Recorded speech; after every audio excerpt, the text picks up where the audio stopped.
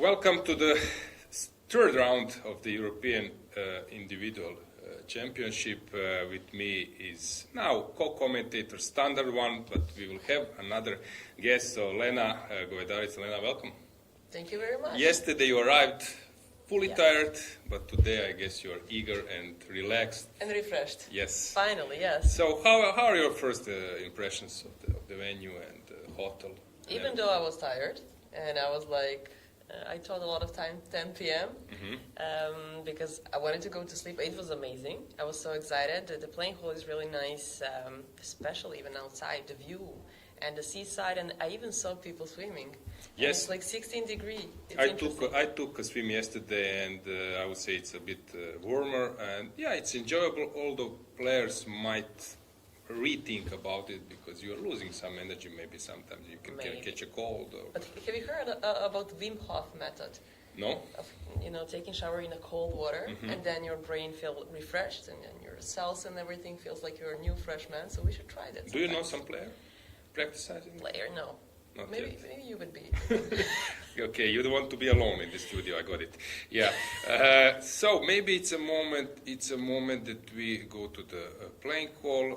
We might remind our viewers about list who is now in a bad situation of top grandmasters who is suffering in this tournament. Absolutely, yes. It's the one from Serbia, so I need to mention him first. Pretke Alexander. He has 0 out of 2.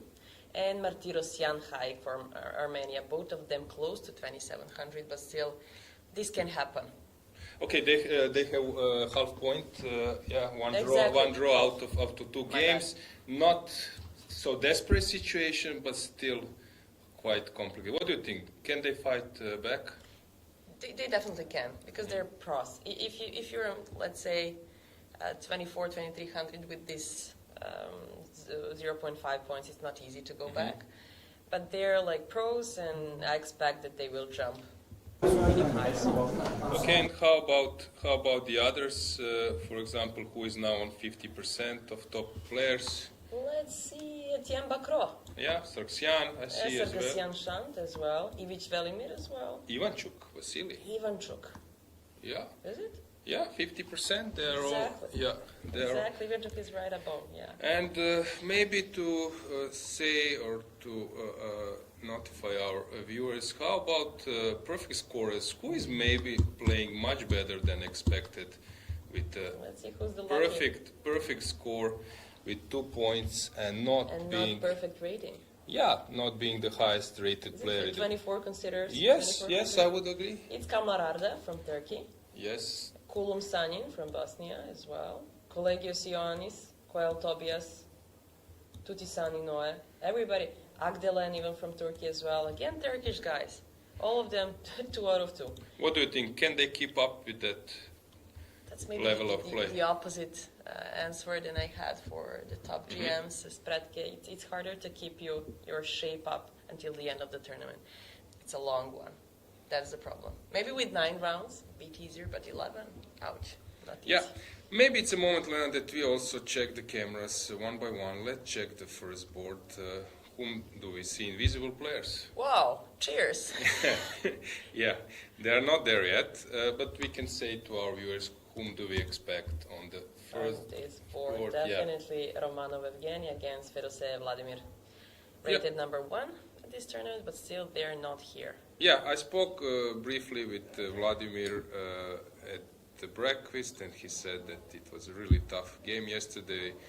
Quite narrow route to win. I just saw Mamedyarov. Yes, he's around. He's. Should we chase him? Yeah, not yet. Let's switch the camera to another match where we have Deac seated. Deac Yeah. is seating. Still the French guy Laurent Pauly-Pierre. He's not here. Yeah, I'm not familiar with Laurent. Maybe we can say to our viewers a bit more. How old is he? He's Definitely. Yeah.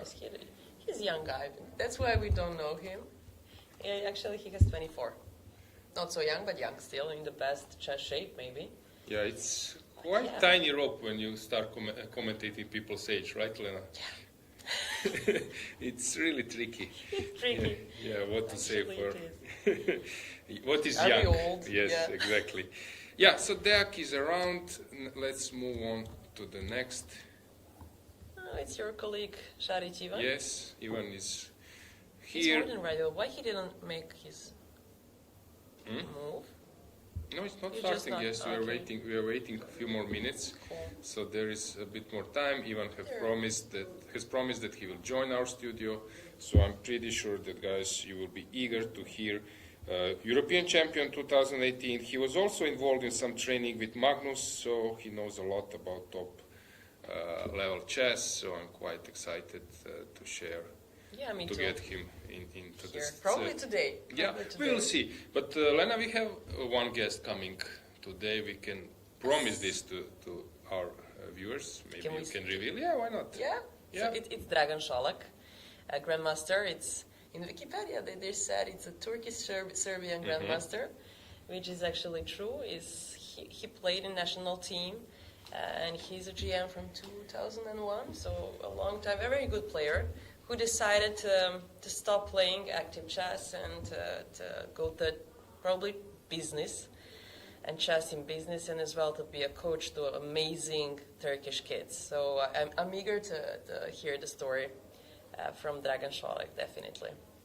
Yeah, well-known grandmaster in some, I would say, like open circuit. Maybe not on a top level of chess, but very respectful. So I'm Have quite you ever happy. played here?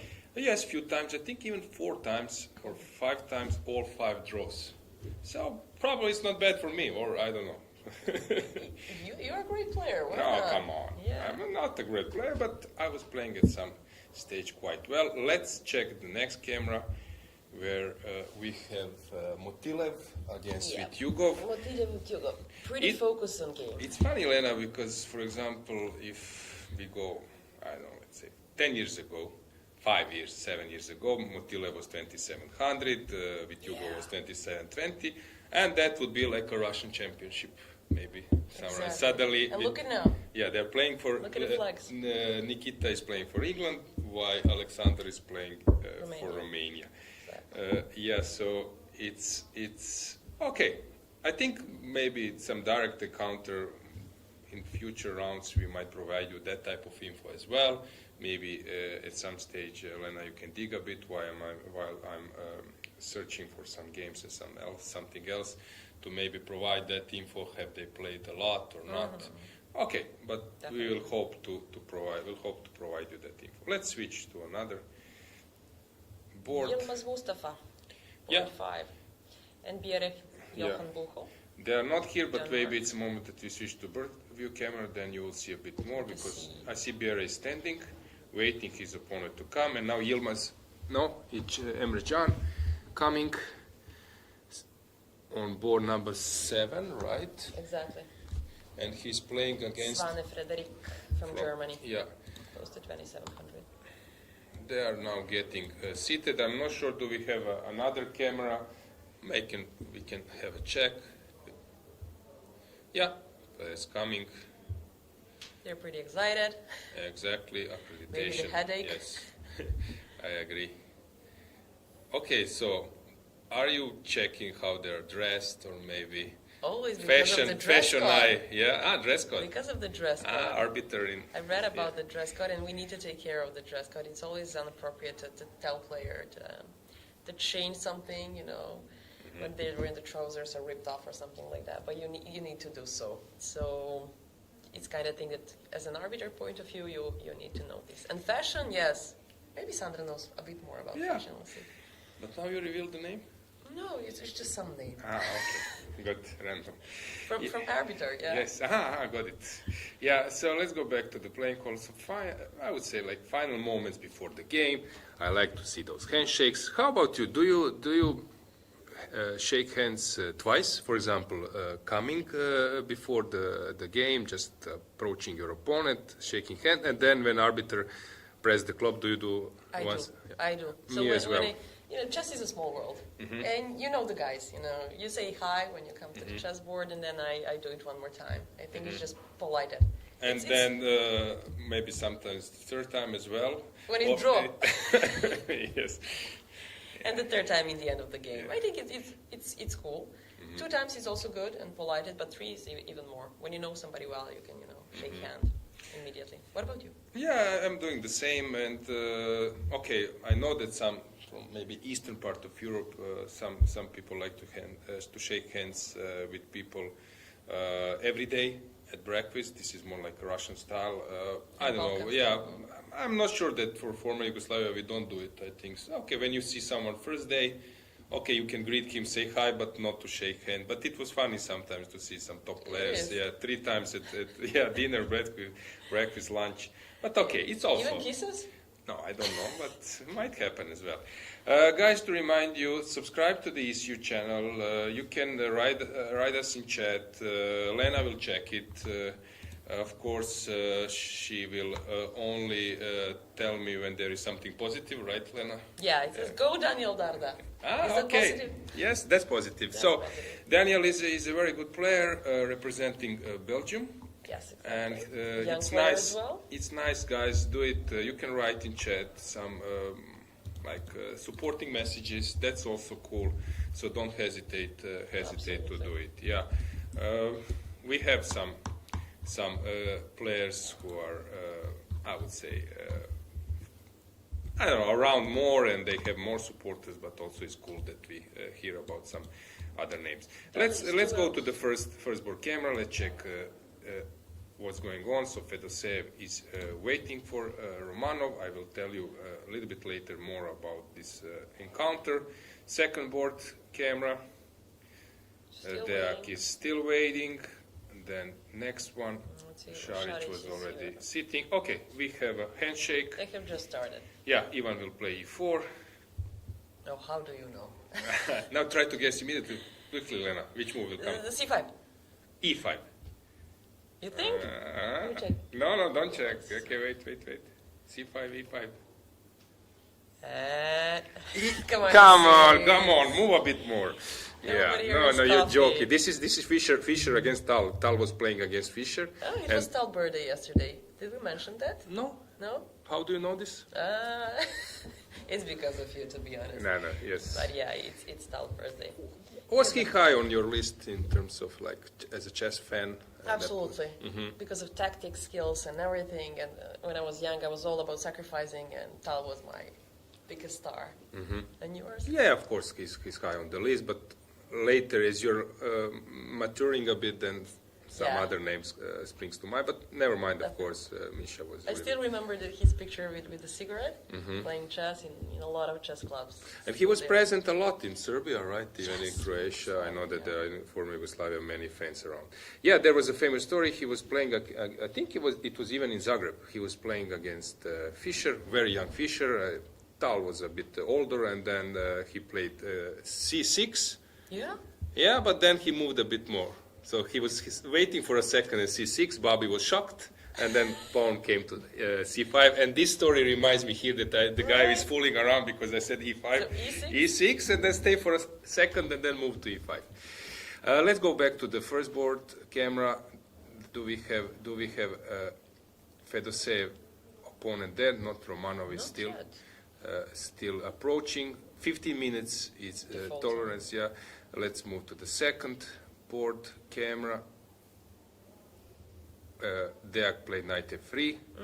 Now his opponent is not there as well. Next one was Šarić. We can briefly check. It was French defense. It's Rubinstein. Then fourth board. We have Vitugo against Motilev. It's 4 knights. I think it's 4 knights. Drawing machine on the horizon, or no? You know, this Probably, 4 knights stuff. Let's move to the fifth board. Yilmaz is playing against Bjerre. I expect here some mess, because Yilmaz is a very sharp player, or at least with white he's pushing a lot. Bjerre is very known with theory, massive theory present in his games. It'll be interesting. Yeah, and now we can have a bird view to see players a little bit more. I don't know, let's say on a good day, Lena, that it's a quiz. How many people, let's say that you could spot like 10 grandmasters or 10 players from this bird view Even angle? more. More? Oh, you're good. Let's see. Let's play a little bit. But don't count, and then we'll stop at 3 or 4. Let's say 13. Yeah, okay, it's a lot. Okay, whom do you see? Wait for it. Okay, there is a Turkish guy there. What was his name?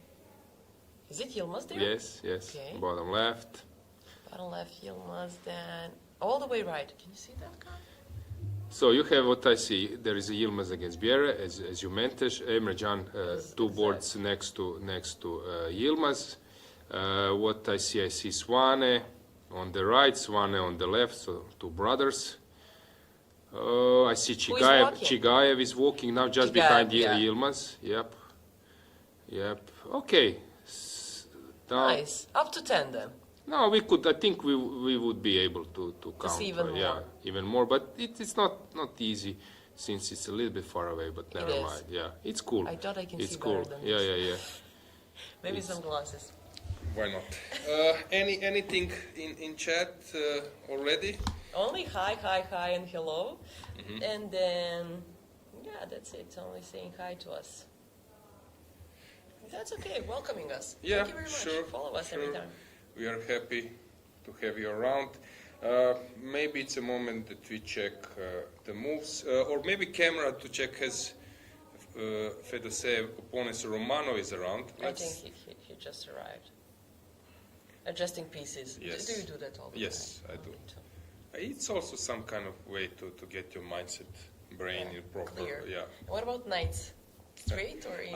Okay, that's cool. That's a cool question. There is one guy who was actually I would say focused on that topic that he will immediately say how all top players are adjusting the piece. So my setup was 2 knights watching each other. Same thing. Okay. But nobody puts knights in outside. And you know what was funny? Somehow I got used to it, and at some stage there are some openings like Benoni, when they switch sides, and then I would readjust them. And then we turn around again. Yeah. But it's always I know that Kasparov's knights were watching, looking at the opponent, but it looks a little bit scary. I don't know. Yeah.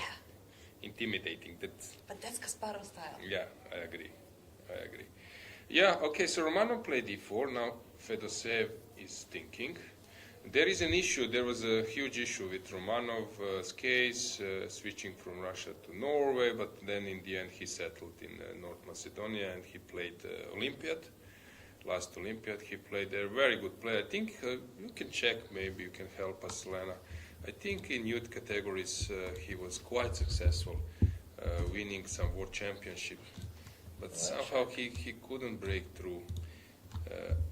Romanov? Yeah, breakthrough in later stages of his career.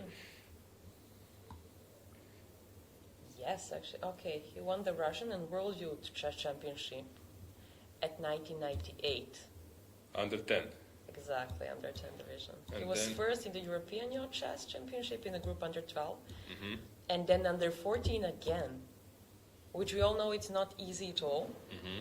But there is a now story about Vera Vujovic under 14 who Mm-hmm. won the European, and then I talked to people that they think that she's going to be the star because of that, and they were like, it's when you're a kid, it's not the same, and maybe that's not the really indicator that you're going to be a superstar. Maybe that's the same with Romanov. Who knows what Vera Vujovic will be?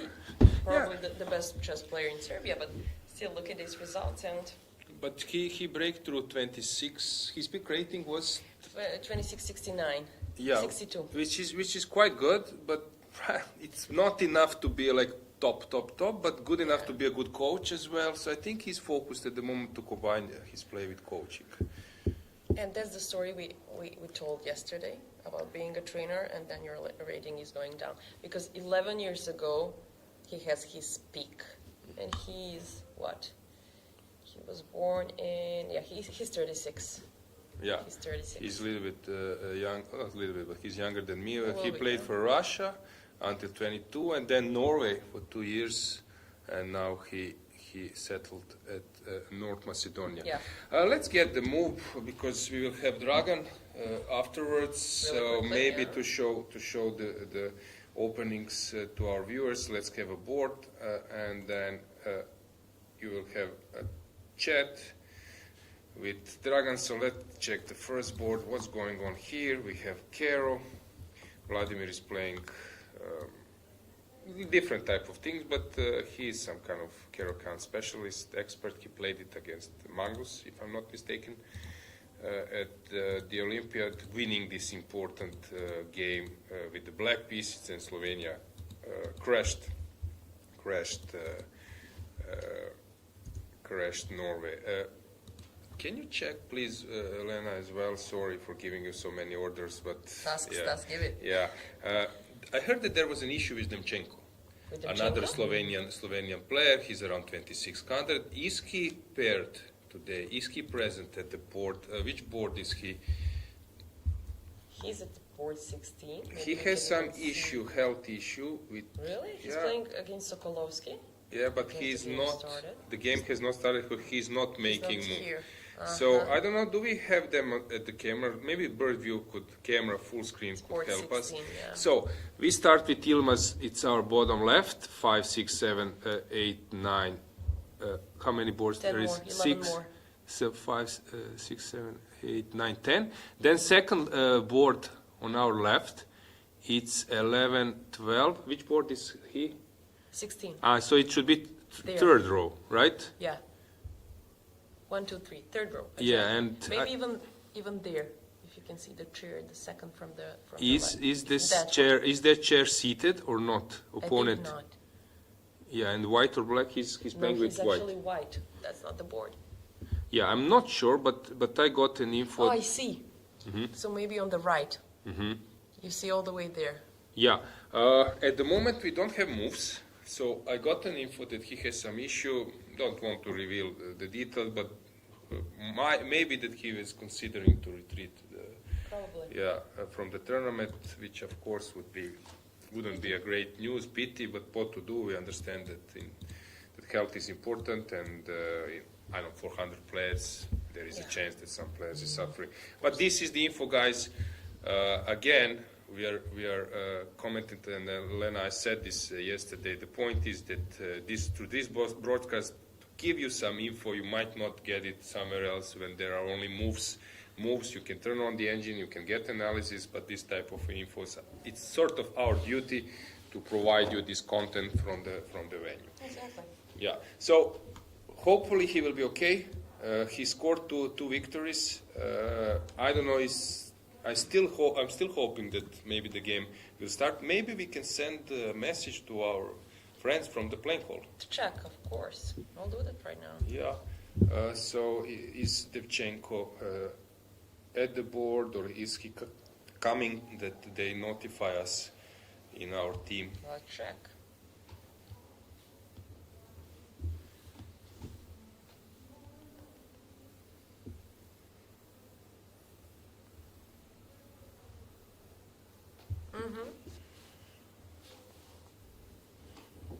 I'll do it right here. I'll check it right here directly. Yeah. No worry. Yeah. Let's check. Okay, so while Lena is checking, we can get the board back. So let me see what's going on in other games. So first game. While waiting. Yeah. Exactly. So first game is this Kero, knight f6. I got somehow I connected Vladimir's country, new country, because he's representing Slovenia as well, and Demchenko, so that's why I jumped to this. Yeah, to that board. Yeah. So it's Kero with g6. Okay, usually black players are playing that instead of taking the pawn at some stage or some other stuff. They want to make to play for win, but also as white players. So I'm quite curious what is Evgeny up to. This all is known. Let's check next one. So it will be interesting. Now the point is, will black be able to recover the pawn, and what would that mean afterwards? So what would be the position? So that's that type of fight. We have a normal Ragozin. Ragozin is now like a new main line in chess, and everyone is playing Ragozin. Your WIM? Yes. Yeah. Are you playing, I don't know, some Queen's Gambit or that type of stuff? I do. D4, Okay. C4. Okay. I do. But when I was young, I played D4 much more. Tactical position, but then as I was maturing a little bit, then went back to D4. And with black? With black C5, definitely. And on D4? On D4, I do play Bogolyubov and into Indian. Now I revealed everything, so you can prepare against Lena. God. Thank you, so Croatia team. Prepare. Yeah, so French defense Šarić is playing. I don't know, I'm not familiar with his opponent. Can you check Šarić opponent? Yeah, How sure. old is Simon? Or Simon? Kumularis. Yeah. He's also young, 23 years old. Okay, this is the type of age that probably means he won't be a world champion, but Yes. still a peak might not be. Pretty solid Yeah. player, will be, for sure. Yeah, so French defense with G takes F6, and Šarić is playing this endgame. Let's say 10 years ago, Šarić would mainly go for like sharp lines, keeping the queens on the board, but then he a little bit switched to some ready He's stuff. wiser now. Yeah, wiser, playing endgames, be more patient and that type of stuff. Okay, we already got into some defined structure, so it's an endgame. We have a draw. Already, can you guess the score among those two players? I searched in the base a little bit, as you told me. Can you guess? How many games they played? Or Let's say 15, but no, I didn't count I don't draws. believe that Alexander is having a bad result against He's Nikita. losing 5 against 1. Vitugo is killing him, yeah. But I Okay. didn't count draw. It's just 0 for me, but yeah. So, what do you think? What is the reason? We can go with the camera to show you empty chairs at that, Let's see, at that another board. empty chairs. Yes. So, what do you think? What is the reason? It's some kind of the guy face. I'm familiar.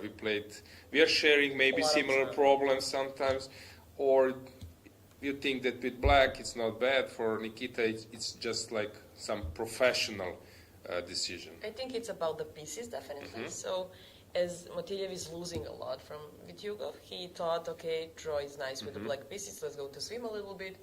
And yeah, to get some rest after 2.5 points now, it's not bad at all, so why not?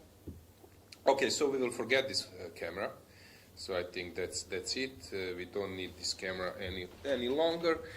Let's see how Yilmaz is playing against Bear. So it's another Ragozin, Bluebaum against Sanal. That will be interesting.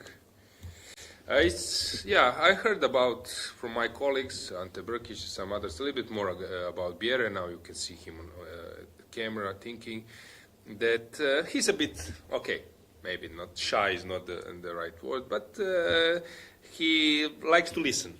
Let's say it this way. Very polite, nice. very nice person, but I like to be like a little bit off the main topics. That's the common thing with the chess players. They're good listeners. Nobody can talk like this, you know. That's why we are here and they're there. Yeah, it's not it's easy. nice. Yeah, who haven't tried, it's not easy that you need to speak for like Not easy at all. 4 hours. You can see we are sweating right now. Yeah, so unclear position. Let's move on. Let's see how Emre Can is doing. This will be like 2 bishops. It's funny. Yeah, Mamedov against Asadli. Okay, this is Azeri's encounter. What do you think? Full warp speed from Rauf? Or maybe similar like, okay, now we have different scenario because white is higher rated. Exactly. And the So- same Azerbaijan country. Yeah. So what do you It's think? not late for draw. Yeah, nothing I would say connected with maybe national, I would say peaceful agreement. What do you Probably think? yes. But it was forbidden back then to make a draw when it's 30 moves, until 30 moves. Now it's okay to draw. Yeah, but That Rauf. rule, it's not something that will forbidden players to make draw. Yeah, You have the way. but Rauf is much higher rated and stronger player, so probably. And white pieces. Yeah, so probably That's interesting. he's just pushing. Then we have Sugiro against Ivanišević. I like Ivan, and he will come up with something, extraordinary. As always. Yeah. So Ivan is trying To get back in the shape. Yeah. But at some stage he was really, really fantastic player. What is his peak? His I peak think was, I checked, it was 26.50. 2660, I think. 60 maybe. Yeah, at some stage, let's say after Ljubojević, Gligorić, this older generation, he was, I would say, the first one who started to play really, really well and scoring some important victories. Then some others came, but he was like a frontman of Serbian chess. Now Inđić is playing that type of chess and so on. So Ivan was Definitely. very original, Very and I similar. like to see. I was saying this at the broadcast a little bit before you came, that it was funny. For example, he would sit outside at the terrace, some small chess set always, or big chess set, and then trying to find some ideas. So And a it's not cigarette. like, yeah, So- okay, you said this. I don't want to reveal this. It's Ivan, come on. There was a funny story that, for example, Kramnik said that he was going to toilet because of this toilet gate. How was it? Toilet case against Topalov, that he was hiding from his wife. No That way. he said that his wife didn't know that he's smoking, and that's why he was going 20 times to toilet. So I don't It's know not if about health issues. Ivan's wife knows that he smokes. so Everybody you does, are so guilty. that's why. It's on me, Ivan. Yeah. So I like Ivan. So it will be interesting to follow 26, this game. 50, 51. Yeah. Sanan was Sugiro was 27. Can you check, please? Son, really quickly. If Let's there see. is some kind of quiz of chess. 27-12. Yeah, chess top players, we might join after the tournament, so we will be well armed. Definitely. Yeah, so Sanan is a tough opponent, now representing Hungary, before originally Russia. There are many players around who switch the nationality, so Sanan is one of them. I see him quite often at the Hungarian league. Okay, normal position. Now Ivan is maybe preparing his G5 style or knight b6 or something. Let's move on. Let's see how Nasuta against Rodilius. Okay, Lena, it became already quite serious. Grandmaster encounters, no easy pairings, right? Not at all. Yeah. Never here at European Individual Chess Championship. Yeah, You always need to prepare, really nice. To be rested and to play. This setup with Rossolimo BC6 was played, E6 and then BC6 was played fantastically by Teimur Rajabov at some stage. Yeah. And then Boris Gelfand did a lot as well before and after his match against Anand. So Rajabov was playing Sveshnikov, Labordone or Kalashnikov fantastically, and Rossolimo was something where he really contributed very, very well with so many ideas. This type of position with double pawns, it's quite complicated. Yeah. I just wanted to add some small tip for maybe our beginners, our viewers who are not on a club level. Exchanging bishop for a knight is usually always a good idea if you're doubling opponent's pawns. Mm-hmm. In many openings, exchanging knight for bishop, if that means doubling the pawns, it's quite a good idea. Or you won't be wrong. So if you are white, always keep this in mind. Of course, if it's kingside, it's even better, but even queenside exchange is quite good.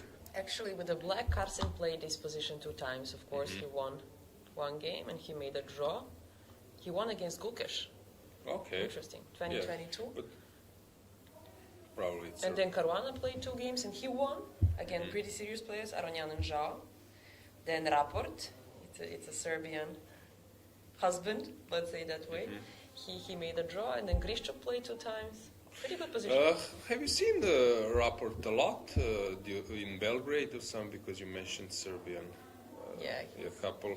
Yes, but I actually know. I think they're changing the living position actually, but during the tournaments, yes. Let's say Grand Prix, I saw him in Belgrade, and not a lot really, not a lot. Yeah, I was afraid that you will start to say that you saw him in a nightclub or something. And then he's here, he's living there. This is the street. Yeah. No, Jovana would have killed me. Yeah. Okay, let's just check the next board. And then we can conclude first. Yeah, okay, then we already concluded, if I'm not mistaken. Then we can switch to Kolarz against Šubelj. Šubelj is now new star of Slovenian chess, playing against Kolarz. Kolarz yesterday played a really, really good game in the second round. Can you please check, Lena, as well, how Šubelj did in the Club Cup? Because if I'm not mistaken, he was playing, you can check your Czech results, he was playing first board, scoring some draws, I think, against quite good players. Let's check. Yeah, so I'm curious to see how, I would say, this show up on the first board, which is always, you can maybe check by... I can check players and starting ring players. Think position without. Starting ring. That's it.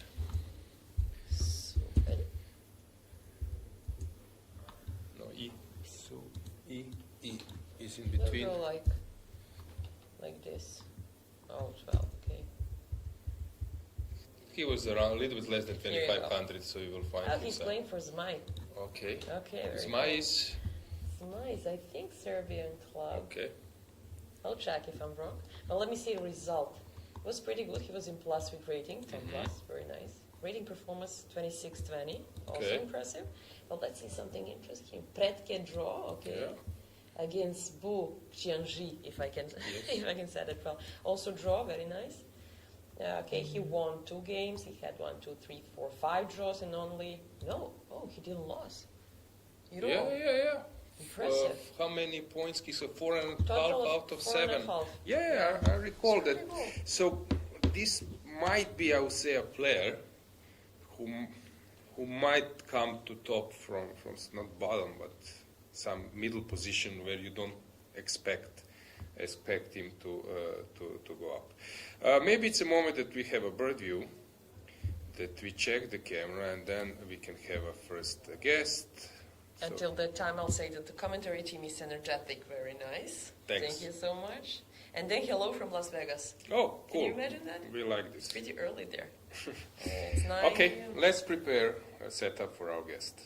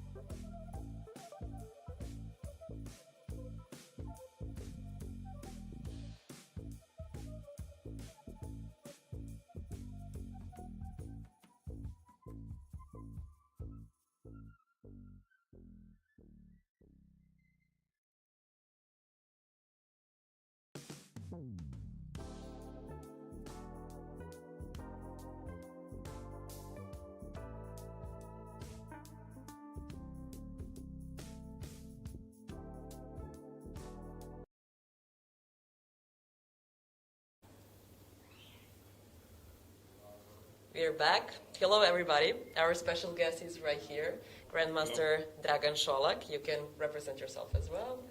Okay, I that's just it. Grandmaster Dragan. That's yeah, enough. I'll do a bit more.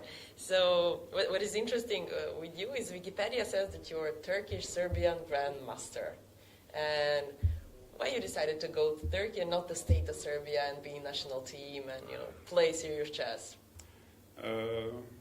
My wife is from Turkey. We got married. Then at first we spent a few years in Novi Sad, but our daughter Lara, who was a baby then, had some slight problems with breathing, and doctor told us like the year in Novi Sad is maybe not perfect because I don't know the reasons, something connected with the winds, and you should try to find some better place. Otherwise, she might develop some more serious problems. And then that's why we decided to move to Turkey near the sea, some very nice place near the sea, where the air is perfect. And actually, she immediately recovered, never had any problems anymore. And Nice. that was the reason, yes. The Nice. basic reason. Nice story in the end. Yeah, Yes. it was happy end story and definitely good choice because Belgrade and Serbia is maybe not the best choice for breeding and for health there. So that's nice. And about your daughter, does she play chess? Both, we have two daughters, Oh, two. Lara and Lena. Both of them can play chess, but they like maybe doing some other things more, like playing tennis, for example, That's which is nice. case with Lara. And my younger daughter loves to read books. She adores reading books. Oh, younger is Lena. Yes, Lena. Just like me. That's a nice name. Perfect. Nice name. Very nice. And what made you go to from chess player national team and very strong? I think your best was more than 2600. Your peak even higher. And what made you choose being a trainer and being in the chess business and not to be a serious player? Well, for me personally, like when my first daughter was born, it was still possible. We would go sometimes together with my wife and with her together to tournaments. She was still young. She wasn't going to school. But somehow, the moment she started going to school, Lena was born as well. And now we suddenly have two kids, and they have to go. Lara has to go to school. So basically, it was impossible for family to travel all the time together. And expensive. Okay. The main reason is actually like probably Lara had to go to school, and suddenly I would travel like once or twice every month, and then they would miss me too much, and I would miss them. And then I decided slowly to start working with kids more. And that's logical, actually. I mean, I felt like I did what I could in chess. And, these new kids, they are getting incredibly strong and incredibly fast very quickly. That's So, right.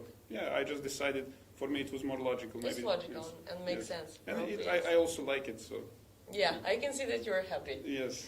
And before we jump to the game, do you have some student here playing European Individual Chess Championship? Yeah, quite a few. I mean, probably I worked with around, at one point or another, maybe around half of the kids that are here from Turkey. Yeah. Impressive. So yeah, you can go ahead and choose the game to show us. Is this good or bad? Is it your preparation, or you can even go back a little bit? Or So let's check from the beginning. Let's check from the beginning. Okay, so we're actually, to be honest, we're expecting e3 here. Okay. I played the same.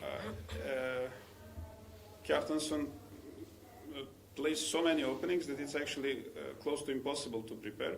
He has like at least 20 or 30 different options. Whoa. But in this particular position, he was playing mostly e3. But for this game, he chose bishop g5. Mm-hmm. And this is like bishop h4 is a very super sharp move here. But for this game, he decided to take here and play a more solid position. Well, I don't know. Maybe like this is a normal position, something let's say Stable. quite solid, and the main part of the game is still to come. I cannot say that I'm particularly happy or unhappy. Just a normal position with mutual Most chances. drawish, actually. I think too many things can still happen. Like Definitely. White's king is a little bit open, and right now it's not obvious, but maybe after black somehow manages to push c5, maybe 10 or 15 moves later, some problems can appear. Hopefully. Hopefully, yes, yes. definitely. Bishop here is here. Yeah, So the but biggest also- problem I think is c8 bishop, how to develop c8 bishop here. Yes, but okay, maybe b6 and bishop b7, but White's also going to play bishop to f3, probably. So I don't know. Maybe some other plan. I actually don't know what's But going it's to happen. simple. Okay, I cannot Yeah. guess. We will see around 6 or 7. It's going to Yes. be more interesting. Yes. And then, perfect. Then maybe the last question, if you want to talk about it, do you still organize tournaments in Turkey? Well, actually, like the situation in Turkey is a little bit difficult. For example, if you check the tournaments that are registered in FIDE for January or December or January, let's say January, I just checked myself. I from time to time I try to see this, and there is maybe one, I think only one tournament registered for January. And if you check Spain or France, there are hundreds of tournaments registered. So the reason is that there is a very interesting situation. Like Turkey right now is very interested in chess. The Chess Federation is working really well. There are too many activities, but the problem is that ratings are, something's wrong with ratings, and everybody knows that. And this impacts everybody's talking about chess boom in Turkey. It's not like China used to be or India right now, but something is happening. You can see young guys appearing everywhere, and I think this would actually happen even more if not for this rating problem.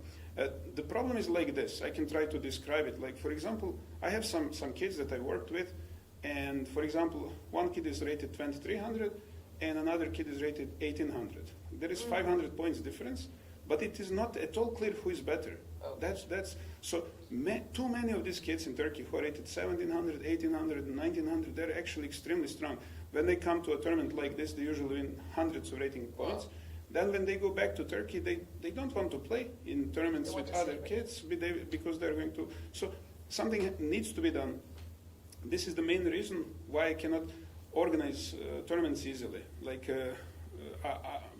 as you know, we have a small chess hotel, and I was really excited. We did make 75 tournaments, mostly norm tournaments, but it's getting more and more difficult because of this reason. Same problem exists in some other countries, and even in India this problem is even bigger, or Iran, for example. In Iran this problem is also quite important. So I hope that these chess authorities are going to try to do something, because I say like this, Turkey would have more tournaments than Spain, for example. I'm sure about this.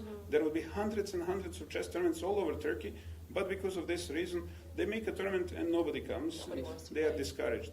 So that's the main reason. But other than this, there's a lot of support. There is now there is a very big company, Trendyol, which is something like Amazon, delivery company. They sell all kinds of products. That's one of the biggest companies in Turkey, I guess. And one of the most important persons in this company, his name is Eren Üçok. He invested a huge amount of money in supporting chess kids, yes. And he's the boys who are here, there's 3 boys here, Edis, and then also Yazkan Erdoğmuş. There is a younger boy, Baver.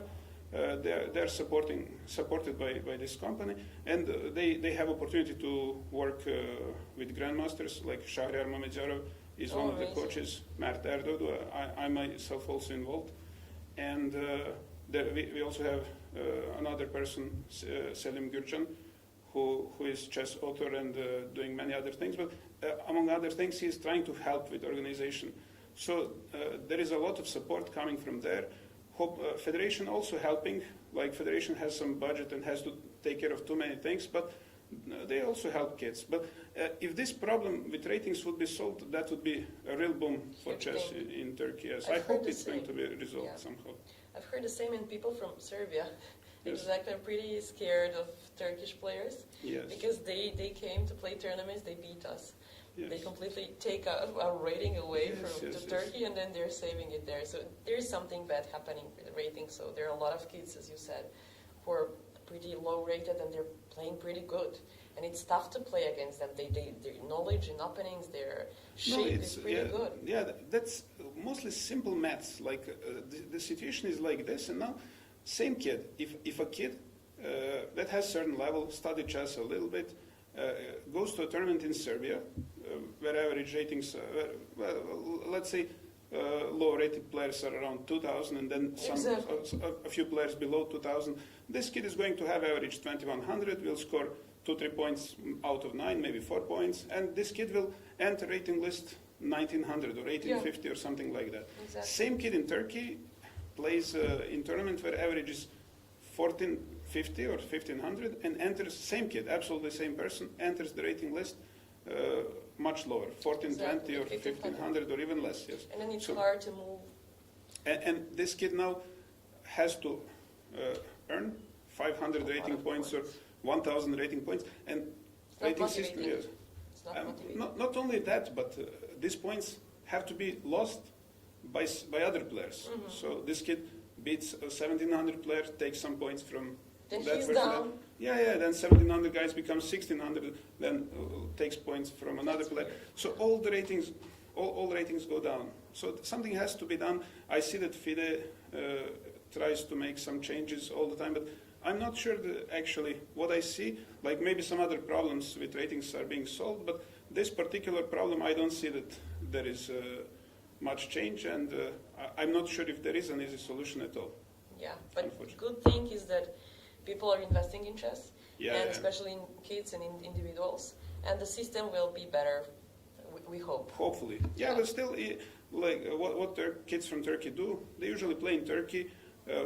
They don't care too much about rating points until they reach some level 1,700, 1,800. Then the kids who are ambitious, they try to go to other countries. Of course, this requires some budget and so on, but there is some support. Parents, some more, yeah. And then kids who want to actually improve and play stronger tournaments, they usually go to big open tournaments everywhere. Yeah, but of course it would be some advantage if there would be many tournaments in Turkey. I hope this is going to happen somehow. And maybe with your help there. Hopefully. Thank you so much. Thank you, Dragan. This was Grandmaster Dragan Solak, and we are happy to have you here again, hopefully. And yes, let's go back to the playing hall and let's take a look at the players. Thank you, Dragan. Thank you.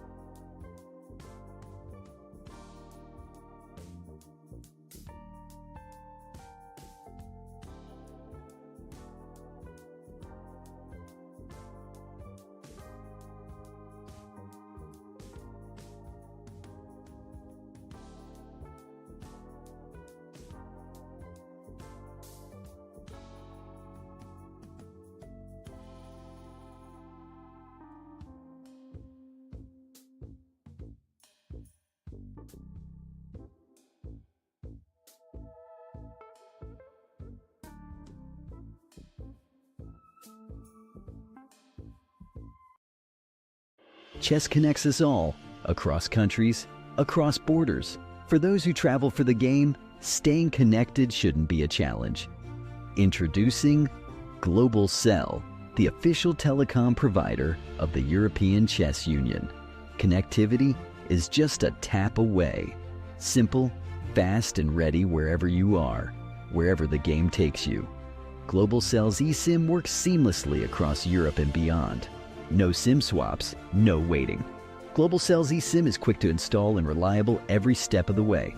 Stay connected with players, friends, and family no matter where you are.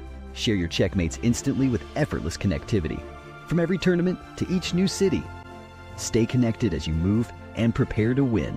Join the thousands who enjoy true freedom on the go. Sign up today and make Global Cell your next move.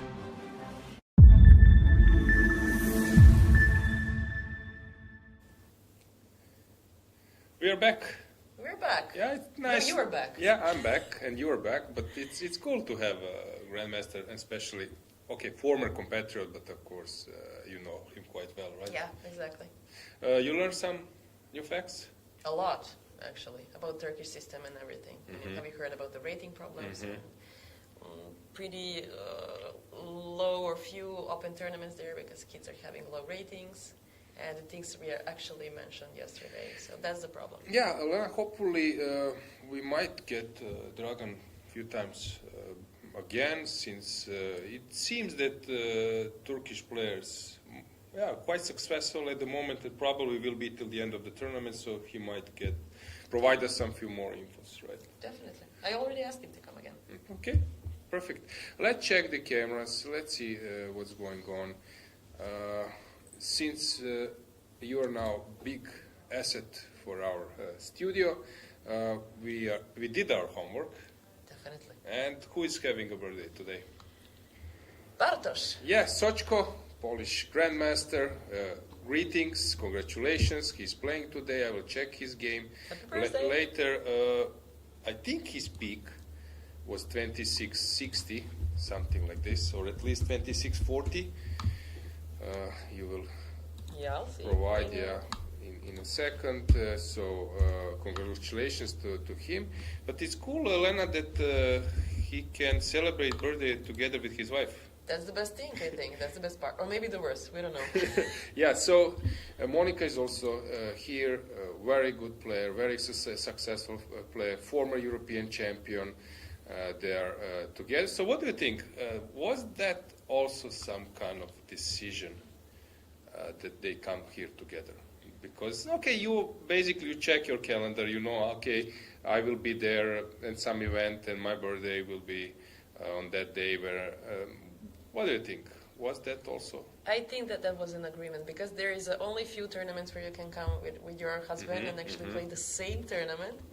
And I think they knew it from the beginning and they scheduled it. So I think that was agreement, which is actually nice. I'm trying to find the peak. Yeah, here. you can check it in It's Wikipedia as well. There is no Wikipedia for him. Sorry. It's 2663, I guess. I said, exactly, 2663. I said Very 2660, yeah. So he was very good. I know that he's a coach. He was working in UAE. How about your role? Have you been coached somewhere? Yes. Yeah? Coach? Yeah? Yeah, absolutely, yes. I even coach in USA in some kind of school, so cool. I tried that, Cool. as well. But nice experience. please, guys, don't hire Lena because I need her in studio. Yeah, don't do that now. Yeah, don't do it, please. leave her alone. We need her in the studio. Yeah, I need some time. Yeah. Okay, so yeah, Bartosz is here. Very good player. He was a coach in UAE. I don't know where is he's settled now. I think it's Europe. It's Poland, I guess. Probably, but he's yeah, well known. Very nice guy. We played together for a club in Austria. I would bring a chess set. We will analyze the game. He has this passion for chess, so I like Bartosz a lot. So once again, congratulations, and we will, yeah, have an eye on other birthdays as well, right? Exactly. Yeah, we can just make a brief stroll around cameras. Do you want to add something, maybe, Lena, or something? Maybe about Monika Satko and her peak 2500. Really good for a woman. Yeah, she was European champion, if I'm not mistaken, yes, 2 years ago, right. something like this. Really strong player, yeah. Yeah, let's have a stroll around the playing hall. So I went there. Once again, I want to emphasize that this feeling when you enter playing hall, suddenly you sense that there is a tension, there is, yeah, serious chess around. You'll feel it a little bit more, and hopefully we will be able to provide you at least to resemble that feeling a bit. So let's check one by one. Let's see what do we have. So it's a bird view. Players mainly sitting, huh? Exactly. How was your routine? Standing after each move like Deak is doing, or sitting all the time? Walking around, but when I'm in some kind of mess, I'm just sitting. So it's kind of logical for me. And you? Before I was just, as a kid, I was strolling around after each move. Then I was super focused. And now these days, let's say for last few years, I'm basically more relaxed, a little bit more walking than before, yeah. So I like to stroll around. I see Deak, he's walking every move. He's now checking the game. Do you really check the games, or it's like some kind of just routine walking around the I need tables? to reveal, I'm just walking around. I'm kind of stand, but I'm not focusing a lot, just clearing my mind, and that's all. Yeah, okay. So, players are seated. I checked one precise board. 16? Yeah, which was of our interest. Kings are on the table. Black king is on black square, which means that Demchenko will probably abandon the tournament. What we can say that fingers crossed that he will be healthy again. But for that point, I think that the tournament is over for him, which is not great that your opponent with black is getting a win. Can we check against whom he played? Yeah, it's not good for, let's see. But okay, what to do? It's not his fault. Okay, Jan Sokolovsky. From Israel, he's on +3, and let's say that you need +4, +5, but if that needed to happen, it's better to happen at the beginning. Yeah. So, board number 16, black won by forfeit, so Yakli is on +3. He will probably be on top 10 tables even more. Definitely tomorrow. Yeah. Let's check first board camera. So Fedoseev is thinking it's not an easy task today. He's black against Romanov, who on a good day can play really well. How about jackets? Are you annoyed that players are leaving jackets at chairs, or no, I'm you fine. don't mind? You? Somehow I was not feeling so. I would always try to I don't know, place a jacket somewhere else. I didn't feel well when. Really? Yeah. I never even think about it. So, what about eating? Okay, eating at the board, this is ridiculous, of course. Come on. If the jacket is wrong, then eating is super wrong. No, I was. No, eating banana. Like Yeah, I have some routine. For example, I would say like details orientated in this direction, but completely, I would say not bothered with, for example, score sheet. I don't feel anything. I leave it at the board. Yeah, even you just don't care. Yeah, and there are some players who are feeling everything, taking, like fighting with arbiter to have an original sometimes copy which is not allowed, and so on and so on. You just don't care. Yeah. So that's not my point of interest. Yeah. And also, I was not feeling well with accreditation. No? Yeah, around my neck. I would do like Fedoseev. Leave it on the table. Somehow, yeah, I was... And does arbiters are chasing you? I think they know me as a well-known grandmaster. No, I'm joking. Of course. No. You're tall, you're recognizable. Yeah, no, I'm joking. Yeah, I would when I'm walking, I would pick it up, but when I'm sitting, Yeah, most of the players maybe even handle it to jeans. Yeah, it's cool. It's something maybe people are actually not focusing on that, Yeah. viewers, but it's also cool maybe to discuss a bit those. Do you know those the better solution maybe? for accreditation or something. Yeah. Okay, it's not not easy, easy. but in future we will probably register differently. Yeah. Once you are inside, you're inside. Yeah, definitely. Basically, You're that's in. it. You're yeah. in. When you enter the playing hall, will it be with ID or digitally? You are in. You're in, Yeah. that's all. And you see how he's shaking the pieces in the hand, and it happens during the Serbian league that one opponent, I'm not going to reveal name, she was just circling the pawn in the hand, and then the opponent was saying to arbiter that is not good, it's deconcentrating her. And for me, I always do that with a pawn. I don't know. Okay, Do you there are some players. I told you maybe before. For example, Boris Gelfand, he would just wait eagerly to exchange some pieces to get opponent's pawn and then to walk around. Walk around and even rook, and then Like this. yeah. So it's funny. There are some players there are a lot of players who are doing this. Even Magnus is doing some. In Blitz, maybe people are a little bit more relaxed. I don't believe he's doing this in classical a lot. But you can see now that Vladimir is doing this. Under the table, yeah. which is interesting. Okay, he doesn't want to disturb the opponent. There was a famous interview. I don't want to recommend it to our viewers, but you can search it. Famous interview by Ivan Sokolov, because these days, Elena, I think you are also quite good in that to provide some additional content. Before it was just games, moves, and that these days you will have many interviews. For example, Chessbase India, I think they were doing that. Players are asked about, are you like attack or defense or whatever. Short questions. Yeah, short question and some nice tips. So there was a famous interview with Ivan Sokolov, and then he was asked about the most annoying habit, and twisting the rooks, and that was very high on the list. Okay, adjective was okay. He used some interesting adjective which I won't mention. Yeah, so you can. He's but funny, but it was great interview. I like it. Yeah, so you can hear what is his opinion about that habit. Nice. I'll do it. Yeah. Okay, let's move on. Next camera, we have Deak on the second board playing against Laurent. He has a French name and then maybe sort of Italian surname, so it can be next to border, Probably maybe yes. some Nice or maybe San Remo or something like that. So I don't know about his origin, but I'm not so familiar with his game and results. But yeah, he's on. We'll search for more. Yeah, second board. Maybe viewers can provide us. Can tell us. Yeah, where is he from? French fans, where is he from, and maybe some results from his side. It's not easy. It's not a round robin that we dig together all info about players, but yeah.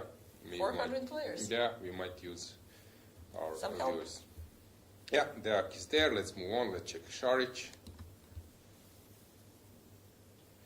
What do you think? For example, some players would say, okay, I don't want that people see this angle because I look more pretty from other angle. What do you think? Some complaints? Everybody does, I think.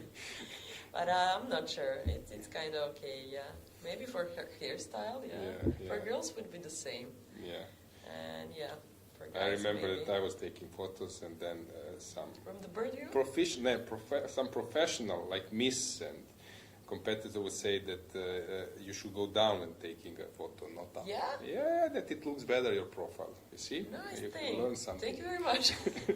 Now I know. Yeah. Finally. Yeah. Okay. What we see the Šarić is thinking. It's already an end game. Let's move on to the fourth board where nothing is happening. Just to confirm that it was The chairs are drawn. there. And then fifth is Yilmaz against Bjerre. I think Biera is playing really a lot. He was playing Slovenian League, then he was playing this Global Chess League in London, Club Cup, this championship. This is, I think, how old is he? Can you please check? Yes.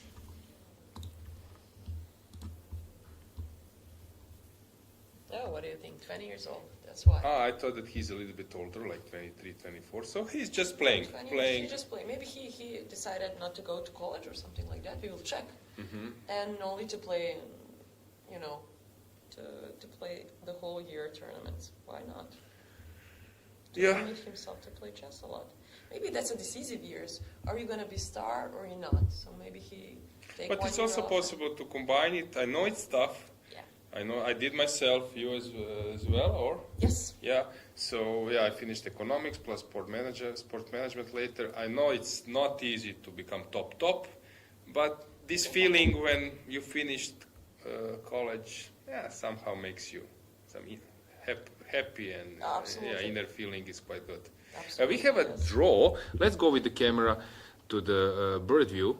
So it's, I think it's board number 33, or I will check the players. Whom do we have? No, maybe not Swan. It's Santos. I think it's Santos Latasa. He has made a draw against Olsen. Someone has wrote, if I'm not mistaken, can you check whom he played before Olsen? That not Santos, but Olsen. Olsen? Yeah, that he's chasing a GM norm. He has made a draw against Alan. That he's chasing a GM norm that he's quite close. Either maybe rating, I'm not sure. But here, quite a good result for him. 2 draws against 26, 40 players. Wow. Yeah, so we have a draw. I can just briefly check that game. It's board number, I will check it, his board number. 32. Which one? 32. Okay, so what has happened here? It was Sicilian? D5, allowing, okay, so he wanted to allow this and to make a draw. Now I will switch on to the games, to the board. I think you did a great job, Lena, so you might take a stroll. I deserve coffee? Yes, coffee, or maybe to check what's going on, in the playing hall. Do you have already a specific concept where to go when you enter? Yes. Do your arbiters friends? Yes. How I knew it. I'll go check them and probably help them a little bit, and then I'll go back to you. Yeah. Okay, guys. Short break, and then I will move on with moves. Chess connects us all, across countries, across borders. For those who travel for the game, staying connected shouldn't be a challenge. Introducing Global Cell, the official telecom provider of the European Chess Union. Connectivity is just a tap away. Simple, fast, and ready wherever you are, wherever the game takes you. Global Cell's eSIM works seamlessly across Europe and beyond. No SIM swaps, no waiting. Global Cell's eSIM is quick to install and reliable every step of the way. Stay connected with players, friends, and family no matter where you are. Share your checkmates instantly with effortless connectivity. From every tournament to each new city. Stay connected as you move and prepare to win. Join the thousands who enjoy true freedom on the go. Sign up today and make Global Cell your next move.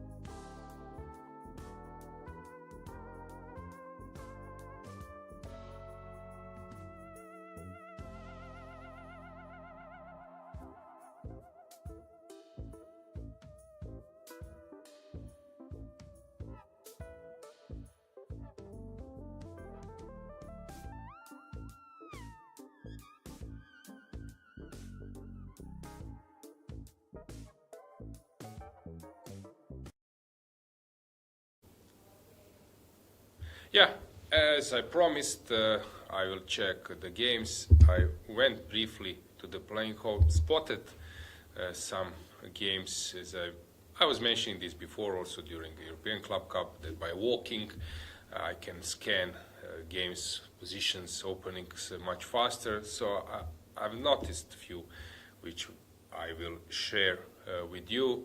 We can have a chess board and then to check the moves. Some of them are really crazy, but let's go one by one. So Romanov against Fedoseev. We left around here saying that this concept depends, will black recover the pawn and what will happen later. At the moment this is not clear, and now it's obvious that black can take on d5, some a4 will be played, and then we might have some liquidations. Knight c3, maybe bishop c3 is needed, but then comes bishop f3, so probably here bc3 is needed, and this type of position long term might be interesting for black, but Vladimir is now deciding how to move on. There are some other moves as well. I think Evgeny is heading towards some equal positions. He doesn't mind some super huge liquidation exchanges, but yeah, it's not easy to give you the exact info what they're up to. Next one, Deak was playing this Ragozin, bishop g5, so many moves are possible.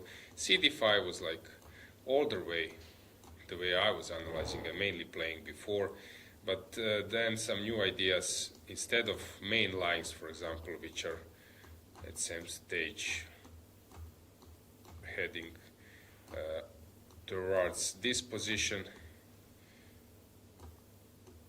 Let's say this was all main line and I invested a lot of energy. My bishop d7 was my move, and actually I was quite happy with some details, some analysis which went like 25 moves, even more. But then came some other moves like h6 and then bishop f5, bishop e6, and so on and so on, and white players were a little bit fed up with that type of positions and went to bishop g5 immediately, which everyone is playing these days.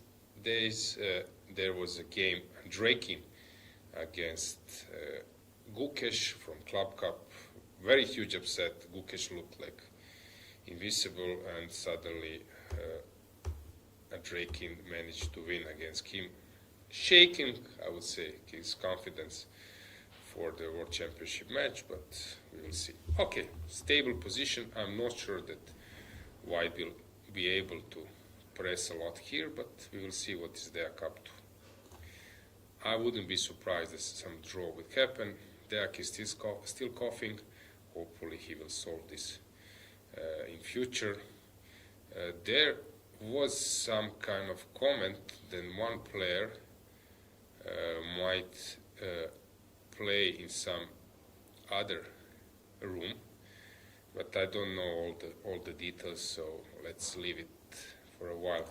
Šarić against his opponent.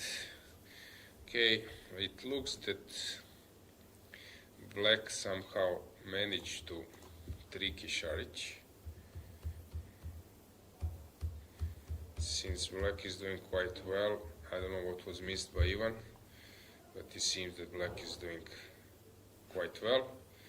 Yilmaz, I expected here tough position.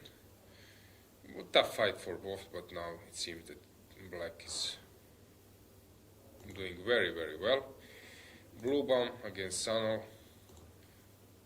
Complicated position. Bluebaum, don't forget, was European champion in 2021, I think. So, or 21, I think 22. So he is a tough opponent to play against. Then we have Emerjan playing against Frederick Swane. I like this setup, but it's also quite risky for black, this f5. Pushing the rook lifting and then pushing pawns, since always this d5 at some stage, sorry, some d5, and if you take at some stage, not now, but there are some knight d4 and white can sacrifice a pawn, so it looks a little bit more dangerous than it is. g3, usually black is fine now, but if he manages to push e5, but also white can regroup in a smart way. So I'm not sure what will happen here, but Swane seems to be doing quite well. Mamedov against Asadli.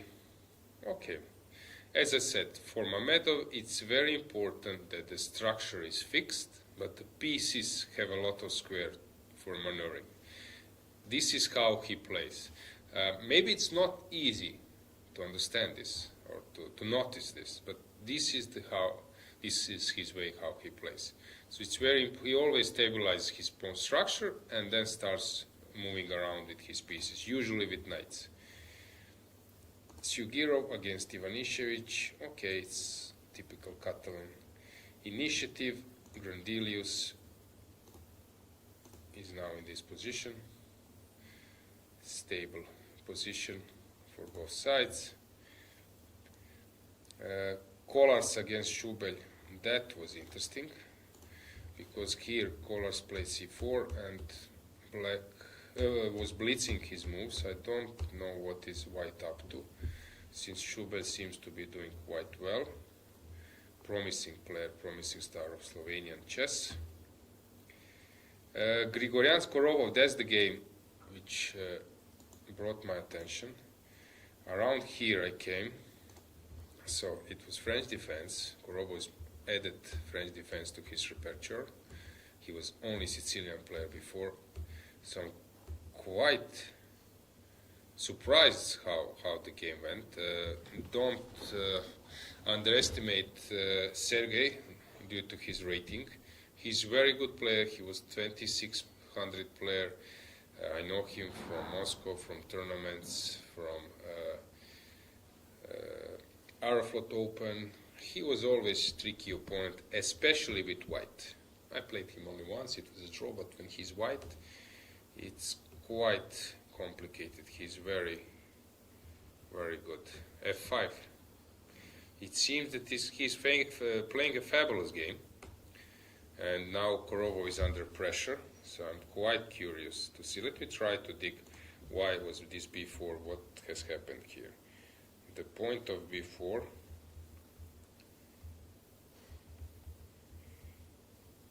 okay, the point is that if you go knight c6, then bishop d2 wins the queen, so it forces you to jump with your pieces. This is forcing variation, very interesting concept. Preparation, Cheparinov having interesting Sicilian. Which one I was also following? This one, Hovhannisyan against Iskandarov. That game brought my attention, so it was 4 knights, then bishop b5. Okay, yeah, they blitzed this and suddenly white sacrificed a piece. And it seems that white is just much better. Rook f2, and I don't see how black will parry the threat. So white is much better here. And how do you unpin yourself? Maybe rook h8, but then rook to f1. No, sorry, after rook h8 first I need to go h3, and yeah, I was thinking some crazy stuff, but of course now king is weak. So let's say that I forget my knight. Okay, it's possible to play this way, but he will be a pawn down. Not a great position for Robert's opponent, for Miss Raddin. Okay, that was very interesting. I also noticed game of, hang on. Okay, Maurizi, he has made a draw. They just blitzed the moves. So he called it a day. Here I came when there was d takes e5, knight e4 played, takes, everything was exchanged, and around here they just settled for a draw.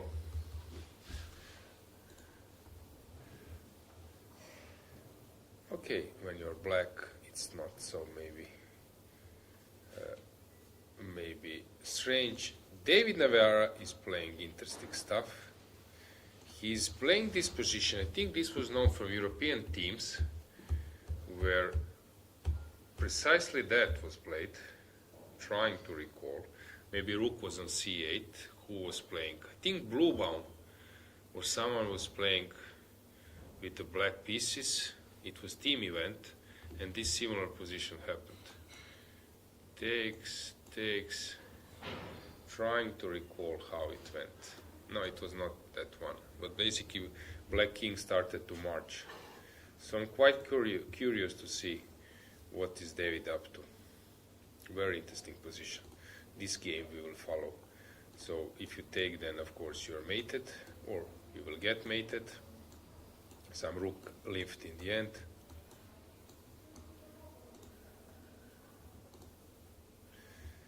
And let's check others. There were a few games. For example, Lagarde. Let me try to find him. Ingic. Ingic sacrificed the exchange in his style. So it was neither rook g1, sideline. And you don't need to ask Ingic twice to sacrifice the exchange. Very nice, recovering some material, and yeah, this is very nice. It's interesting that you think that it might be premature to sacrifice the exchange since you don't have pieces, but then you realize that long term this knight is really bad, and black doesn't need to have pieces immediately. But nice move by Ingic. Lagarde, let me try to find that game. That was Friedman has made a draw against Petrovsky. I spotted this.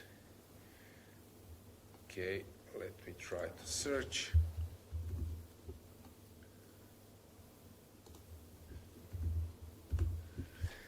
Okay, this one. What has happened here? Chebanenko, Slav defense. Okay, this is also known. Everything was played. Bishop e3. Yeah. All this is a prep, but white probably knew a bit more than black. Okay, still, white needs to find the precise move order. So let's check the cameras, combine it with the board. Let's go to the first board. Let's see what is going on. So Romanov had a save. Black played queen d6, not wanting to take on d5, which is interesting. He has his agenda. Strange move, a bit strange move. So 95 looks like the most normal continuation. Before, this is the idea why queen d6 was played. And knight somewhere, let's say here, he wants to take, maybe, but then this one is hanging, so you are not on time. First a5 is needed. And we'll have this type of, okay, it's not strange, it's probably good now when I'm checking it a little bit more, although some knight f4, knight e3, knight c5 might be underestimated in his side. Now also it's not easy for white to find this concept. If white plays a3, knight d5, let's say, then a4 was reaction before, and suddenly here it's a waste of tempo. So very interesting play by Vladimir. Now when I'm digging it up a bit, very good. Deak, what's going on here?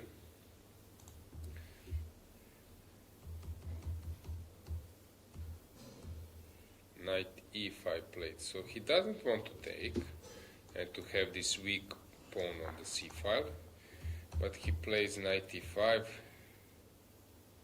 with the point if you take, I take, and if you take on b7, I take bishop b7, and suddenly I have some pressure connected with bishop d6. And if you play g3, it can be scary. So black became aggressive. Very interesting way to play.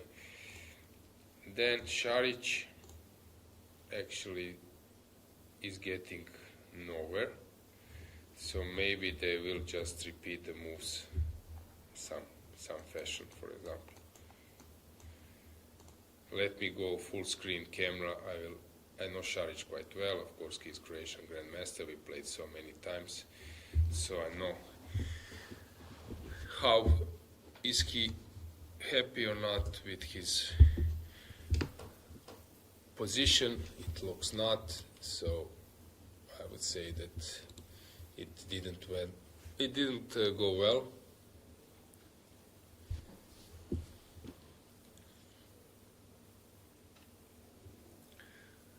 Yeah, basically Šarić is ready to call it a day and just make a draw. What else to do?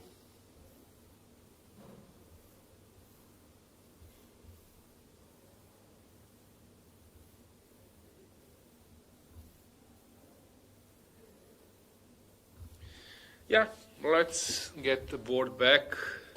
This game. Okay, hang on.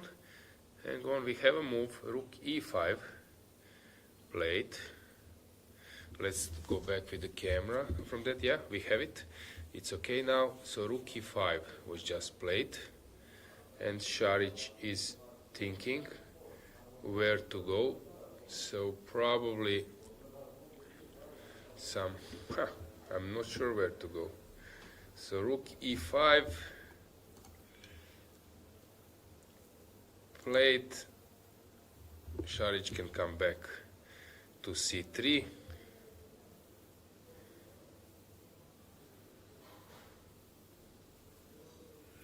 Usually French defense should be something where you're happy to face it, but yeah, his opponent was doing a great prep, because at least against French defense you can claim advantage. It was funny during Club Cup when Vidit and Mendonca, Leon Luke were at my studio commentating the game. It was funny how at some stage Vidit has said that, okay, we concluded and we were joking a bit that in French defense you can find this interview. I think it was cutted. You can find it at the ECU YouTube channel. Don't forget to subscribe. Also, you can check ECU TV.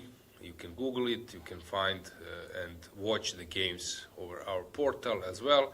So it was funny how he said, French defense is an opening where white should play inaccurate to allow black to make a draw with accurate play.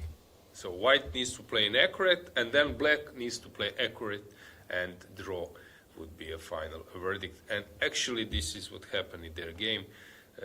Leon Luke was playing really, really well after Vidit misplayed it a bit in the opening. So here Šarić is not so happy, but yeah, at least he can go for a draw. Yilmaz not getting any advantage, it seems to me. hang on, Bluebam is just winning against Sanal. Something seriously backfired.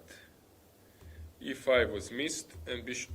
Hang on, he just missed E5. Yeah, that rook E5, queen E5, and bishop H7 is curtains. So that was a huge miss by Sanal. It seems that Bluebam is just cruising towards the victory.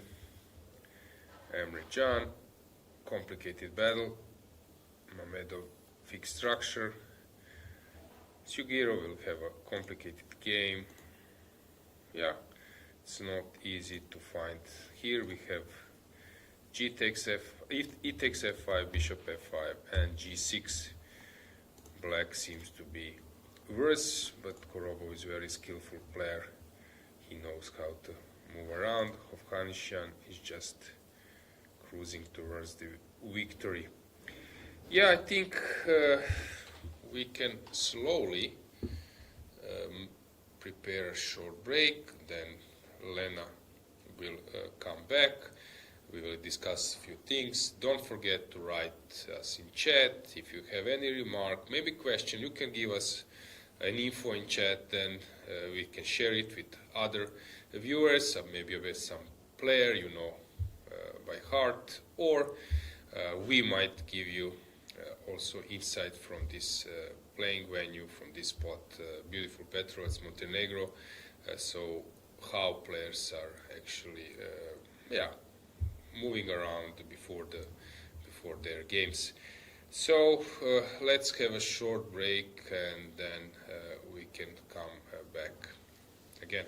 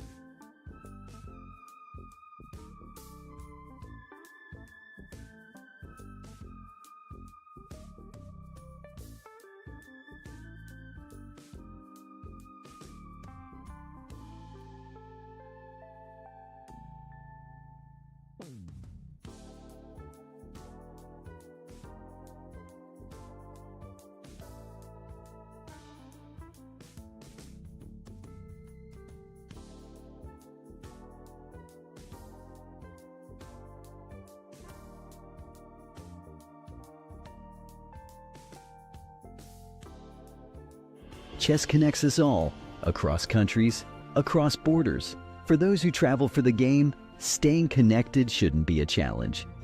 Introducing Global Cell, the official telecom provider of the European Chess Union. Connectivity is just a tap away. Simple, fast, and ready wherever you are, wherever the game takes you. Global Cell's eSIM works seamlessly across Europe and beyond. No SIM swaps, no waiting. Global Cell's eSIM is quick to install and reliable every step of the way. Stay connected with players, friends, and family no matter where you are. Share your checkmates instantly with effortless connectivity.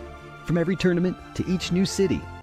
Stay connected as you move and prepare to win. Join the thousands who enjoy true freedom on the go.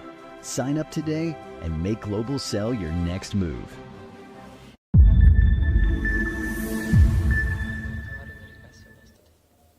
So, we are back. Lena is back. Lena, some new info? Yes, only in chat. Okay. And in the it's- playing hall? In the playing hall, quite good still. I chat with my colleagues. And how are they doing? They're doing well. They're waiting for me to jump in there. And help them.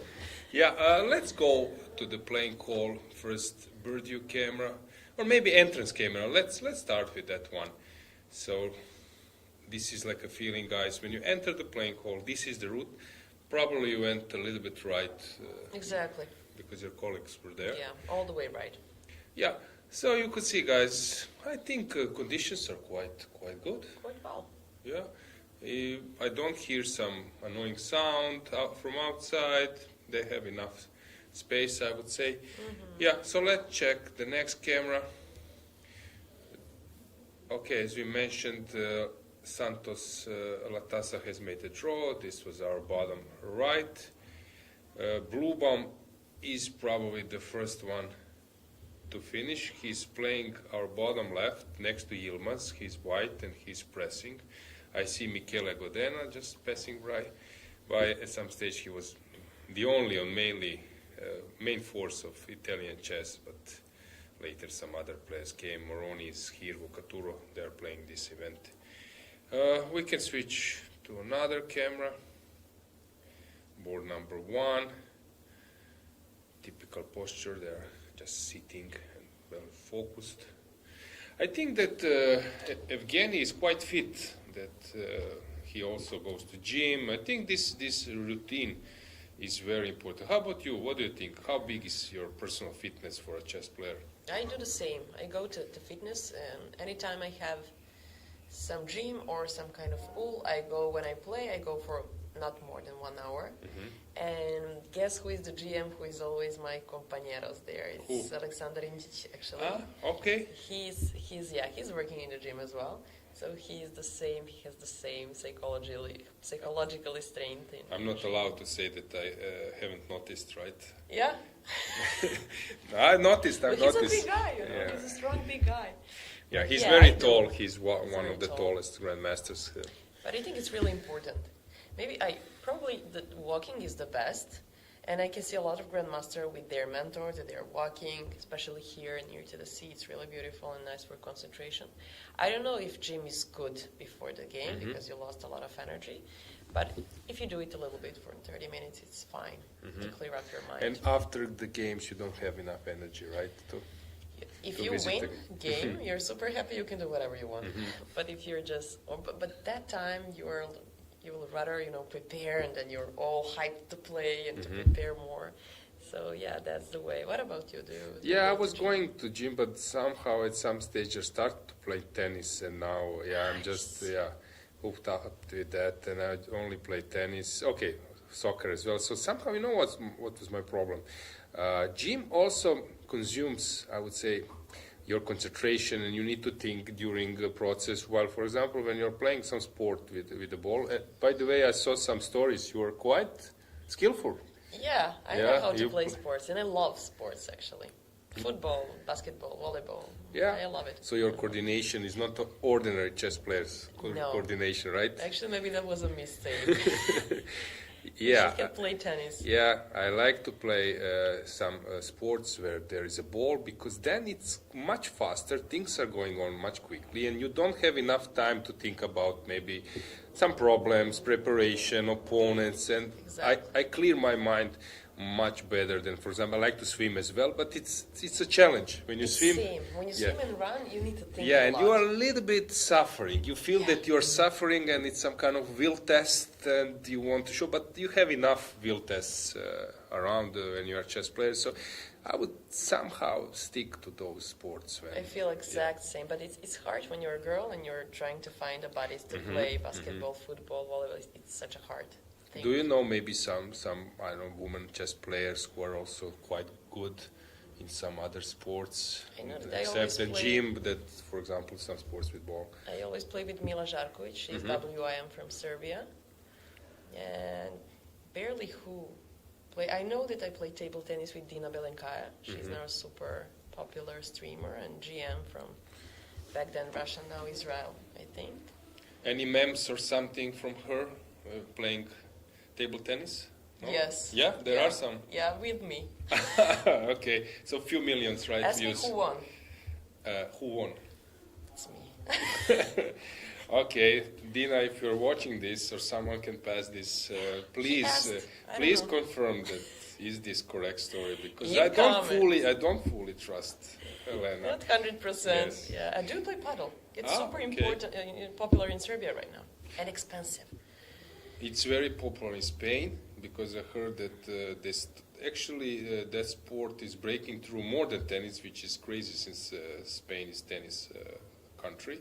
But yeah, paddle is nice, and for chess players somehow tennis fits. You can find paddle even more, because you can play it inside sometimes, and a little bit easier to also maybe include some players who are not, I don't know, fond of tennis and something, and they can much easier start playing. Yeah, but I think this fitness routine is very important. Magnus is the guy. He's a great example. Yeah. So I think that this energy, which comes from sport, is quite important. And if you lose a game, then also somehow to get it out. Push-ups, huh? Yeah, push-ups. Yeah, actually, it's a good thing. I think that some people were doing some questionnaires, some surveys to get this info from like grandmasters, what they do, what they eat, how they prepare. So I know that there are some surveys about that. Definitely, yes. It's important what you eat as well. Yeah. The people are thinking a lot ahead, what to eat, what kind of proteins, carbs, and stuff. How about sun soaking? What do you think? Is it wise to stay out before the game, but also it gives you some immunity? Vitamin D. Yeah. Yeah, I think it's. But still, if you stay at the sun a lot, you're losing energy. So you need to keep balance, like everything. and maybe that during the walk, the sun will be enough for energy. Yeah, I know that Magnus was preparing in Oman, for example. He would go there, let's say, maybe I'm wrong now, but let's say in December for 2 weeks or 10 days, collect, grasp the sun, and then he will be healthy for 1 month, 2 months, because you can collect it a bit. So maybe that's some kind of recipe to maybe go if you are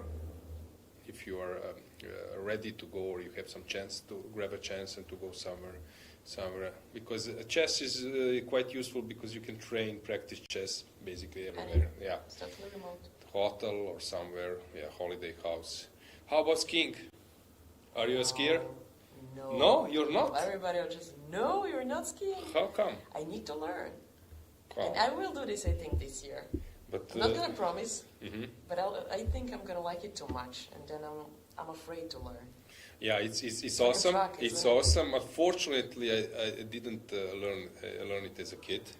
So I was like, So it was tough. it was tough. I started like 15 years ago myself, me and my friend, and What is it? yeah, it's not great, but I'm enjoying now. But Yeah. this process could be much faster before. I But was it's like, also I would feel healthy. like an idiot if, kids are skiing like crazy, and I was like, whoa, boom.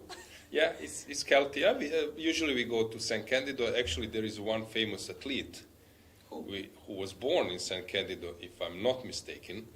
And he started as a skier. I think now in chat people will probably Help us. guess it. No, let's leave it. So later we will check it. I think, guys, that you will provide us answers. So San Candido, it's Italy, and they call this Draizinen and this place basically in Alps. It's Sinner, Yannick Sinner, now number one in tennis. Sinner. Yeah, he started as a skier, and then he switched to tennis. And you could see him around in this Südtirol, and yeah, so he's the one who is from that place. Yeah, so usually this is my place where I go with my kids and so on. But I've been to Val Thorens, to France, and so on. So skiing is really nice. And you have some mountains in Serbia, right? As Yeah, well. Kopaonik is the most popular one. Yeah, and how about chess tournaments? For example, we played the chess tournament national championship at Plitvice Lake, which is one of the main destinations in Croatia, besides Dubrovnik coast. That Plitvice is even, I think, the most popular because those lakes are quite famous, and there was some Korean, I think, series about in where there are a few scenes, and then a lot of tourists are coming. We played there in January. And it's really some part of Croatia which is quite with a high elevation and snowish, and that feeling when you're playing not in the middle of nowhere but surrounded by so much snow and cold. How about that? Do you like to be in that surroundings? I actually do. Now when I'm older, I love to be and to You're play. older? A little bit. Okay. When I'm less young, Okay. I love to be at the mountain and to play when it's quiet. And we just play Serbian League at the mountains later, and it's literally nothing around, and it's kind of rainy and snow days, and it's actually kind of good for players, actually for me, because you don't have that, sunny and sea and stuff that are attracting you to go out. Then you stay, you rest, and you're playing, you're preparing it, that's all you do, and that's kind of cool for me. But not in winter, or it's still also in winter you wouldn't mind? Could be, Okay. could be in winter too. Yeah, Got it. I don't mind. I was born in Sweden, I don't mind winter, Yeah, maybe this is trivia we revealed too quickly. I would love to see will the viewers guess correctly. Ask them tomorrow. Yeah. yes, exactly. So where is Lena? Where was she born? What's the award? Yeah. Okay. Let's check. Is anything in chat? Something? Yes, I was about to say thanks to Fragrance Enthusiast, whoever Mhm. it is, because he told he liked me anyway, the way I commented and stuff, and also you. So Thanks. Some nice comments from the audience. Thank you very much. And the rest is they're talking a lot here, which is good. Any Not what they're question talking. we were asking, for example, about some player or something we were not sure about? You're mentioning Erigiasi. No, but before we mentioned some French player. Any Any comment from that? French. Here is the. No, I think a bit later that I spotted for a second that we got this info about, yeah, that's it here. Here we go. So we were not sure. Born in Montpellier. That's the French guy. Yeah. He was born so in here Montpellier. Montpellier. Yeah. Peak was 25.83, which is nice. Achieved this year. In fact, now. Nice. Thank So you he's so born much. in Montpellier. Yeah. GM I know. in 2023. It's pretty young GM. Tennis is my sport, so there was no tournament in Montpellier. Also, there was a chess tournament. But I know that Montpellier, my friend is a Borna Choric, tennis player, so he played a tournament there. Greetings to him. Now, actually, I think today he's playing, or tomorrow, tournament in Lyon. There is an ATP. He's chasing top 100 to be able to, because he was number 12, but then he dropped some points, he got injured, and so on, and now he's on the verge of, he's 94 is his spot, and for Australian Open, it's very important that you're in top 100, top 101 if I'm not mistaken, then you don't need to play qualifiers.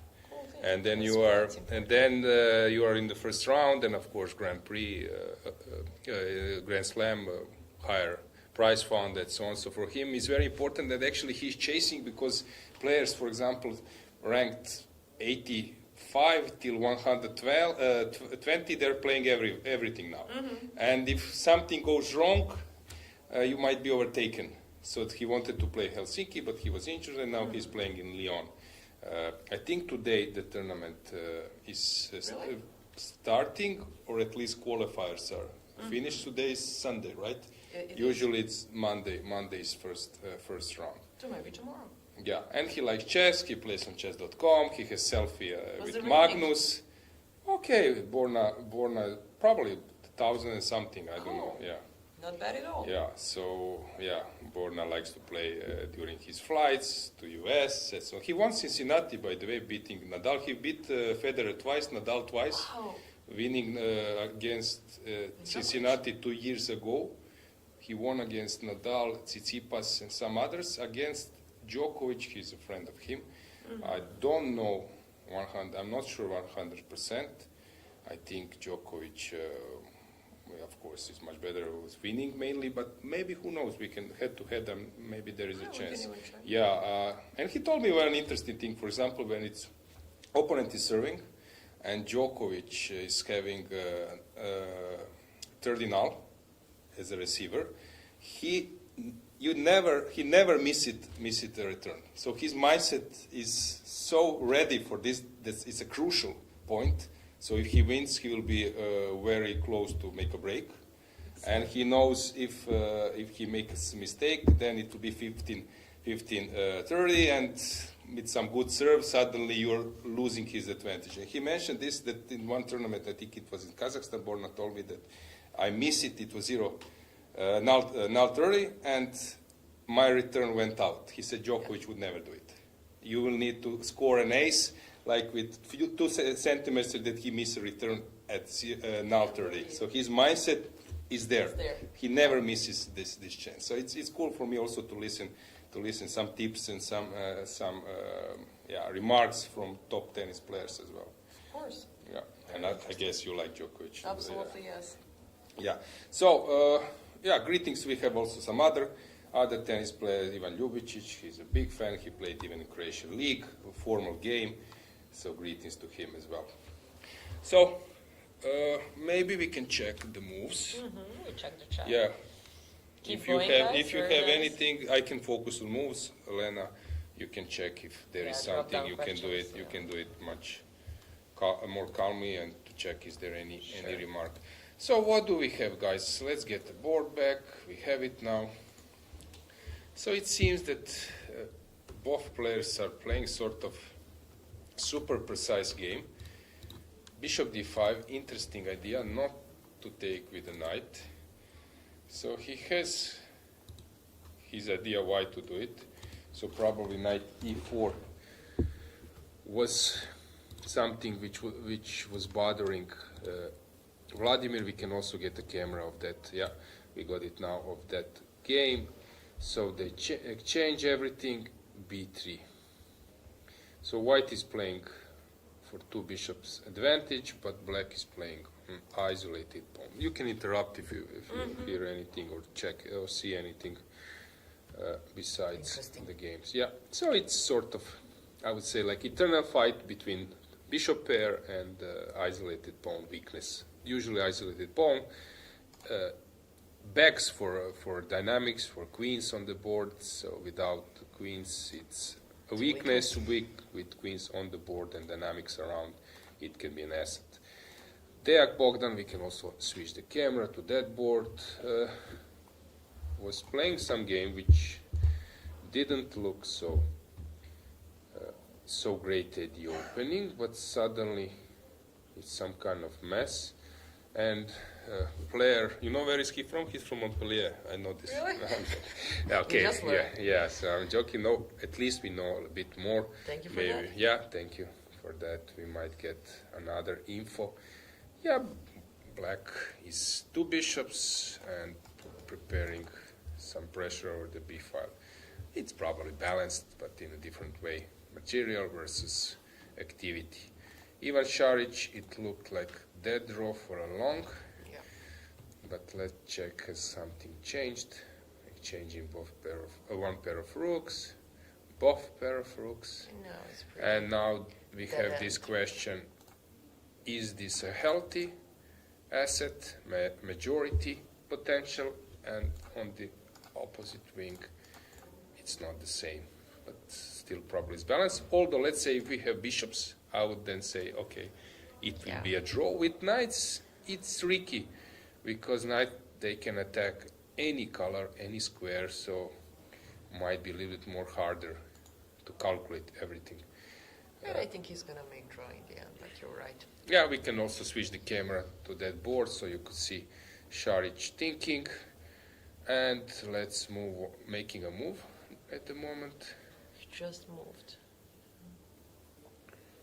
It's funny that we have some players left-handed playing moves with left hand, writing with right. I think Aronian is that type of person, and there are a few more. Yeah, it's cool. Also, that habit, besides knight's direction, it's also cool to check. I imagine myself that playing blitz with left would be such a mess. Probably, yeah, I agree. Yilmaz against Biere is under some pressure or not. Okay, still looks very equal.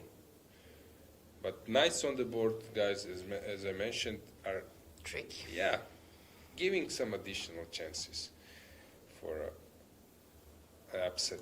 How about blue bomb? I left around here, and it looks that this e5 was just a killer blunder by black, and this looks horrible. So how did black manage not to resign? Probably he will do it now.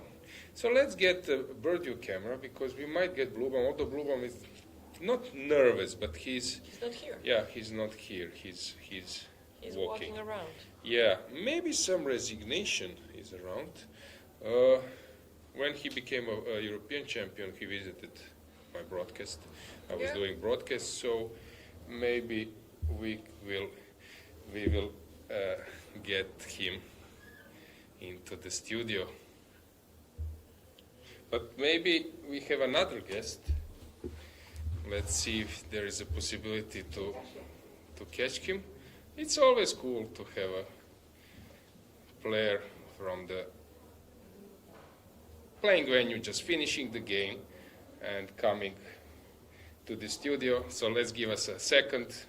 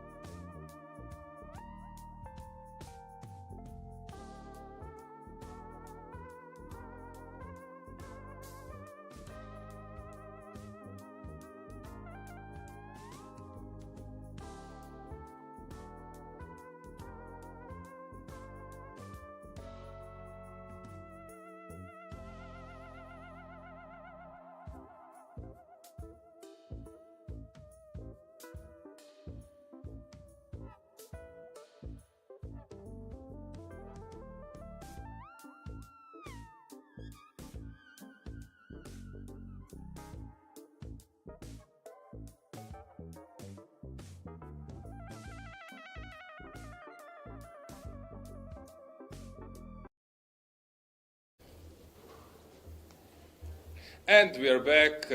Grandmaster Kadric is with me. Dennis, welcome and congratulations. Thank you, thank you. Yeah, let's check the game. How was it? I don't know, like, I thought I'm just much better from the opening. I thought that he cannot sacrifice, like, he didn't develop, but it was very, very tricky. I don't know. I know you always think that you're better, so this statement, I'm not sure that it's quite correct, but... I am, that's the issue. Okay, so you are always confident Yeah. and you believe in your openings? No, like, this is my first time, actually. I didn't even prepare c5 that much, but it's my first time playing third bishop b5, so he didn't know what to do. He thought I was very prepared. Okay. But the big boss doesn't come prepared. Let's check, let's get the board. Let's hear and see, let's have it. Yeah, so e4, c5, knight f3, knight c6, bishop b5. Bishop b5. What were you avoiding if it's not secret? No, I just realized, because everyone now plays 4 knights, so you have to kind of play also bishop b5. It's impossible to play the game without playing against engine like 30 moves. So I think it's much like, I think bishop b5, because everyone says the same thing. It's like very hard to understand what's happening in bishop b5, especially when you take on c6 like in some positions. So, I mean, I had some lines prepared, but let's keep it a secret because we have more rounds to play. And he played, you know what he played? This knight d4, right? Yeah, so the move I played. Really? Yes, and actually I played against you in Blitz last night, but you forgot it probably. No, I it's think it not was because I'm joking, 94. Yeah, but guys, I played this line Hungarian League last round against 2300 IM, especially this 94. He took and c3 is the main move. I didn't know, yeah. So I'll go with c3 is the okay, most I critical. first castle, then I played c3. No, I realized c3 should be played, I just didn't know when. There is knight f6, and so on, now e5. Yeah, and that's why I castled. I wasn't sure, can he go like something like that? yeah. By the way, he played yesterday Blitz 94, but don't ask him how he finished. Yeah. It's not good. So how it finished? Big boss. Come on, it's equal, Big 2.5 boss. and a 2.5. Big boss What was the won. final result? Okay, final result. Winning lost positions 2 times in a row and then calling it even. Okay, but how you started the match? Who won first? Okay. Okay, let's get the bad work. So a6, bishop a4, yeah. e6. No, okay. Yeah, like I was deciding between c3, d3. But I wasn't sure. Because, okay, like if I play d3, I have to play slowly, I guess. Knight d2 and... But, okay, like... Well, because your opponent was still in prep, sort of, or not? No. I think he was already like out. I don't think that he even had prepared knight d4. He also didn't know. Like he was thinking a long time to play knight d4. Actually, he spent like 10 minutes. So like both of us here are out of book. But I mean, I played this idea c3 b4 because I played like very often this second knight c3 and then knight c6 bishop b5. And then like in that position, in that line, there is this like idea with like here if you play now knight c3, knight c6 bishop b5, knight d4, knight f3, e6. And now, like, let's say you castle, yes, a6, let's say bishop d3, knight e7, and now like knight d4, cd, knight d2, knight c6, c3, and bishop c5, b4. So it's kind of like similar idea. But this was played many times. Yeah. In games. Of course. Players. So like I tried that idea, but I'm not even sure now. Is it? Yeah, it was actually kind of tricky. So c3. And then okay, I went for this. But I realized, I actually was thinking to play c4. I realized that this bishop b2, but wait, why is bishop b2 not that good at all? Okay, like, I actually was thinking... No, I don't believe that it's not good, but the engine has some preference. He gives the pawn, okay, that I didn't even... Yeah, 97, right? I didn't even look at that, to be honest. I thought I would just see d. Yeah, but this is strange idea to allow it. I don't know. Yeah, like I just thought I'm better, but okay, it's actually okay. Engine holds it easily, I guess. Yeah, so takes. This queen h4 was actually a really good move. Were you consider it for yes, a second knight c3? No, of course that was my first idea, but I didn't know how to develop after bishop d4. Is that a move? Yeah, of course. Yeah. And now he just finished development. I'm not able to push d4 ever without exchanging my dark squared bishop. And then I thought it's maybe still okay, slightly more pleasant for me. But no, like this is very good because after this the issue that I had at the beginning was that he's going to play b5. That was my calculation. Okay. But I realized c4 just winning. No, but c4 is winning. Oh. I mean, it's not winning, but now I get my bishop out, and now I think I'm much better. Okay, got it. Nice move. Nice touch. So he played queen h4 which was like a shock to me, to be honest. I didn't even I didn't think that is possible. I thought he's just much worse here. But no, actually, like, it's very tricky. Here I spent a lot of time. Actually, here, like c4, I played kind of fast. I mean, kind of. 10 minutes. Okay. And now, when he played knight f6, now here I was completely stuck. Yes, I didn't. But of course, here, like, I don't calculate what he played. I played. Yeah, but it's not easy to learn. Yeah, no, like, I 94. was thinking c5, but I didn't know what to do after queen e4. Because b4 is also in. But I realized that, okay, I can also here now give second, knight d2, queen b4, but I didn't really see. Like, But this should be, let's say, that if you don't give, this should be better. yeah, I agree. This should be long. I agree. I mean, that's what I got in the game, basically. Like, a much better version of this, I believe. Yeah, but still, yeah, it's not easy. I understand. So, like, I wasn't sure what's happening. I was calculating the whole time this, like, g3, Okay. queen h3, of course. I didn't even look at queen e4, like, was a shock to me. I didn't calculate it because I felt it's good for me. And now, to be honest, yeah, I wanted to actually take bishop f6. Bishop f6, g f6, and now I wasn't sure between queen f3 or knight c3. Two top moves. Just so you know who you're talking to. Very humble Just so you know grandmaster. who is the boss here. Very humble grandmaster. But yeah, it's actually completely equal according to engine. I realized it's very tricky. Yeah. Queen h4 was, I think, a very good move. What do you think? What is the reason why? Okay, the type players shock you with some moves. Why they are preferring this type of moves you don't expect? To be honest, I have a feeling that when you play someone, let's say, like stronger, higher rated than you kind of believe them in calculation more than yourself. Like here, okay, like here, I spend a lot of time on g3, and now like on queen e4, he's gonna take the pawn, which is very unclear, like how it's gonna go after that. But if you go queen h3, everything is about calculation. So maybe he just believed that I saw something, let's say. So maybe that's why he played it. I don't know, because for me, queen h3 was the only move that was calculated. Queen h4 and then knight g4, h5. It's always like very tricky. Okay, so queen e4 was played, knight d2 a logical move, queen g6, bishop c2. Okay, so first c5, yeah, okay. I wasn't really sure. What should I do first? I wanted, yeah. To be honest, I don't know. I don't know what's even the difference between c5 first and bishop c2. What's the difference? Does he get somehow d5 or something? Okay, let's check. Okay, yeah. And now queen h5, Queen h5. c5, Yes. and then some d5 or Yeah, what? okay, I mean, I'm down a pawn, but I have like huge compensation. Okay, so you play, so c5 then, c5, I mean... now he cannot play d5 at Yeah. some stage, and So I let's say guess castle, castles, yeah. bishop So what's the c2, and now queen h5, okay. Probably some d-file now, knight c4 and probably. press over No, to probably d5. he had, if he plays immediately this, I don't know actually. I don't think know. now the point is that he cannot Yeah, come I guess. out with I guess that's the whole difference. Yeah, like I wasn't really... Okay, but it's also understandable it's not easy to grasp everything. So you play bishop c2, queen a6, surprised or not?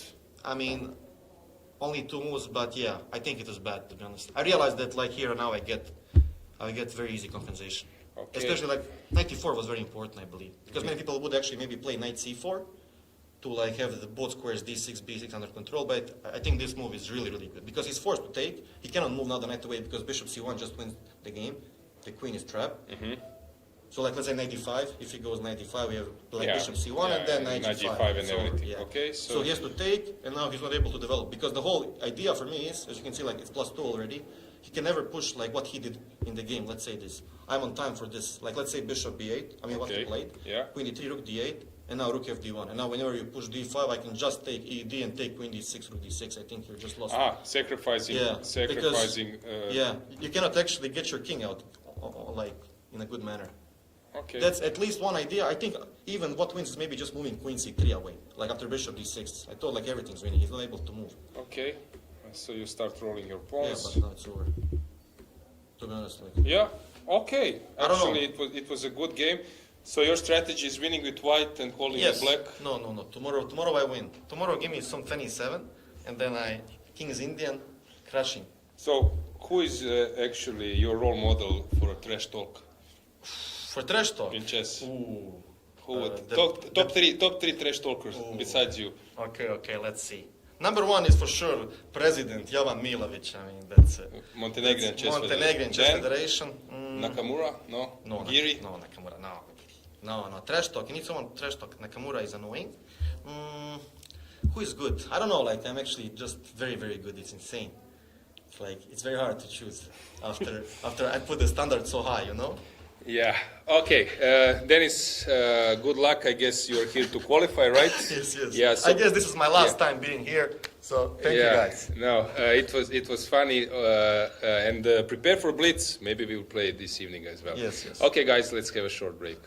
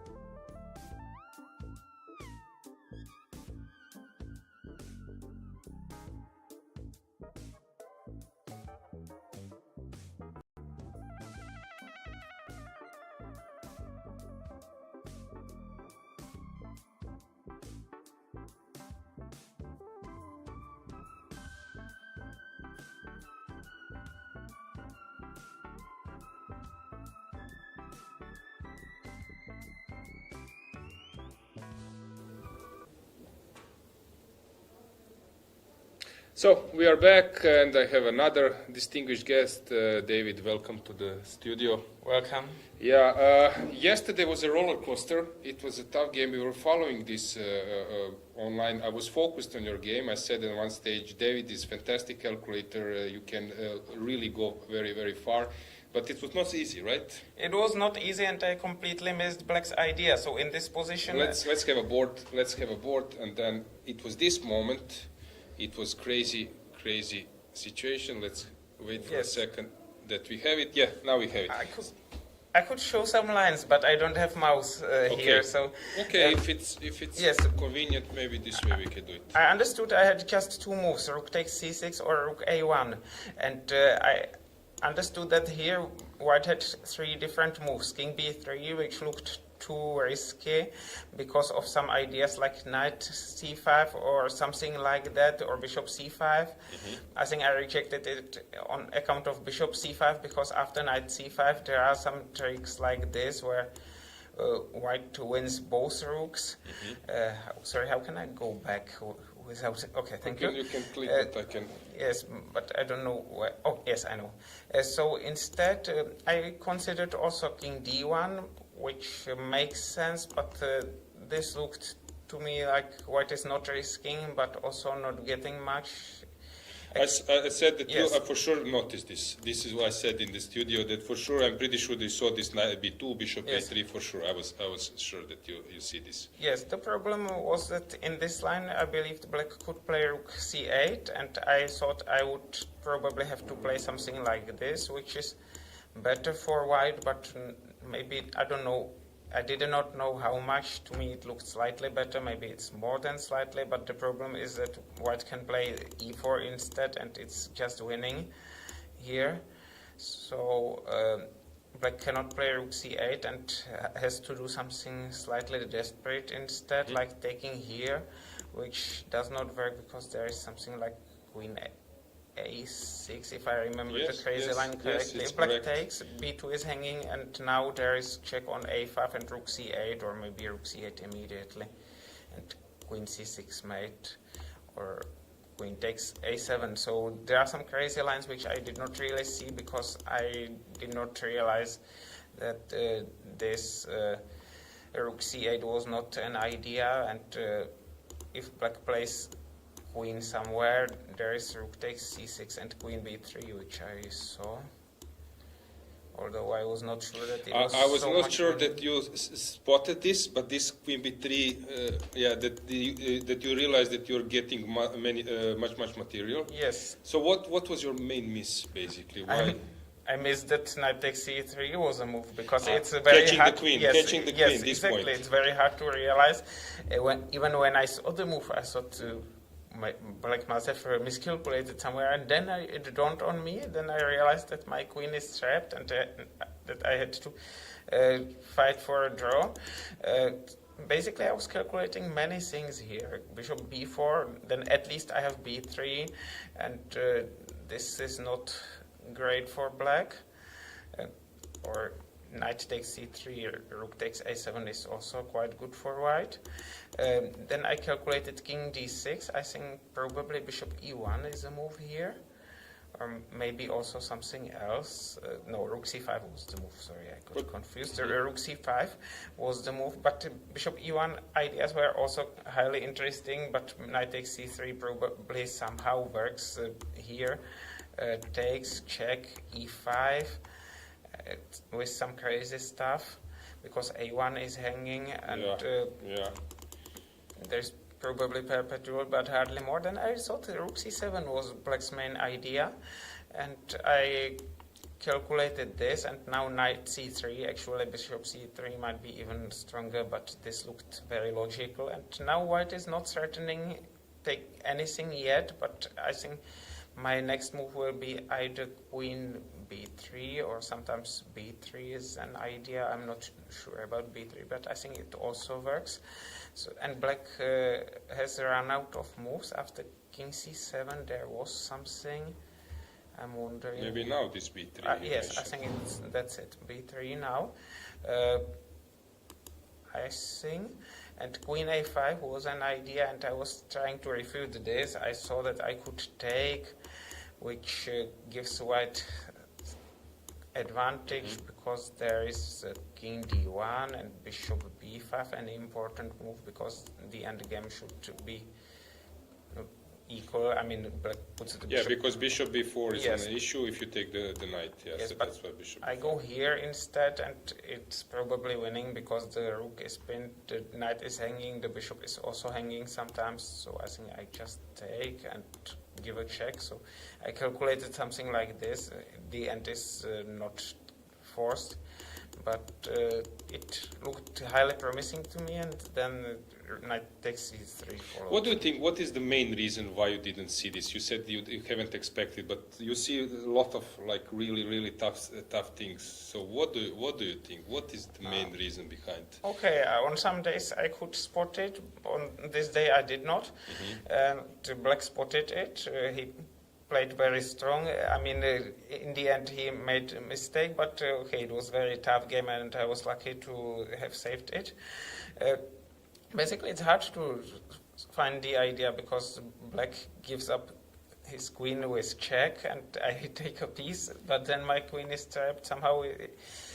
I believed initially I believed that bishop b4 could be a move. I realized quickly that it was not the case, and I believed that king d6 was the only idea. Then I realized that I had refutation. Then I spent a lot of time calculating rook c7, and it also looked highly promising to me, and I did not realize there could be still something else like this counterintuitive. Just a few more questions regarding this game. So what do you think? Maybe he has spotted this in advance. Maybe at some situation that there is this queen trap motive, and that's why he was on alert. I think that Rad had to spot it before playing knight a4 probably, because I mean this move has some concrete idea, and if rook a1, I mean, if there were not knight takes c3, rook a4 would be wrong. So, and also the opening. So you blitz it up. It was played right before. It's sort of known, or I did not exactly blitz it up because I had not expected it to appear at all. I saw that Rad had played this in some blitz game on chess.com, but I was not sure about this line. I mean, I know something about it, but I had played it in several blitz games, so I understood that he would be ready for it. Of course, I don't remember the details whether to start with rook b8 or not. I think it's like this: knight f3, bishop d6, and I know something about it. I was able to recall quite something, not everything, but quite something. So it was a serious option, but on the other hand, I understood that he was prepared for it, and I decided to avoid his preparation, or at least try to. So I played this, and here I had played g3 against Vasif Durabeli last year in Grand Swiss. I think he played a5, and I thought that this might have been in the opponent's preparation as well, so I decided to deviate from it and played another line. I played something similar against Wesley Saw in chess.com titled Tuesday, but I think none of us called the line properly because we both made some mistakes. I made more of them and lost the game. One last question. Okay, you want to show something? Yes, nothing really. Just one question. Yes. So you ended up in the worst position. I know that sometimes you're not the guy who can stay passive. You want to be active. I was not sure will you be able to move up with now different role that you're fighting for a draw, basically without any chance to win. So how was it? Was uncomfortable, I guess. Okay, it's not the most pleasant situation, but recently I published a book. I don't know if I can mention it here, but you can, yes. lessons on uncompromising play.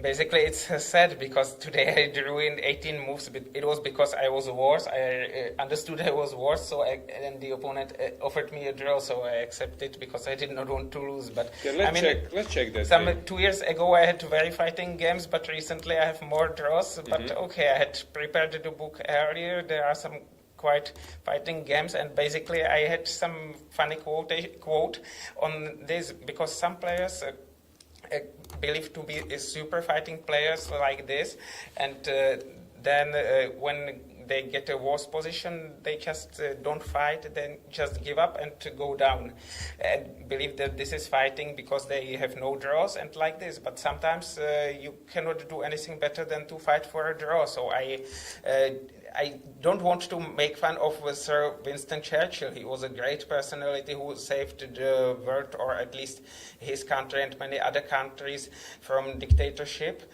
But I made paraphrases of a quote by Drosten Churchill. You ask us what is our plan. I can only promise you blood, sweat, tears, and suffering. But you ask what is our plan? Our plan is to fight for every square, for every pawn, fight on the king side, on the queen side, in the center, fight for a draw, because without a draw there is no survival. I mean, it's not like this. But you were inspired. Yes, inspired. Of course, I don't remember the quotation because it's land, ground. Original quotation is not mine, and I mean, I used this in the book, but basically, when you have such a position, it's hard to adjust to it. I spent some time, and I had to decide whether to play actively or passively. Basically, the position was probably very bad, and I mean, passive defense did not promise much, but at the same time, too much activity could ruin it completely. So it was very difficult, and I was lucky to save the game. But today's same outcome. So you made the draw, but different scenarios. So yesterday you was sort of awarded for a fight for reality, but today somehow, what is the feeling, the difference? Because you were white, you're playing against low-rated opponent. How is this feeling that you didn't come up with something maybe a little bit more sharper and tougher for opponent? Okay, the opponent is somewhat underrated, perhaps. But let's get aboard. Yeah. Yes, I mean, I was not happy with my today's game because so far so good, but here I spent quite some time and again did not find the correct solution. I remembered this idea was knight takes d5 from some line, from some preparation, but it was in a different position. I mean, there was bishop e1, and I was not sure about some ideas with knight c6, either immediately or after taking on d4. But the problem is that, I mean, this d4 pawn is hanging, and even if white plays some move like this, the pawn is still hanging. But instead, white can play bishop h4.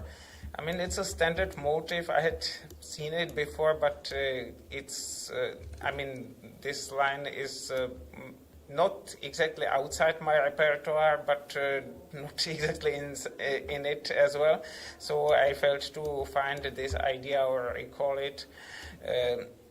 And now white is basically a pawn up, so black has to avoid this and accept a slightly worse position after bishop e1, because here in this position, if black takes, there is queen takes d4 with an extra pawn and a better position. This bishop e1 is very typical, but I just did not know how to counter those knight c6 ideas. So I played king h1, which is also a standard move in these positions. And this motive makes sense, but it just doesn't work well here. And I believe to have seen something very similar, knight takes d4, rook f2, ideas like this, and it looked promising, and then knight e5 came, and I realized that it was just wrong. I calculated knight b4, and knight e5 is a logical move, but somehow I believed it was like my preparation or something like that. And bishop c4 was a move, but here black has at least knight takes e5. Queen g6 is also an option. Looks nice. Yes, basically black takes on c4, and his position is. I mean, he has almost enough material for the queen and everything protected, no weaknesses, so black should be doing well here as well. But it was still better than what I did, because then knight e5 came, and taking on h7 doesn't work. I had to play something like this, and it's rather depressive. I mean, if we exchange on e4, black might sometimes install his knight on d3. I did not like the position. Black offered me a draw, so I accepted. Okay, got it, David. If I'm not wrong, you were medalist at the European individual winner, or you took only one medal, only one silver. Silver. Okay. So here you have that ambition to qualify the World Cup, but I guess also somewhere around some medal can be a motivation. No, I would actually be happy to qualify for the World Cup. Actually, it was quite funny with those tournaments, because several times, I had some really bad European individual championships and some really good European individual championships, and I think those were not exactly two consecutive championships, but in 2014, I finished like 8th, and tiebreaker was average rating, and if it were Buchholz, I would be like 3rd or something, and in 2016 it was the other way around, that I was like 4th, and if the tiebreaker had been performance instead of Buchholz, I would have been 3rd. I mean, there were other players who played maybe better than me, so it's fine. I got my medal in 2015, but somehow it was close. Also. But in my Zagreb, you became a European champion in Blitz, or no? What? In Blitz, I was in great form on that day.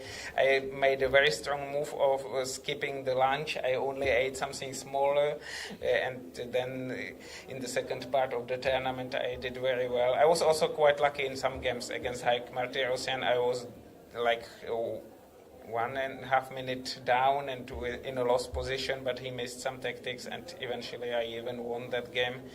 But one almost has to be lucky in some games to win such a tournament, and I was also in quite a good form, which is unfortunately not the case right now. David, the tournament is long, there is enough rounds, so I'm pretty sure that you will find your good shape. Thanks for coming, and good luck in the next rounds. You are welcome. Have a good evening. Thank you. Okay, small break, and we will have another guest.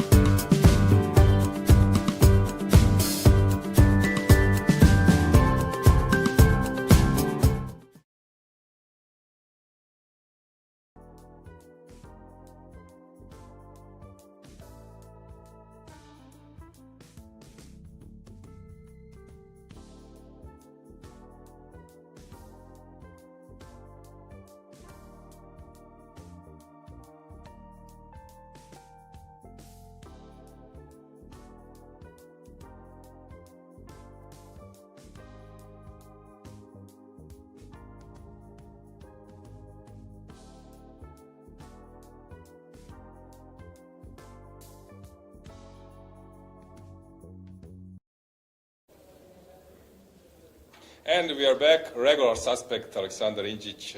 Welcome. Congratulations for Thank the win. you. So how was your game? It seemed that it was pretty one-sided. I was able to sacrifice an exchange in neither Sicilian, which was a pleasant surprise that he was so happy to allow me to sacrifice. And after that, I couldn't really realize why he was picking the moves that he was picking, and it seemed to me that the initiative was developing almost by itself. I was briefly checking. I was in playing hall when Elena was conducting interview with Solak, and then I spotted your game and said, okay, I will just take a look and show it to our viewers a bit. And I said, okay, Rook G1, these days everyone is playing everything. Yeah, but I was pretty much surprised because his main moves were bishop e3 and h3 or bishop b5 check on third move. So I was surprised at this point, and I tried to come up with what I was checking like a long time ago, because I actually was a little bit lazy, didn't prepare Rook G1 for this game. And how to prepare against those Turkish players? Sometimes they're underrated. Yeah, and actually before I played a couple of times with this player, and I played one game in classical chess and I lost because I overpressed even though I had advantage. So I was aware that he is quite good, and I was ready to play my best and to see how it goes. Okay, so h5. Yeah, and from what I know, there are a couple of options after Rook G6, Rook G1, G6, E5, B5, but B5 is some complete mess. So I decided to go H5, and I couldn't remember anything if he goes Bishop G5, but I knew about H3, and I was a little bit afraid that maybe he would go for a pretty drawish line which goes E5, Knight B3, Bishop E6, and now if he goes G4, I take and D5. And I think it's pretty equal, and I couldn't avoid. I mean, if I knew about Rook G1, I could come up with something more interesting, but luckily he played Queen F3. Yeah, sometimes to make like a masterpiece also, opponent needs to... Sort of, as always, it takes two to tango. Yeah, exactly. So once I saw Queen F3, at first it was a relief because it was not G4, and at second because he was playing almost a tempo his moves. I thought that he was preparing something concrete because he plays neither from black side as well. And how is that feeling? That you know it's going good for you, but suddenly you start asking yourself, what is he up to? Yeah, it's sort of never really pleasant. I mean, but sort of what prevailed is that we have a full-blooded game, and that I'm able to improvise even though. What I like about this position is sort of, even if you don't know anything, you can play by feeling, sort of develop, and he can think about knight d5, and then we can But in general, this type of position suits your style because you get a game by not making some big concession yourself, because sometimes with white, I know how you play, that you start to create, avoid some theory to get some game, while here it comes for free.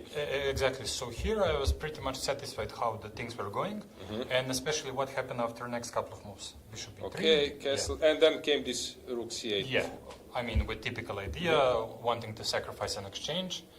And I was trying to recall during the game because I had something similar 3 years ago. And I know that I didn't take rook c3, even though it came to my mind instantly. It's sort of a move of an educated player, and it's so straightforward, but somehow I didn't go for it. I'm not sure if this is the exact position. Maybe he was checking this. I'm not really sure. Usually regarding those exchange sacrifices, you mentioned that mainly educated players know it. The thing is, it's never the same. Always it's a little bit, there is slight nuance, and you start asking yourself, is now correct? Yeah, and that was more or less my thought process as well. But the important thing is I actually didn't care if it's equal or I'm slightly worse this time, because I thought on principle I want to play this way. But it's also quite cool, you took on c3, sort of, quite cool that how pieces are coming. It's also very instructive. It seems that there are no pieces yet around, and in few moves it becomes really, really hard for white. And for me it was quite strange, I mean, even allowing rook c3 so freely, but even the following moves were a bit puzzling for me from his side.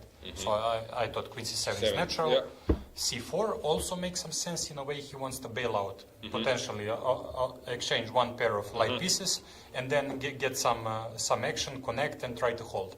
But after bishop c4, he didn't take, he just went bishop g5. So what was the reasoning? I don't know. At first, I thought he wanted to sort of free his position a little bit. Maybe that queen somehow can... But the mid felt that if you go c4, you have to take the bishop and then try to get some activity. Okay, I'm pretty sure that now you're aware, okay, I have full compensation, I might already be are better, so now you have different role, you're trying to be precise, but you probably... Exactly, and I think one of the first important moves is to not allow him to exchange light square bishops right now, because if he didn't do it straight away, I think it's important to run away, because it's a nice protector, attacking piece, it sort of holds my position together. Regarding edge pawn, was this some kind of thing which was annoying you, or you thought that, okay, let's the pawn? Not really, actually, I pretty much liked it, because I think it prevents him of going g4, g5 straight away, because if he goes g4, I can simply ignore. If he goes g3, I can start attacking, but if pawn was on h5, I would be more or less force-stacked. So in that sense, it was actually very nice. Useful for you. Yeah. So he went g3. Yeah, so again, I thought g3 is a little bit too slow. Overall, I thought I have a good position, but I don't know. g3 felt a little bit too soft, maybe. Queen c6. Yeah. Takes. And now I was, of course, considering maybe even AG-FG here. AG-FG, bishop h3. But I thought it's not really that good. Maybe some small advantage because its position gets simplified. And one important information for me in this position is what I like about bishop g2. Not only it covers the g file, but also it brings his bishop away from the action. So in that sense, I'm happy once I saw the bishop is sort of not close to the king. So for that reason, I decided to go for a5. I think first the bishop e7. So it's sort of getting now already technique. How would you say, let's say, I don't know, evaluate, estimate like your technique? Are you, let's say, as like when you are checking afterwards your games, do you think that when you have a better position? For example, we have in Croatia Grandmaster Stevic. Usually, when he's better, he can play great moves. He has an issue to outplay opponent, while you don't have that type of issue.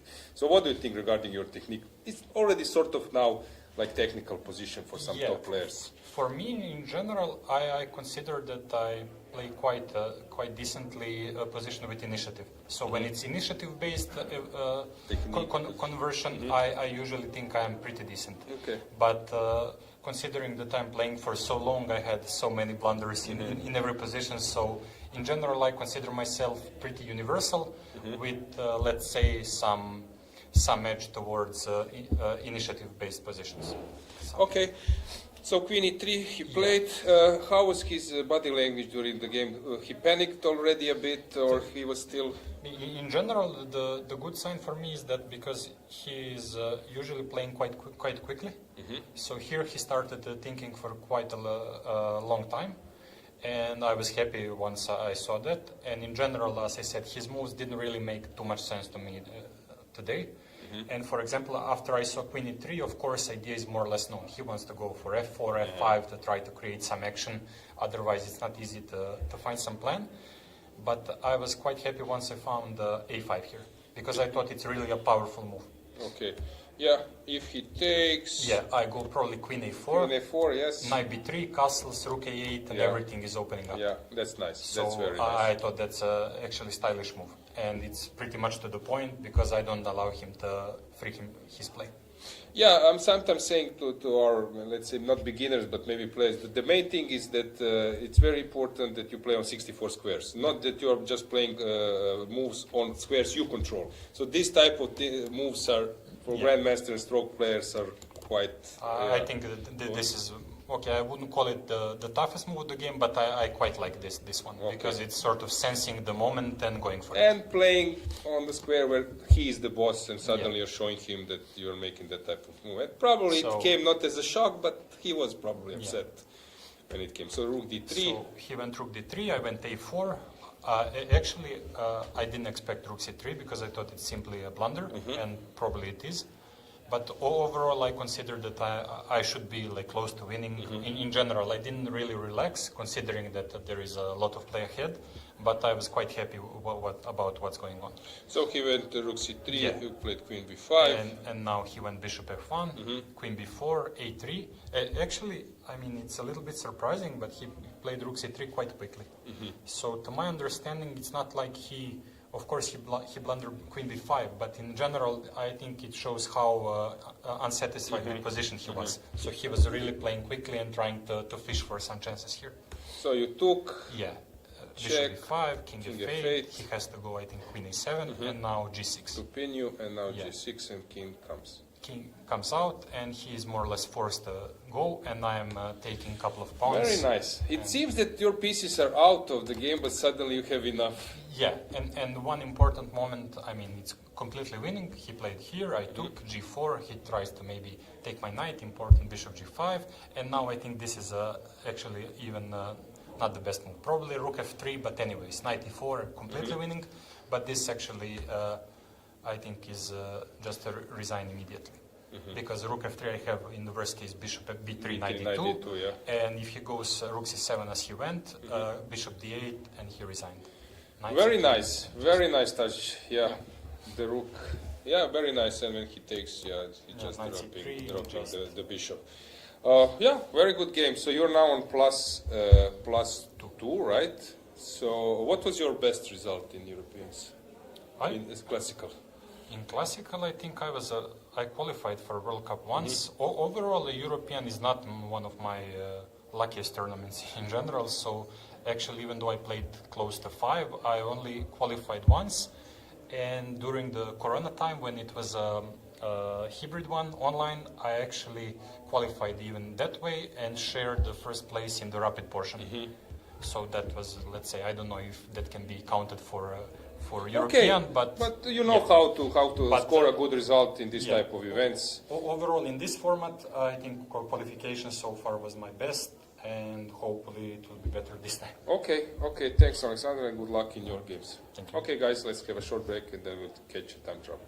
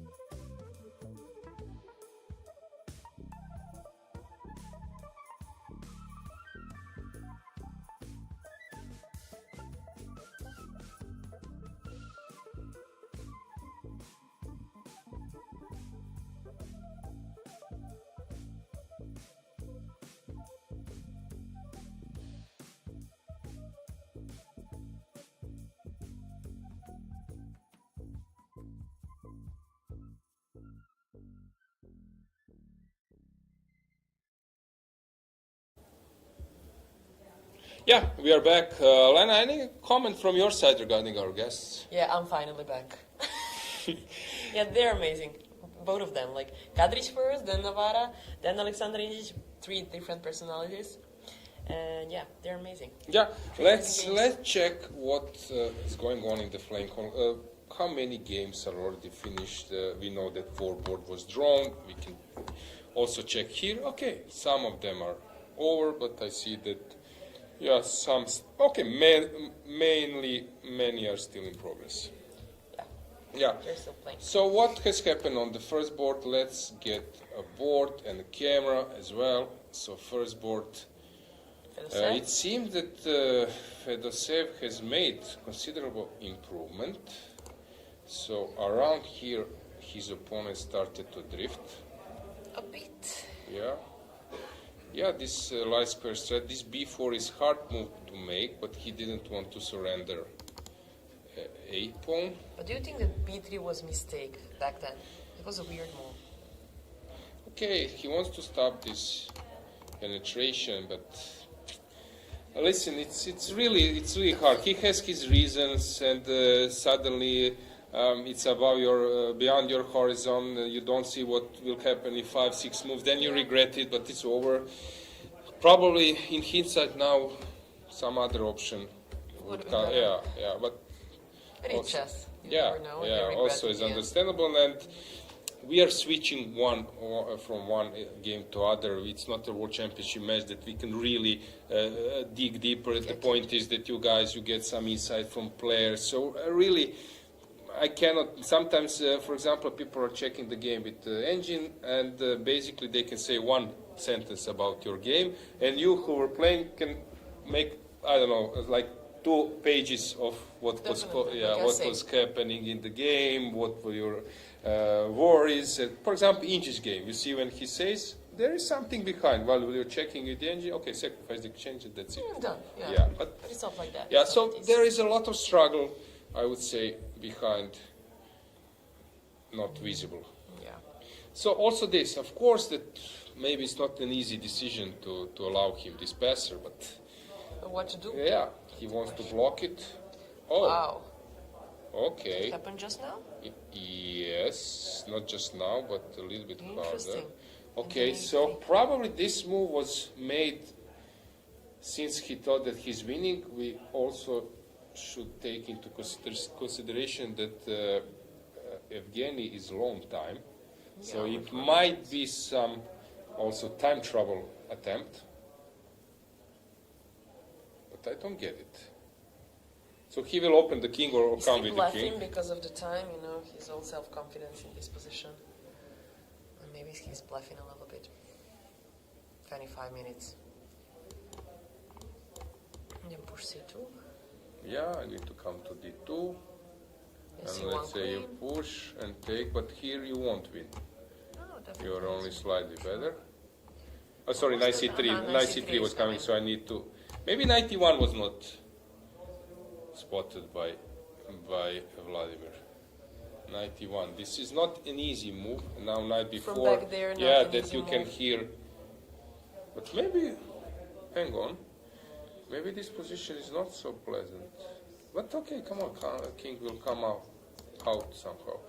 Yeah, I understand. Angie says it's a mistake, and actually Vladimir has spotted it. Sorry, Evgeny. Again. Very interesting moment. Maybe we can go full screen to see body language of both. It's not easy to spot, but it seems that Evgeny is a bit happy now, huh? Mm-hmm. What would you say? He seems confident. He seems cool. And then Vladimir seems like he is a bit shocked. Because maybe now he saw knight e1. But still it's drawn. There is no problem. For him. Not a lot.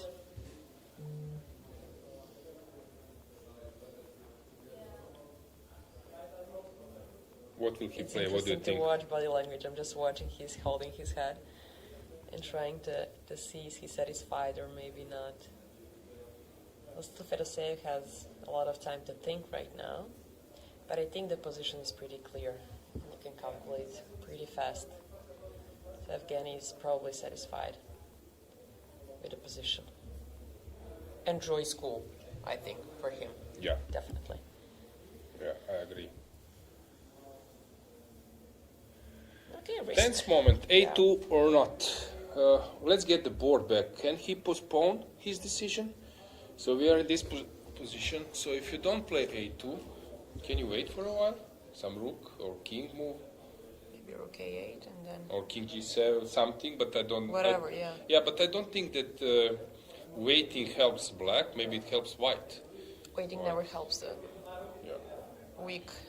Maybe to tell our viewers, because now it's a kind of chess moves situation. So what was your pick rating? So I will Google, for example, I would do a commentary and I say, Lena Govedarica, former Miladinovic, is playing, I think her peak rating was, and then I will Google and you. what will be your answer? Right For sure you were 20, What's your guess? no, you were like 23 something.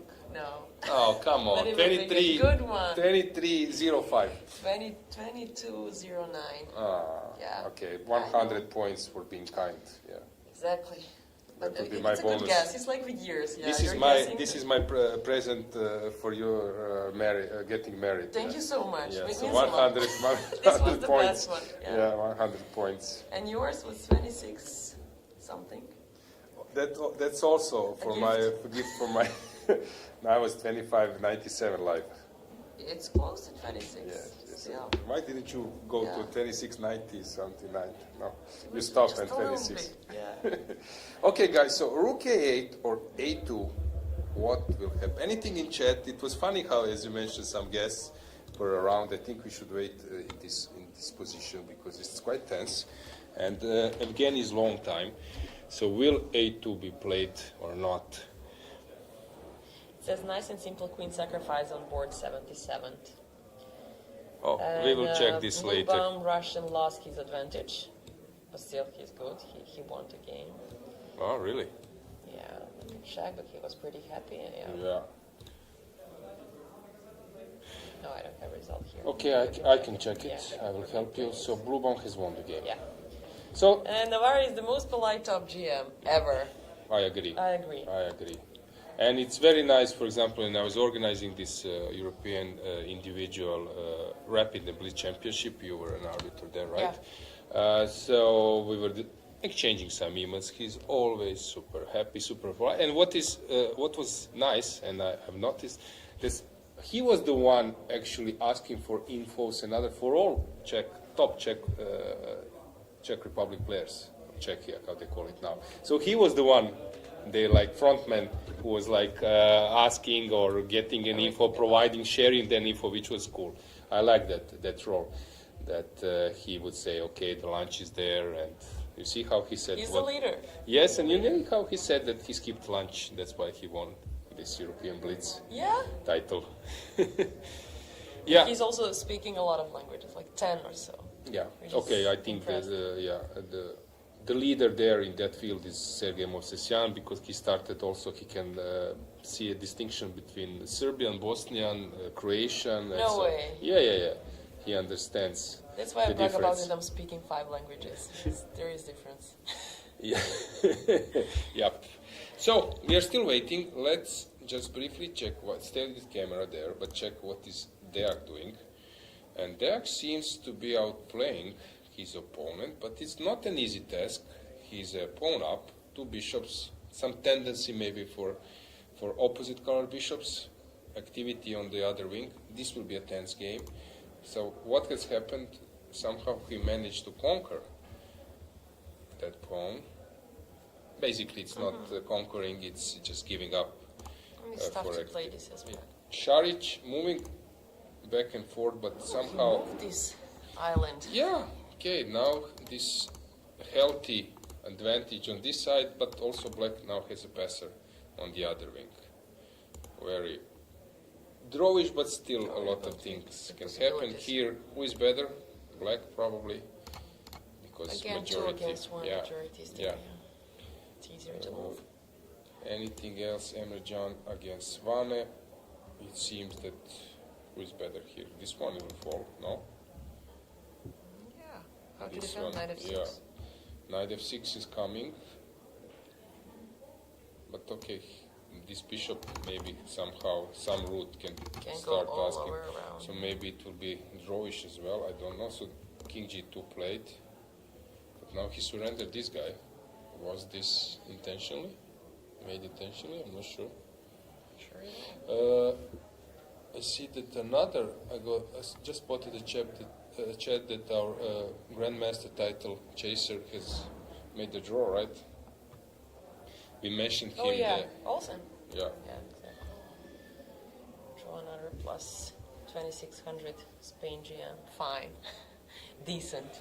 Very good. So we have a lot of draws. Mamedov, Montenegro as well? Sugirov. But that was Okay. Azerbaijan. Yeah, Sugirov. So good result for Ivanisevic to make a draw with black. But we will check those games a little bit later. Shubel against Kolars. Grandilius, Grigorians against Korobov. That's a bit surprising, but okay, since it looked like much better for white. Chaparinov is doing. Chaparinov is pressing. Wow, deep one is really Hovhannisyan dangerous. is pressing. But let's go back. Nikita Petrov has made a draw. He was our guest yesterday. Let's stick to top boards. We will check those boards down a bit later. I think now that Vladimir is aware that this A2 tactics doesn't work Anymore. So which game to follow from those three? I give you that option. Ladies first. Amazing. So you decide which one. One, second one, and third one. Let's go with Ivan Šarić. Okay. It's the simplest for you, right? It's the simplest for me, definitely. And I'm curious. It's always when you have double pawns, it's hard to move them. And he was pretty brave to, f6 and go to e5 and to make maybe pass pawn on e4. It's interesting. I'm always afraid to move. How about the end games? Are you fan of end games at all, or you? You want me to reveal every single information? Yes. I'm kidding. We are Not scanning. We are that scanning anymore. you. No, I'm trying to help you because I want to get you on 20. Some lesson. Yeah, 2300. 2300. Yeah, trying to find That's your a weak goal. spot. Yeah. Yeah, I love end games, but I'm more a fan of mid games because of the tactics and checkmates and everything. So I'm not a huge fan, but I love it because it's not hard to calculate. It's only a few pieces, and then you can use some methods of square, of calculating faster. Do you maybe recall some of your games, the long one, super long one, that are there you were suffering or maybe squeezing? It's probably Bishop Knight endgame. We all hate that one, and you think you're never gonna end up there, and then you test your skills. Are you gonna checkmate? And finally I did, but that was the longest one. Okay. But I was afraid that the arbiter is going to stop the match because after 75 moves, he must intervene and declare a draw. But I made it. Good. I made it. Yeah, nice feeling. And what about you? Do you love endgames? Yeah, like but Masters? I just said that I finished my last two games, so I played Hungarian League for more than 120 moves. I remember that I played in Moscow against Chinese GM, I think it was O. I played for 7.5 hours. It was some opposite colors, bishops. Everyone left, maybe even arbiters. I'm not sure. The dinner was the Yeah, I know. restaurant Which closed? dinner? Come on. People already went for a walk. sleep. They are going for a sleep already. 7.5 hours, I remember. Whoa. And I made a draw. It was like, I think it was rook and it was opposite colors bishops. Do you know that there is a Guinness record of the longest Yeah, game? yeah. And that was Goran Arsovic game. It was how many? 260 or something. Something like that. 250 or 260? Yeah, the longest game. 269. Yeah. No, is this true? Yes, it's true. Yeah. Against Ivan Nikolic. Yeah, What was the year? 269.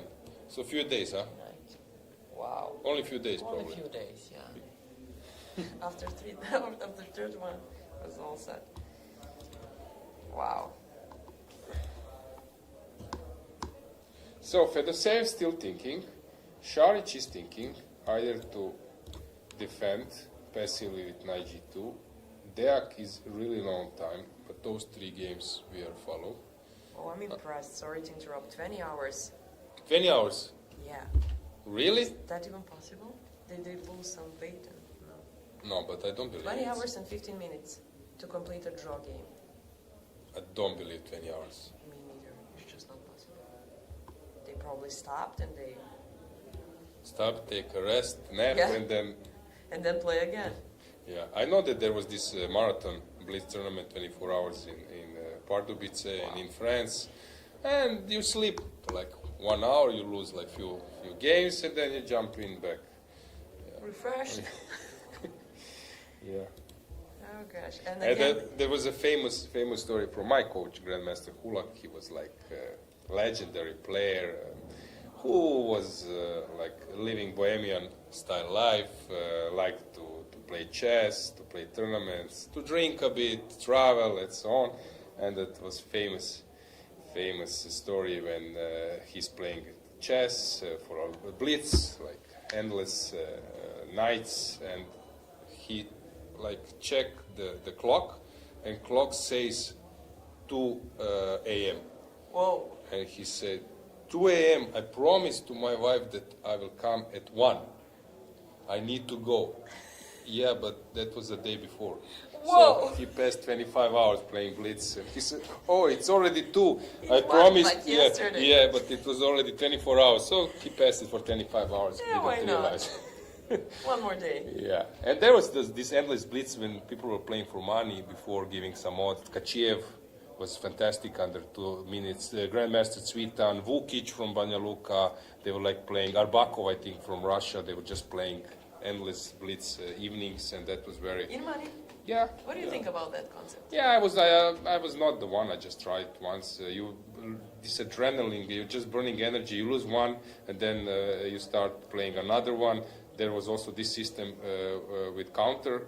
So you play a game, and then if you say, I don't know, counter, then it means that the prize is doubling, but you need to win. And draw suits the other side, and there is counter, and so and doubling, and suddenly you have like 10 seconds on the clock, and then the guy says counter, and it's, or maybe some other way, and then you suddenly try to think. Sounds interesting. No, it sounds interesting, but it was horrible. Come on. Yeah. And I saw many matches between Cvitan and Cvitan actually won against Kasparov. He won blitz. He was one of the best blitz players under 2 minutes. When digital clocks have arrived, they were so fast. He would just make a castle and everything in King's Indian in like 2 seconds.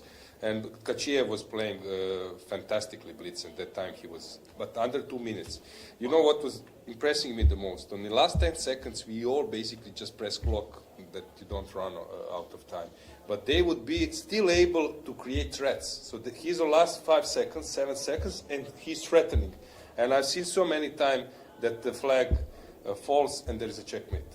He So still you're can. not just playing, Yes, you're exactly, thinking. exactly. And the way I ask you is actually because outpostchess.com, so my startup company, is you just presented and said live 1 versus 1 in money, and people are pretty interested in that because when we asked them what they want, they were like, we want to learn, play, and earn money.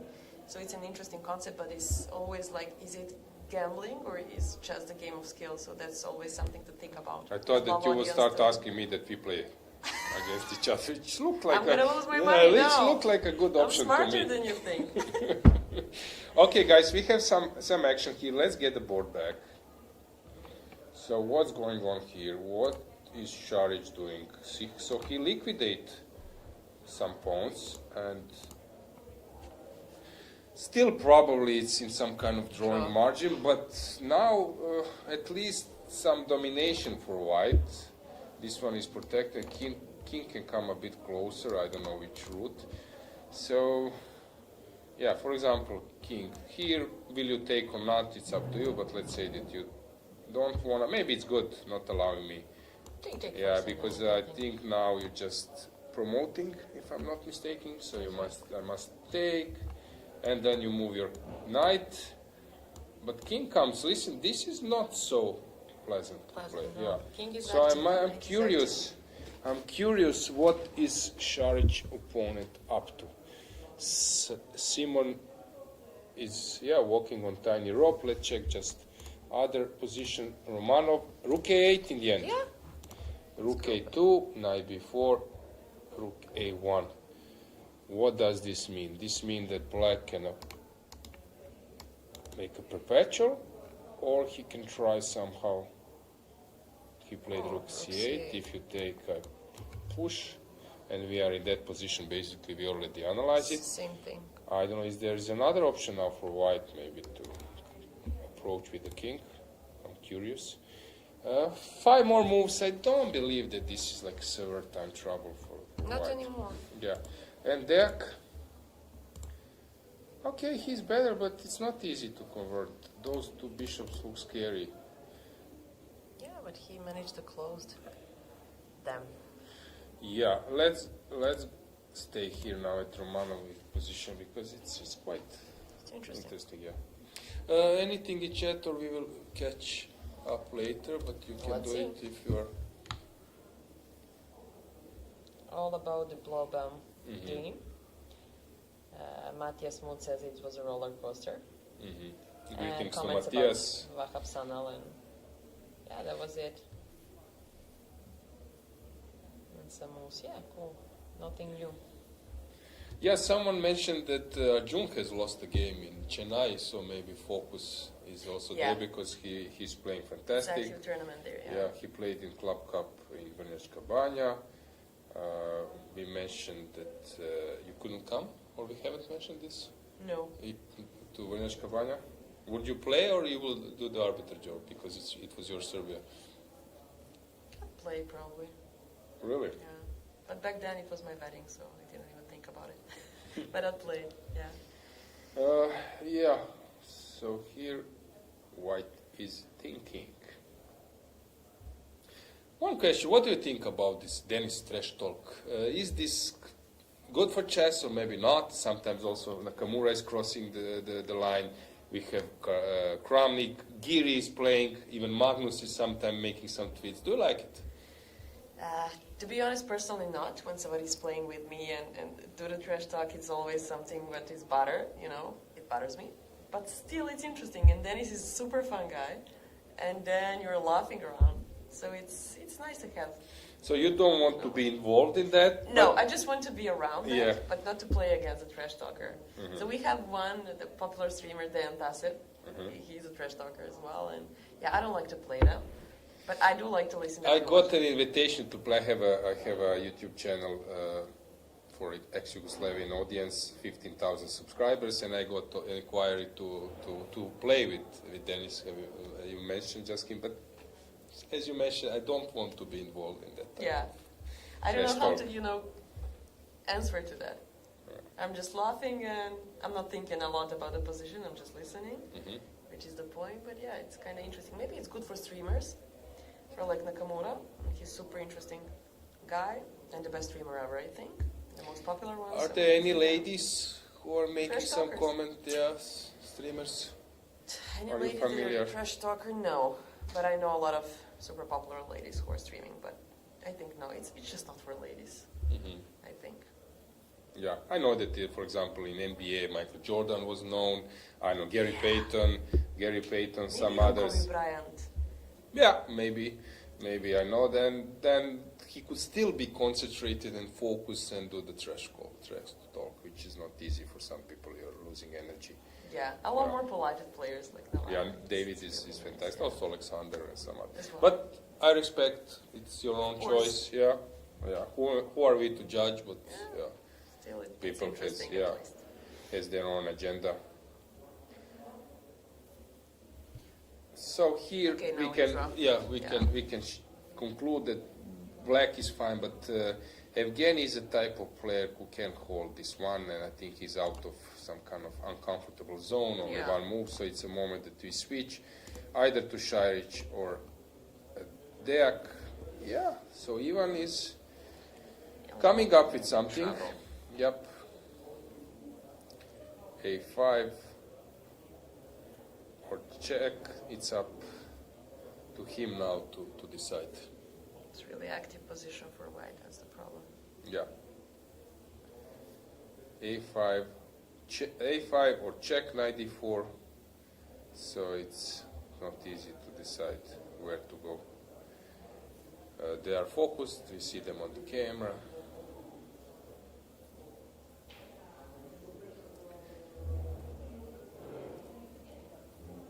It's really complicated. Yeah, it's funny. There are not many pawns left, but still very, very complicated. Šarić is aware of that. He's thinking. How are you practicing endgames? By some book or By books, Uh-huh. mostly books. And with trainer, it's easier. He set up position, I just solved the end game. It's important that somebody's here to explain you what's the type or the method of winning, as you explained yesterday about the bishop rook rule. And when you know the rule, you're not learning by heart. It's easier to remember, and then it stays forever somehow. It's not like openings. Like forgetting openings a lot. I need to repeat a lot. But when it comes to endgames and strategy motifs, it stays somehow. How about your memory? Oh, it's so good. It's good.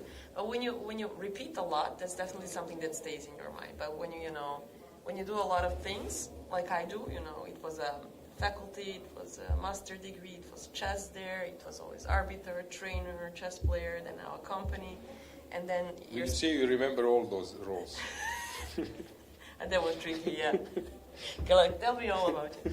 And then, yeah, when your attention is splitted everywhere, then it's probably harder. You don't have a lot of drawers in your mind to have every single data. But I think if I focus only on chess and only on endgames, openings, and stuff like that, I think I can remember a lot. What about Yeah, you? okay.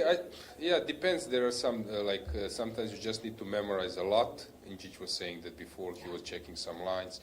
Either you memorize some things which probably you would use it for that game, or so you're repeating, that will be some kind of daily memory. Yep. Or you have also, there is a different type of memory, some memory, for example, that you come up with something. 5 years ago you told me that your plan is to do this. How is that plan going? And then suddenly you're surprised. You remember this? Wow. Yeah. Or some face. You surprise yourself. Yes, yeah, or some face. So depends. I'm quite good in terms of long-term memory. That's better. Yeah, so for example, if I see some face, I can see some person, and then I can connect it. After 1 year, you were present there at that hotel or that bar, you were a waiter, and so on. Yeah, So I'm pretty good in that, yeah. And if someone tells me something and I have occasion, but for like daily memory, or let's say that you are saying me like 100 words, and then I need to remember as much as I can, I'm not great in that. But Great if enough. it's connected with situation and maybe something, then I'm voice or something, then I'm not bad there. But when you're not active player anymore, daily is really important, because then I see only lines that I need to play today, and then I forget it for the next year. Yeah, but Just wake up I the was memory. always trying to find some technique, because in some stage, first is maybe to play rook on e8 and then bishop c5, and you don't see logic. So it's very either you're not ready to grasp all the logics. So basically, you're trying to give yourself some tips.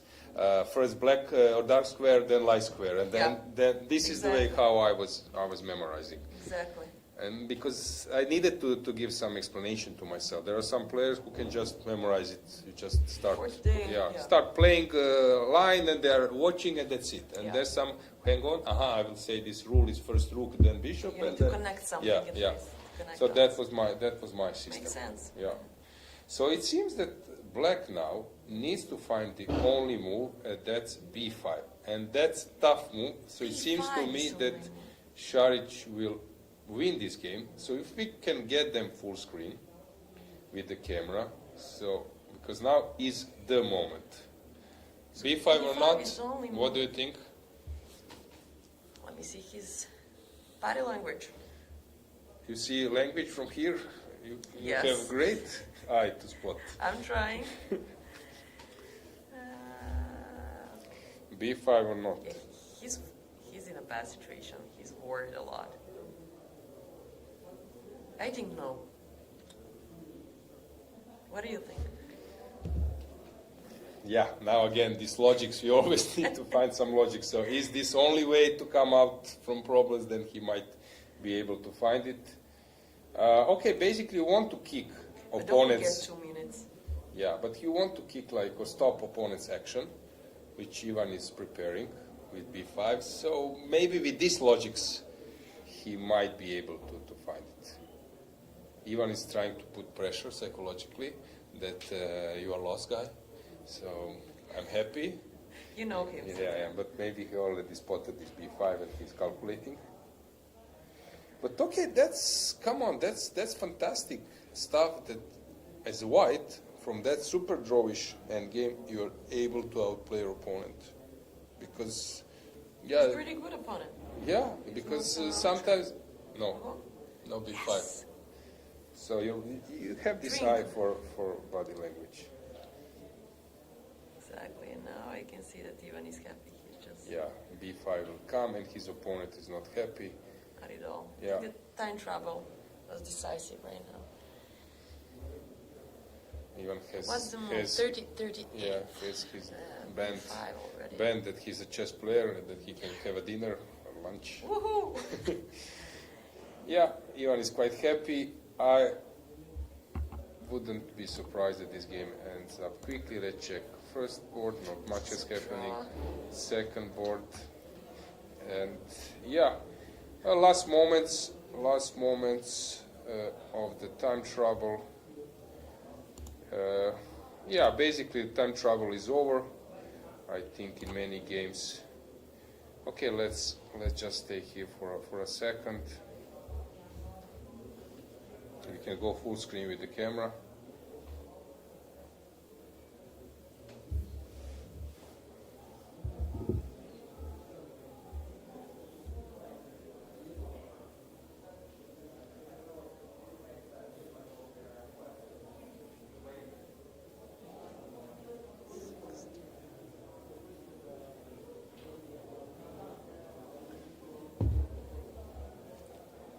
Okay, Deak playing e5. Still, it's not easy to convert. A few more moves.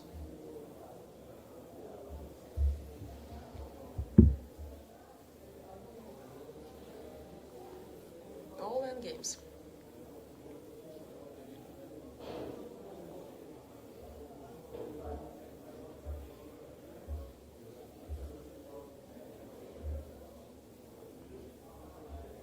He managed to make this bishop pair really inactive. Really nice. Okay, but I don't know, engine can say that white is winning, but basically not much of material is left, so we sacrifice a piece and it will be like two pieces against one, but it will be drawish, so I'm not sure that... It's winning, yeah.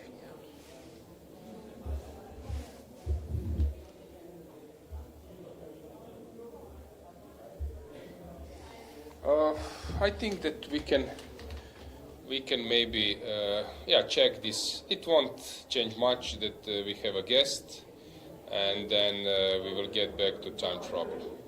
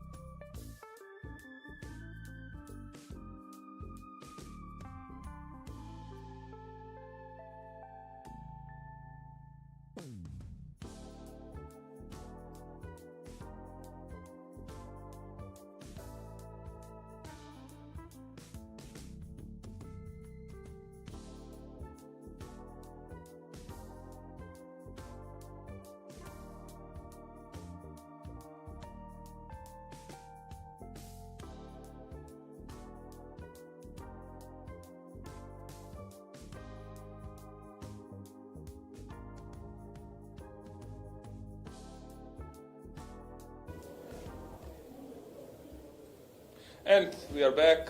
I have another guest, Grandmaster Blue, Matthias. Welcome. How was your game? Roller coaster in the end, but it didn't look so. Yeah, in the end it was a roller coaster. Like, it looked like a very nice and easy game for me because my opponent blundered something quite early. But like close to the end, I just missed something, and while he was thinking, I realized what I've missed, and I was like, okay, this can't be. But okay, luckily he blundered. Let's check. Yeah, let's check the game. So you went c4. Maybe some insight about it, about this decision? Yeah, okay. I mean, I guess it's kind of known that I don't play 1e4, so I kind of play d4, knight f3, or c4, and I always try to vary a bit so opponent can't prepare too precisely. Okay. And I kind of expected he might play this stuff. That wasn't a huge surprise. He's played it in the World Cup, I think, quite successful last year.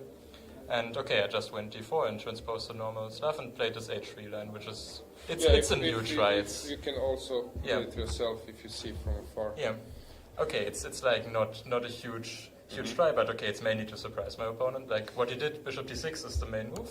Like, I think Ivanišević was playing this like 20 years ago. He started to play all those stuff with h3, g4. He played against Morozovic in some different setup, but h3 was always his move against Chebanenko and everything.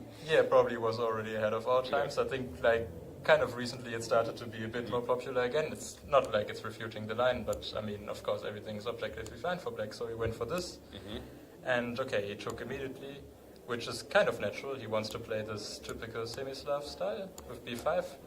But now his bishop is already forced on d6, so I kind of get like, okay, I castled first. I'm not sure if it makes a difference. Probably can go e4 immediately as well. But like now we get into this line which you don't normally get with. And now h3 is actually kind of useful after bishop 8. Like now it's the normal move you want to play in these structures anyway. So now it's, I mean, this is also fine for black objectively, but he's probably not in his prep anymore. And it's like, I think it's kind of easier to play for white normally these positions. Are you playing Meran regular, or you play anti-Meran, or Meran is your opening against semi-Slav? So you are familiar with Meran stuff? Yeah, I've played Meran. I mean, like in my childhood I always played bishop d3, just the mainline Meran. Then also I played queen c2 stuff and like very slow setups. And okay, so you are familiar. You are familiar with. Yeah, I've known these positions. I also played it with black at some point, so I kind of also suffered in this position as black once. So I kind of know it's okay. He went for this bishop d4. I think he's supposed to play a6 or something. A5, a6, a4, and then stuff goes on. Yeah, bishop d4 I already couldn't recall. I just knew it's not the most precise move, but of course it's a very natural move. He wants, at some point he will try to get a6, c5. I mean, maybe I should just take and rook d1. I played rook fe1. It's very hard to say. Like everything's kind of balanced. He played a6, rook d1, takes, queen c7. This looked very natural, and yeah, here I didn't see a great move. I think after the game I saw Engine wants to play knight d5, which I mean I saw the move, but I didn't understand it so good for me because it ruins the structure completely. And who knows if this yields anything special? Yeah, okay, but the point is this pawn is hanging and like some trouble against this. Like if he plays h6, for example, maybe I have this bishop e4.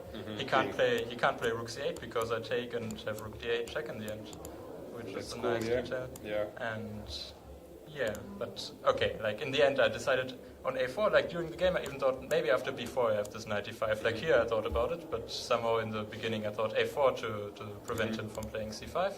And also I saw like the one trick I have, the very natural move rook a8, which he played, is kind of fading to e5. And yeah, it's very unlucky for my opponent that it's a very natural move, he just forgot. Like he thought queen c7, he stopped e5, and now e5 is coming because his rook is unprotected in the end. Like he can't take because just bishop h7. You got relaxed at this point, or still? No, I didn't get relaxed actually. Like because e5 looks really e5? like a killer. Okay, but yeah, I mean, at least he still has knight d7. That's his only move, and okay, I take the pawn. But at least like this pawn is hanging, and I'm not sure where to move my bishop. Like I can maybe play something like f4, but it's also kind of weakening everything. Like now everything's hanging, so I didn't really like f4. And yeah, what I did in the end was this bishop f5. I was quite happy, but you need to calculate a lot. I mean, maybe there are also some other moves. Like I just briefly checked and said like simply everything's winning. But of course, as a human, it's not so easy. I thought this is kind of precise because he has to take with the knight. If he takes with the rook, then rook d7 is just winning a piece. So, oops, sorry. Yeah, he has to take with the knight. No, I take. I think queen d8 is the best try. If he takes with the rook, then also queen e2, double attack here, and queen h5. So I think it's gone. Like I saw what he did was probably the best try. And I also saw this, like when I played bishop f5, I tried to calculate all of this with bishop d7 and this knight e4, knight c5 idea, and thought this should be winning. Like here, at first I was a bit shocked because from afar I thought like I just have f4 because he can't take because of bishop e8, and suddenly I saw this knight f3, and if I take here, he has rook e3, and like he somehow magically survives, which is insane. Yeah. Like it looks like it should just be losing after f4. But then I realized, okay, I can just go knight e4, takes, rook e7, f4 is just winning for me. So, and if he gives a check first and rook e7, I can't take because of queen f4, but I can just take this pawn. And like absolute worst case, I'm just a pawn up, and also f4 is coming. Yeah, so his king is weak. like this should just be cleanly winning. So, but like from afar, when I played bishop f5, I kind of relied on f4, and I was happy to see that I have knight e4. But okay, played rook e7, which is of course the most natural move, knight e4. He has a lot of squares for the queen, but I think what he chose was probably the most practical one. I didn't see a big difference. Like here, at least he has queen d4. Like if he takes here, rook e5, and he's just getting crushed. Okay, I see the engine wanted to do something else, but never mind. It looks. I just thought rook e5 because he can't stay here. Like it's a fork, but he can't stay here because I have just made on the 8. So wait. Here knight c5, and also knight. Okay, here knight e7 is not working because I have queen h5 in the end. If he would have moved his queen somewhere else, I also at least have b4 and just win a piece back. So I'm always just winning. And he played this. Yeah, and here it felt like I just need to be a bit precise and see how to collect material. And I went bishop f5. I think it's still good. He can't take on c5 because now I'm threatening mate on h8. So he has to play g6. Yeah, we can just show to the viewers that so queen c6. And this is just his rook on e7 is a bit unfortunate. Yeah. So he went. He has to play g6 to prevent queen h5. And yeah, first I was thinking like maybe I can do this. He has to take here, and like it looks so bad for black. It looks horrendously bad. Yeah. But I mean, it was kind of a matter of. What's the point after rook g3? Knight g6. Knight g6 is always still coming. Yeah. I was kind of thinking maybe I can play like this because knight f5 is coming. Like I don't think he can play this because knight f5 and I'm just winning. He can give a check, but it doesn't matter. But rook e6 is still here, I thought, and I wasn't like it should be winning, of course, but. Like probably even something like queen g7 is winning, I guess. But you want a clear-cut win, and everything looks winning. So I saw this knight e3. I think he has to take one nice line. I mean, probably everything's winning here according to the engine. But what I thought was nice is like takes. He has to take back. I think check, king g7 and rook g3. I'm attacking this. He has only one move to protect, and I have knight f4. Okay, and that's nice. And like he just can't do anything because it's always just mate. So I was happy about this. So that's why he had to take here. Yeah, and I should have just taken here. And I even saw, like I thought his only move is king g7, which is not losing like on the spot, because rook g3, king f8, he's still kind of holding on. I saw I have this, and I saw I have this endgame. For some reason, like now that I see it, it just looks completely winning, but for some reason from afar I thought like maybe his king might get active. I mean, probably my h-pawn is just always too strong, but like I wanted something cleaner. And like already when I played this knight e3, I saw like, oh wow, I'm so smart, I just give this check, and no matter where he goes on the g file, like he went to g7, I just give a check, and he has to go to f8, because knight g6, I just take rook e7, and then when I gave this check on h5, he spent 3 minutes, I think, and I was slowly realizing, like, wait a second, I just didn't check this knight, that it's a different with this king here, because suddenly he has queen d8. Ooh. And like it's actually disgusting. Like all his pieces are bad, but they're still good enough to. So what would you need to do? Any chance for you after? Yeah, after king g8. Like I mean, during the game I still thought, okay, probably there is something, but like now I checked, and I think like the engine, because I had some time to analyze, the engine just said something very weird like this, f6 and queen h5 back, but it's already like I'm close to lost. No, but you would farm this. You would play this I'm probably. not even sure. Huh? I mean. He kind of looked like he didn't, like he was about to resign when he made his move, and I thought like if he plays king g8, it's kind of a tough spot for me if I just play this quickly and confidently, so he doesn't notice that maybe there is something, or because if I start thinking here and play some move like queen e2, of course he understands he's better. So like I was very happy when he went to g7. Tough, like really tough. Like this, I mean probably it's even tougher for my opponent because like he had his one chance and he missed it. But yeah, that was not the plan. Like it looked like such a nice game, and here I just blundered. Like I just missed this queen d8, and it's so weird that I don't have any move here because his pieces don't look great, but like my knight just can't get into the game. I think in some book that someone mentioned, Botvinnik, or who was analyzing Bobby Fischer games, that he can blunder moves back, long move back, so queen moves back. Somehow he always tends to go forward. I mean, actually, I saw this queen d8 idea after king g7, because then I always have rook f7 check. That's what happened. I mean, that's not what happened in the game. He didn't play knight g6, but like I somehow just didn't see differences between these moves. I thought I anyway give a check on the g file. His rook is attacked, and if he goes knight g6, I just take here, and okay, if he takes on d3, I take on b7, just a clean exchange up. Sometimes when you don't see it, it's better than you see it because this energy, sometimes you transfer when you suddenly see that there is a defense. Suddenly you transfer this energy. Sometimes it's better that you don't. No, but I actually saw it when he was thinking, and I was like, I was trying to not show anything, and I was just like, oh my god, this. Like, I still didn't fully realize I might even be close to loss. I thought probably there is something, but I wasn't sure. Like, I just saw this idea. And yeah, but this shows how chess is important. You calculate so many things, and still you need to do it till the end. Like, basically, after he made his blunder, like, until here was kind of a forced calculation, but I just missed something in the end. I mean, of course, there were plenty of wins, but, like, some small detail you miss, and suddenly you might even be losing. Like, it never feel. I mean, I can show the end because that was also part of my calculation. Yeah. Like, if he goes here, I just give a check. If he goes to g8, I play knight e5. And now I finally have rook g3 mate and coming. then you have queen h8, right? Or what you have if he goes to e8? He went to e8. Yeah. That's what happened in the game. No, I think just taking immediately is even queen because h8. now his king can't escape. Yeah, and queen h8 is picking up the rook. Like if he takes here, just picking up the rook, and okay, this is just dead lost. So, yeah, I mean, like felt like a nice game, but with one very now you survived. Yeah, so you move on.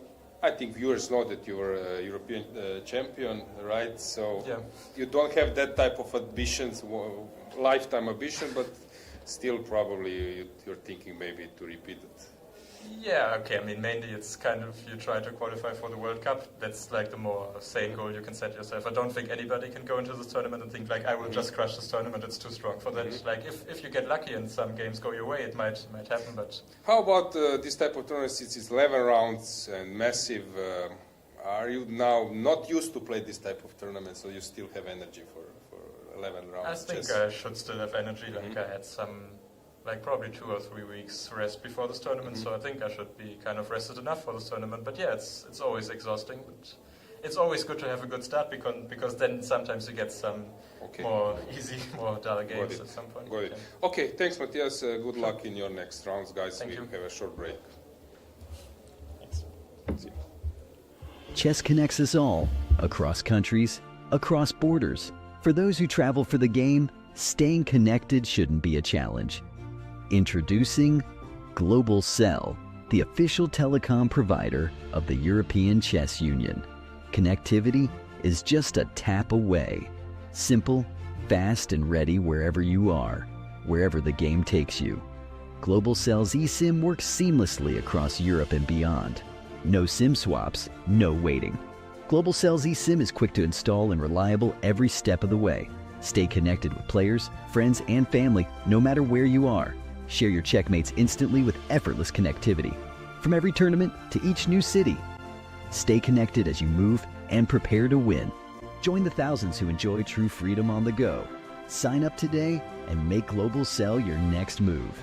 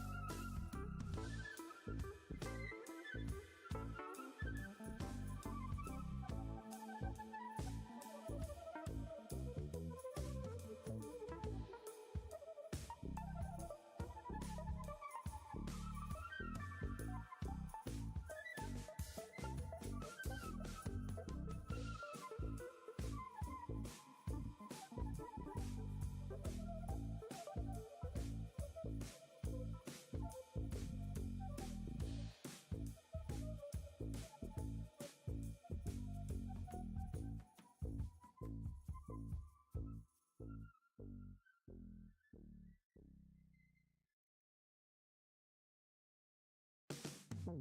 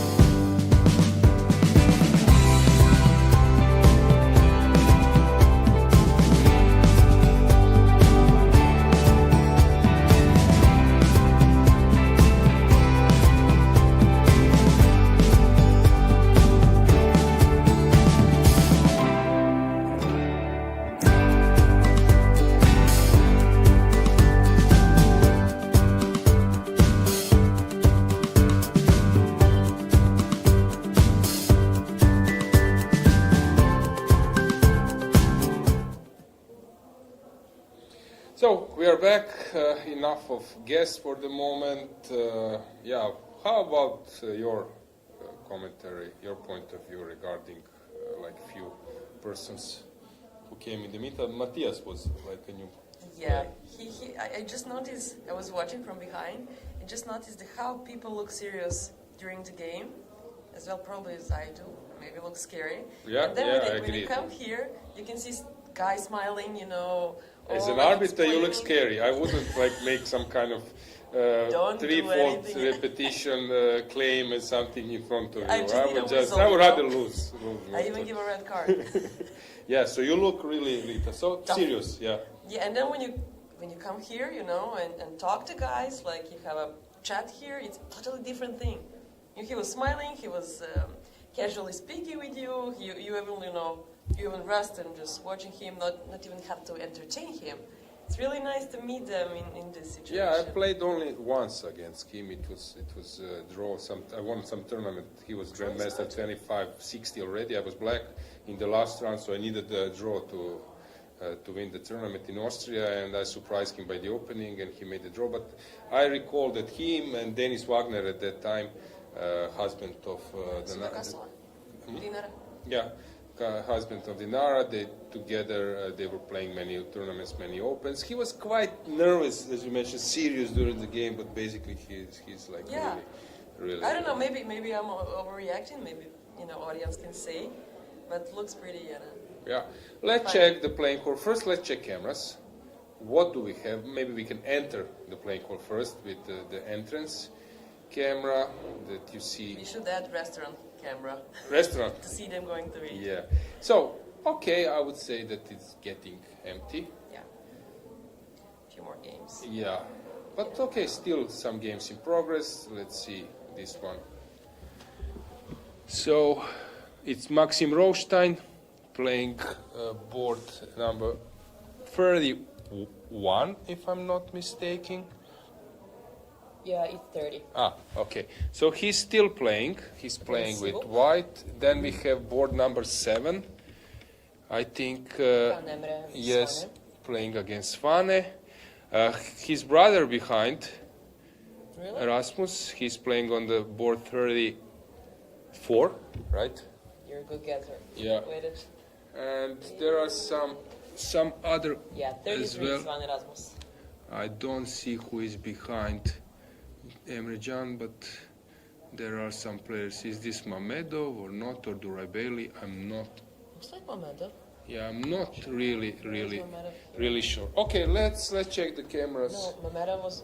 No. Yeah, He's that was a draw. yeah. Long So time. let's check first board. So we have encounter where, okay, you should probably as the arbiter come and wake up Wake them up a Vladimir, little bit. because he's falling asleep. Memorable in the match Magnus against Anand, when Magnus was sort of sleeping. I remember also, unfortunately, tragically died Ugar Gashimov that he played in one tournament, and there was a resting room. So he said in New Chess he was writing article, or let's say commentary about his game, and he said, and then I felt asleep for 10-15 minutes, and I was back to the board. Yeah. Next one. Let's check the next camera. We have Deak just making a move. Šarić. And Šarić seems to be playing completely wrong position. And he ruined it up. He's a bit worried.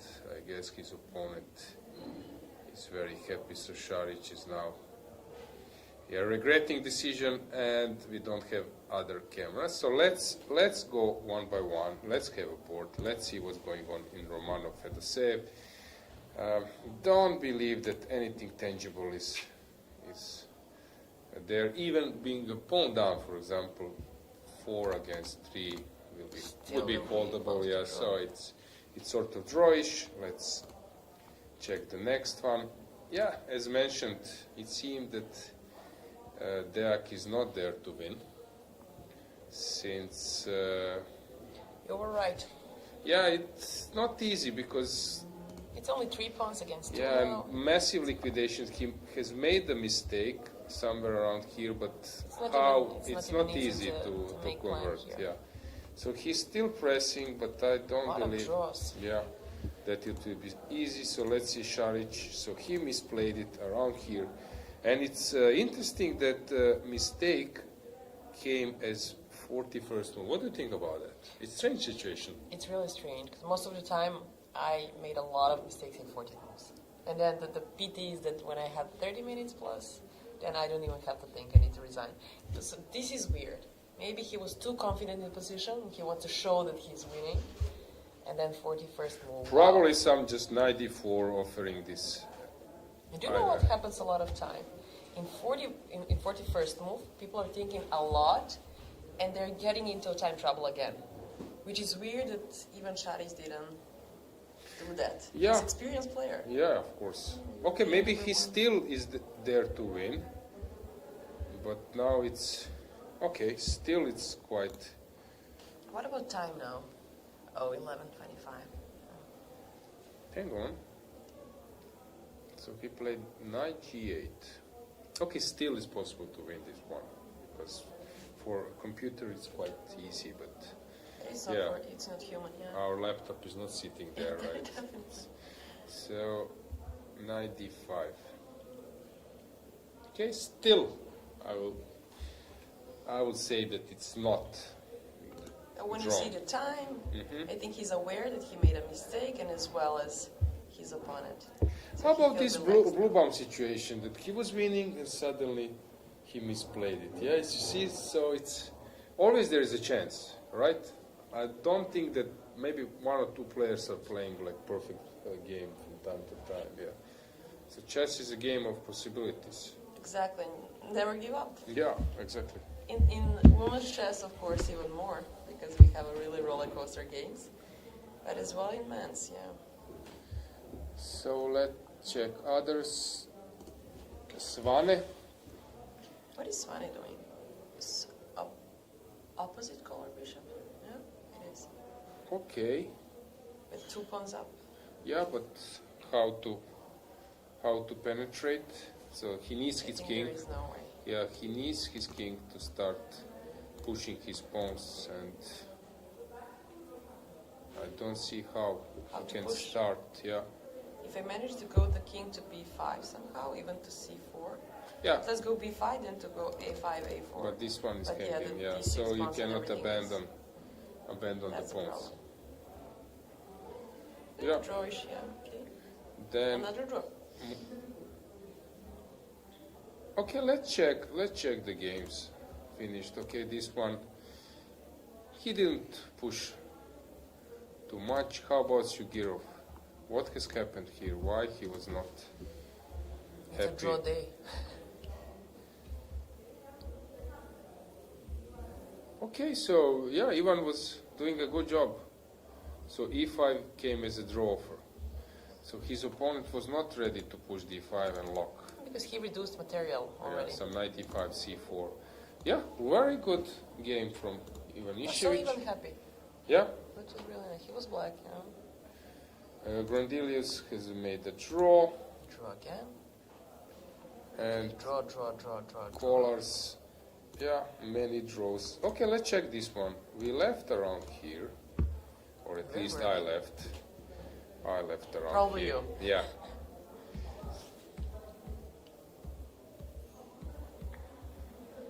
King on g3, huh? What's that? Very nice. Very safe. Safe? Yeah, maybe, yeah. Pretty risky, yeah. He was just winning. What happened here? He exchanged queens in worse circumstances. This is typical for a player like Sergei. So at the beginning of the game, he's sort of worried. He's playing against Korobov. Korobov is sharp opponent, and there is some kind of uncertainty, and he plays really like complicated, well, but basically his point is to fight for his life. And when he manages to get an advantage, now this uncertainty is over, suddenly, yeah, his energy disappears, and he knows that he's not in danger anymore, and suddenly he doesn't have an energy to fight for more. And this is typical. Do you think that adrenaline of being in uncertainty is driving them? Yeah, I believe so. That before the round, he understands that there is a chance that he loses. The way how he plays his opening, usually it's some kind of sharp way, and then suddenly, just that's it. There is no. Not interesting for him yeah, anymore. exactly. Just My life is draw, not yeah. in danger, Yeah. so now let's. This is all boring. Yeah, let's move on with something else. Yeah, that was the case, I think. Ivan Cheparinov has won the game. He will be, for sure, tough opponent for many. Let's see how Sulen Manli is doing. Who is better here? Probably black, but still quite complicated.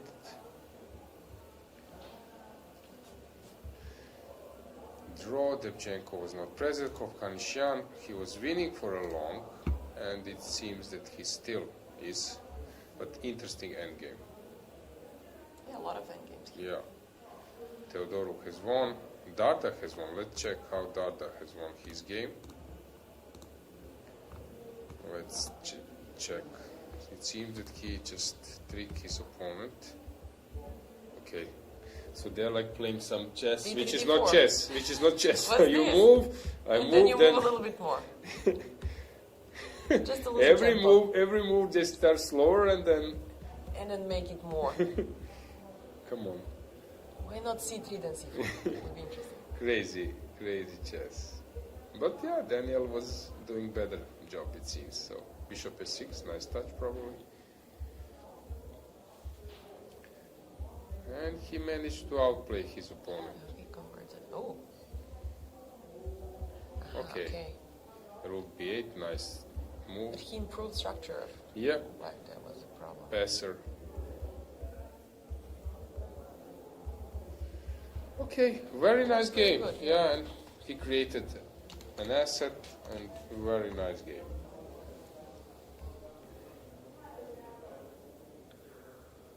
Edis Gurel has won the game, so with black is winning. How it went, it was anti-Moscow, Moscow, Slav. And his opponent just started to push. Yeah, they call him Gumi. So Gumi just... Yeah, the Gumi guy. Yeah, he just started to push. Yeah, we analyzed this with Dragan Solak a little bit, yeah. Okay.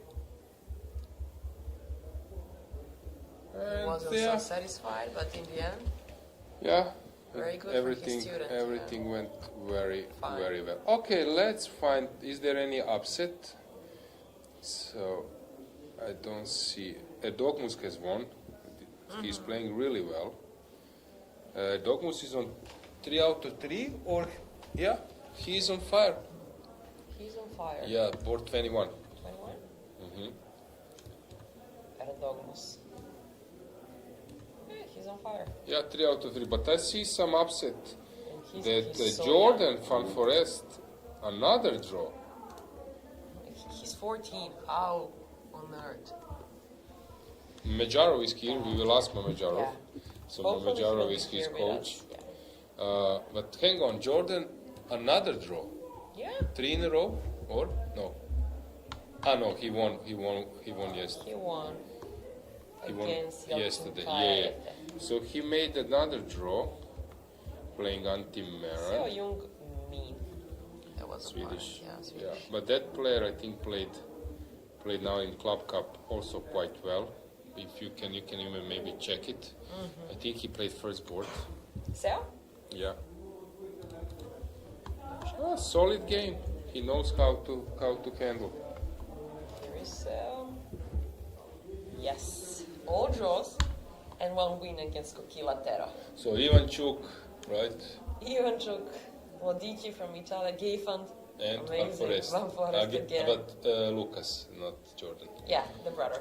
Yeah, but anyway, he's Still. super safe. He's in good shape. Also young player, 22 years old. Okay. Okay, that was a mess. Now I'm checking the game. Good. Jordan was sort of winning maybe, but then misplayed it a bit queens were and it changed. ended up. Whoa. What a game. Okay, here you might regret few things, but basically your opponent You're also happy in the play. No, maybe not happy, but you understand that it was tough game. You cannot win all the time tough games. So any other?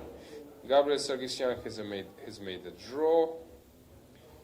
Where else? How is Sedlak doing this time against On track. Dochenko? Struggling a bit, I guess, but still. Sarachi has made a draw against Petrosian. Manuel Upolescu has made a draw. Okay, so let's stick to our first 30 boards. Okay, so Maxim Rothstein is okay, better. Pawn up, 2 bishops, king a little bit unsafe, but still. Better than that one on TV. Yeah, exactly. So we have that game, and we have Hovhannisyan, 17. who seems to be winning, but still the game goes on. We have Sulen Mali, who is Eitlin is right here. probably with now 14. heading towards Also a draw. draw. We have Svane. Hang What on. happened now? How? So we were around here. It seems that he was just. Aha. C4. And he allowed king to come up. So he didn't defend it Wow. with this route. So he took He that. was up. afraid of that E4 pawn is going to be dead. And captured, yeah. But Wow. now, so Now he's gonna calculation lose. takes king c4 to protect it, not allow b2. And if you go, I'm on time to catch, Bishop and h3. probably this a pawn decides the issue. And C3 should stay there. Yeah. To cover. Okay, that's very Wow. cool. Very cool. Then what we said, it's never end, until So opponent Svane, resigns. so let's check our first boards. Here, draw is most likely, but still there is some things to be played. Hang on. Something has changed here. But okay, opposite color bishops, right? Not Should yet. be. Maybe. Not yet. If you take, it's not probably clear. It's probably you're losing because right square and two lines Unfortunately, between. yeah, it's Two not lines square. between, so I don't think that he will Doesn't look take. drawish. He will stay with his bishops. I don't know, some Bishop F1. this type of move. And okay, but there has some chance. And Šarić, the opponent, has found the right move. So few games. So let's maybe go to Svane. To this The game. most interesting one. I don't know. Maybe the one where we have the most defined stuff. So, Time. can we maybe say how many players will have a perfect score after 3 rounds. With a lot of draws. Okay, definitely our guest Matthias will be one. Okay, Sokolov, but he won. Sokolovsky, yeah, okay. Yeah, he won by forfeit, but never mind, he's 3 out of 3. Still here. Darda Daniel, Chigaev Maxim. Look at this, 3 in a row black pieces. Erdogmus as well. Then we're waiting for a few more games. So Cheparinov is winning. Selman is still, That will be a draw, it seems so. Cheparinov won. No, I think I have results, so tell me. Cheparinov? Cheparinov He's winning. won. Okay. He's also leader then. 3 out of 3. Yufa has made a draw. Seo has 1.5. Cool. Kaczarava? That will be a draw. Yufa? Draw. I think this. Teodoru game is has won the played. game. Teodoru will be on 3 points as well. Yes. And first 3 boards are still playing. Yeah. Yeah. Hanishan is And probably coming. And that's it. So we will have 15 players there with, not 15, 10. 1, 2, 3, 4. I'm sure here.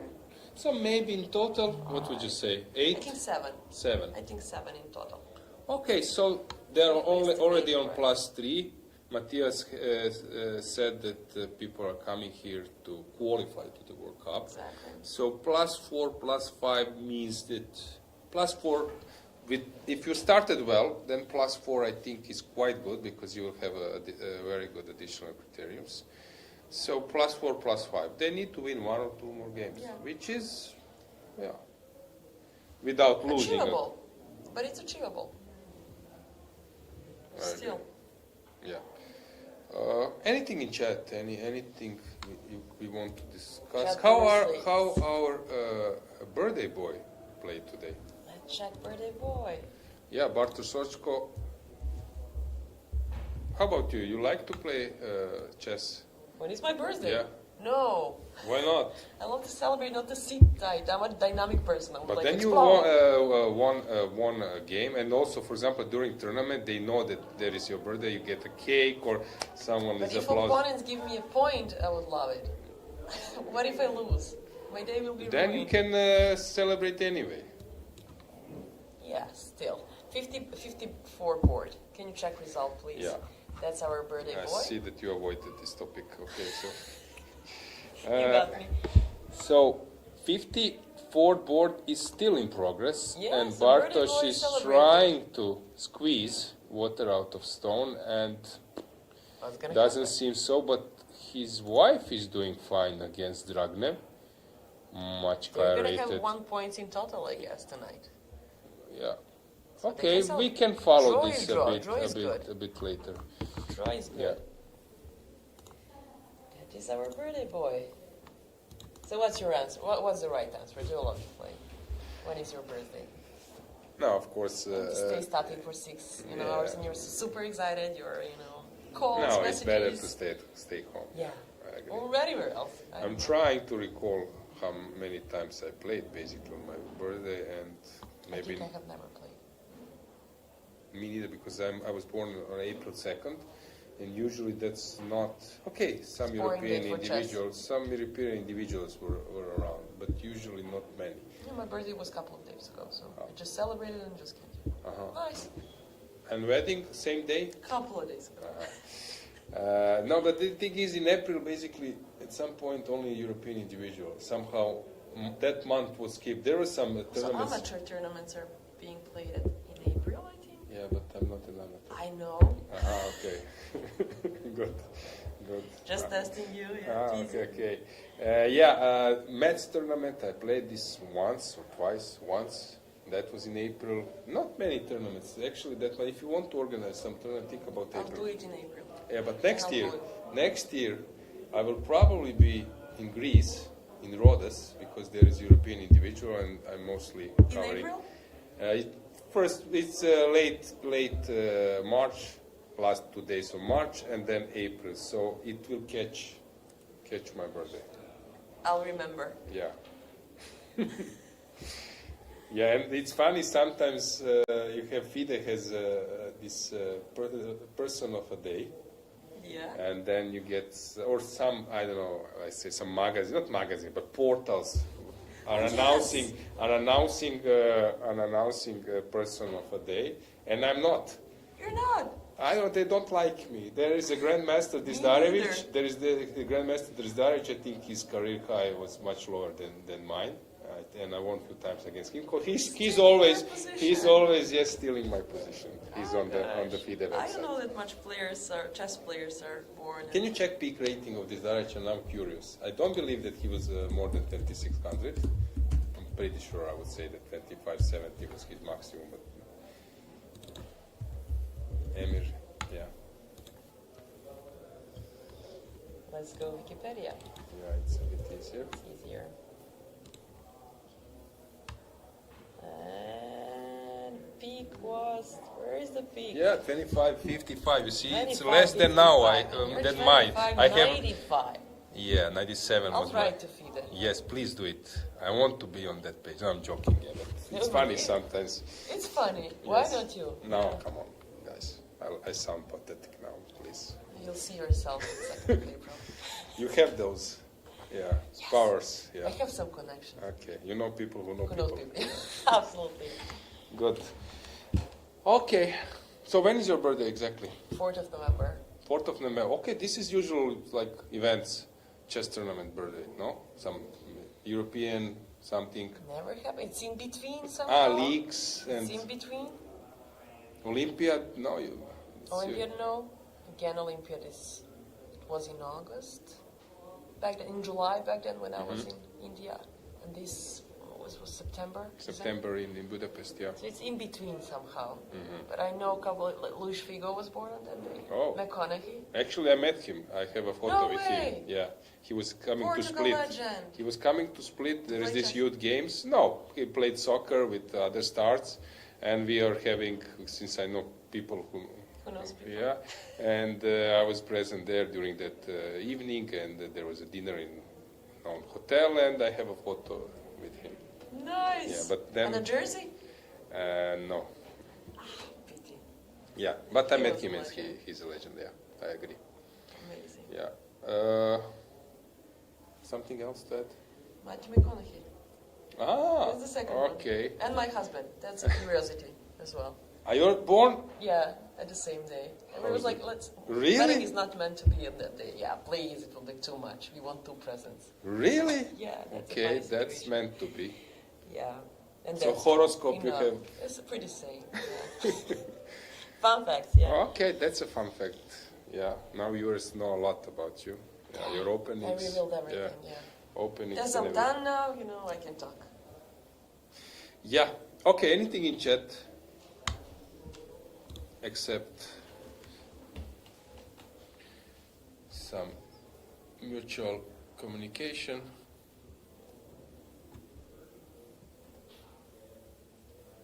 Dennis Wagner didn't marry Dinara. But Dinara Georgieva from. Thank you. You said That was my Saduka? mistake, No. Sadukasova. Yeah, For I me, know Dinara this. is Sadukasova. Okay, Yeah. sorry. Thank you I for didn't that. hear. I even didn't hear this. Yeah. Oh, my bad. More opening play. Okay. Do you blunder more often on move 40 or move 41? That was the question. Yeah, but this We is just as talked you about the mentioned. Yeah. situation. Okay, so Šarić has made a draw. Let's get the camera to board number 3. I think they are leaving Yeah. the stage. Yeah, he's furious a little bit. Yeah, Šarić. He can go full screen, but they are leaving. Not much to see. Yeah. As I'm Cheers. always saying this story, from Naked Gun, Leslie Nielsen. Actually, when Šarić, you have this, you in chess have this last page when there is some kind of interview with some questions, and they have same questions for everyone. And when you end up there, then you are sort of important person. You can be, of course, top player, but some others as well. And there was a question, famous actor. Yeah. And he said Leslie Nielsen, who was like this parody guy from Is there a pilot in the plane and this Naked Gun, and we were watching this together, and so some events before, so he got cooked up with this actor, and there was always this funny scene from that movie that they're using some sentences which somehow making parody of some sentence. For example, usually police comes and then nothing to see, go away, and so on. And there was this famous scene with everything like, I don't know, exploding some industry, some, I don't know, big warehouse, and then he's saying in the movie, nothing to see, just move. And then there is a firework and fun. Yeah, so I always get this, get this tip that nothing to see. And basically players are maybe having some discussion. Okay, nothing to see at that board, but let's check another one. Let's check second board. Tough situation for Šarić. I will ask him. How is he? Not maybe today. No need us. He will come to our broadcast for sure, but maybe it's not the right. Maybe tomorrow he will be. But still, he's +2, right? Yeah. So +4 is some kind of goal, or +5, so it's he's fine. on his way. Yeah. Here, there. Let's go full screen. Let's see how is he doing. He's so focused. I can send a message to Šarić, not need to come today. Yeah. Just get some rest. And we'll see you. We only want winners here.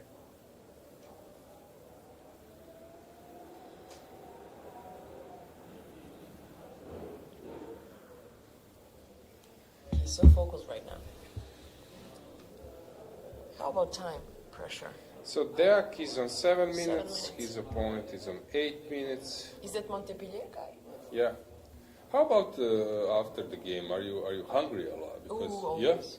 Very hungry. Maybe even more when I play some sports. Okay, I'm hungry. But when I play chess for 4 to 5 hours, oh my gosh, I can eat whatever you want. Just give me the food. And you?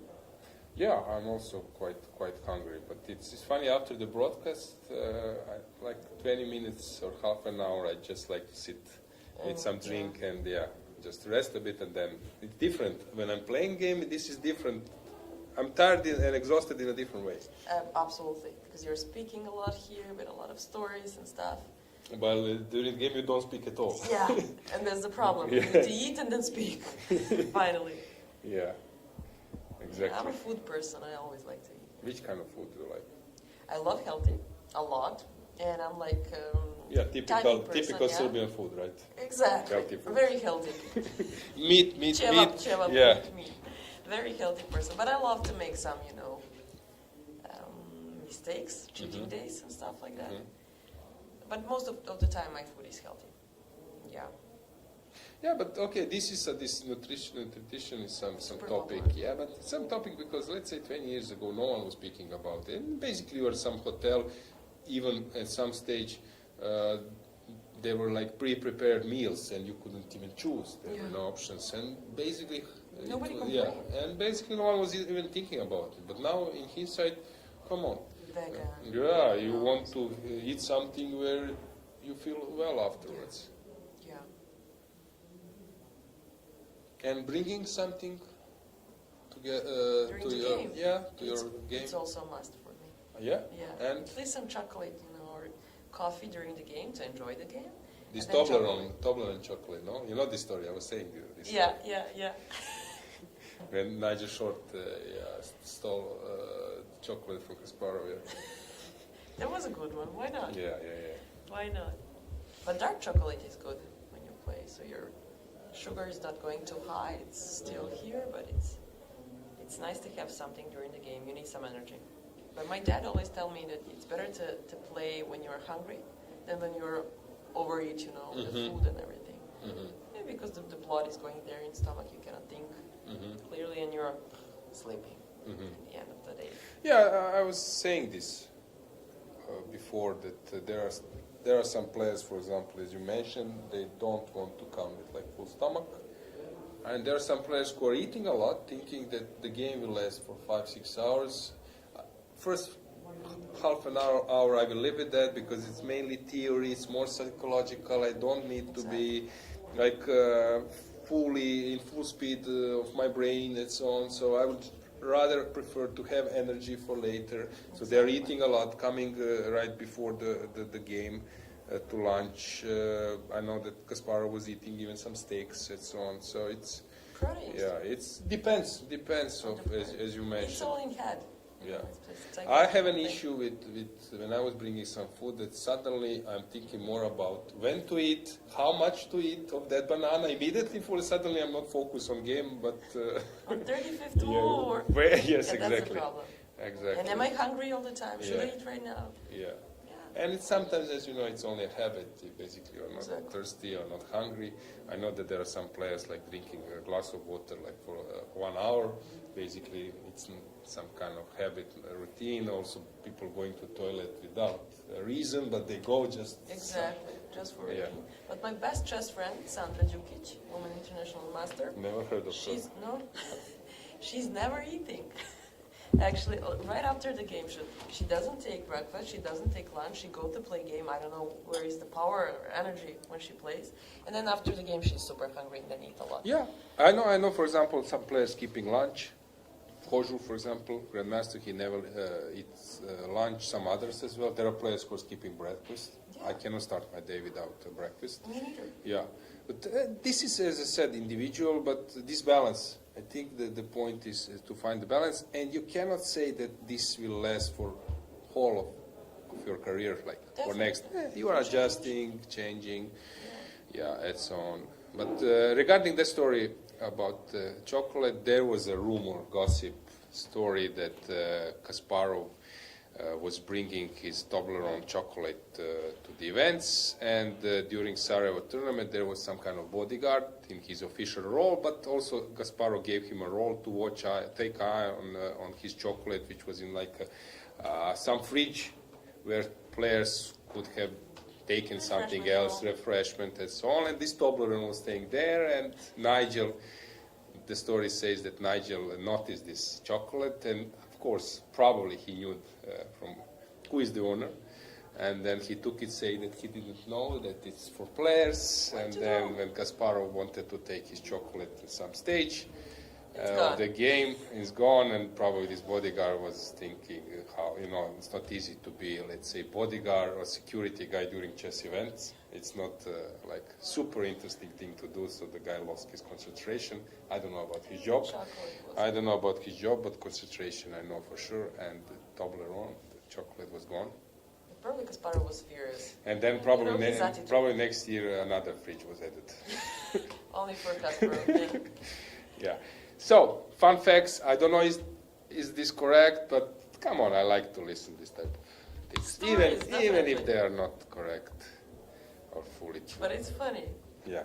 And so if I will be bringing my chocolate here, bring it back. It will be separated from you. In another fridge. Yeah, so what do we have there? I see some camera. I see some players on the camera. Oh, you can see. So we have still Rothstein playing, still two Svanes playing, and that's basically it from our interest. We have first board, still Fedoseev is playing. Let's check that one. It seems that Romanov is quite confident in holding that one.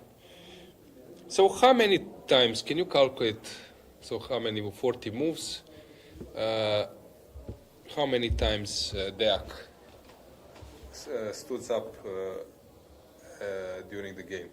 Because sometimes he comes... 25.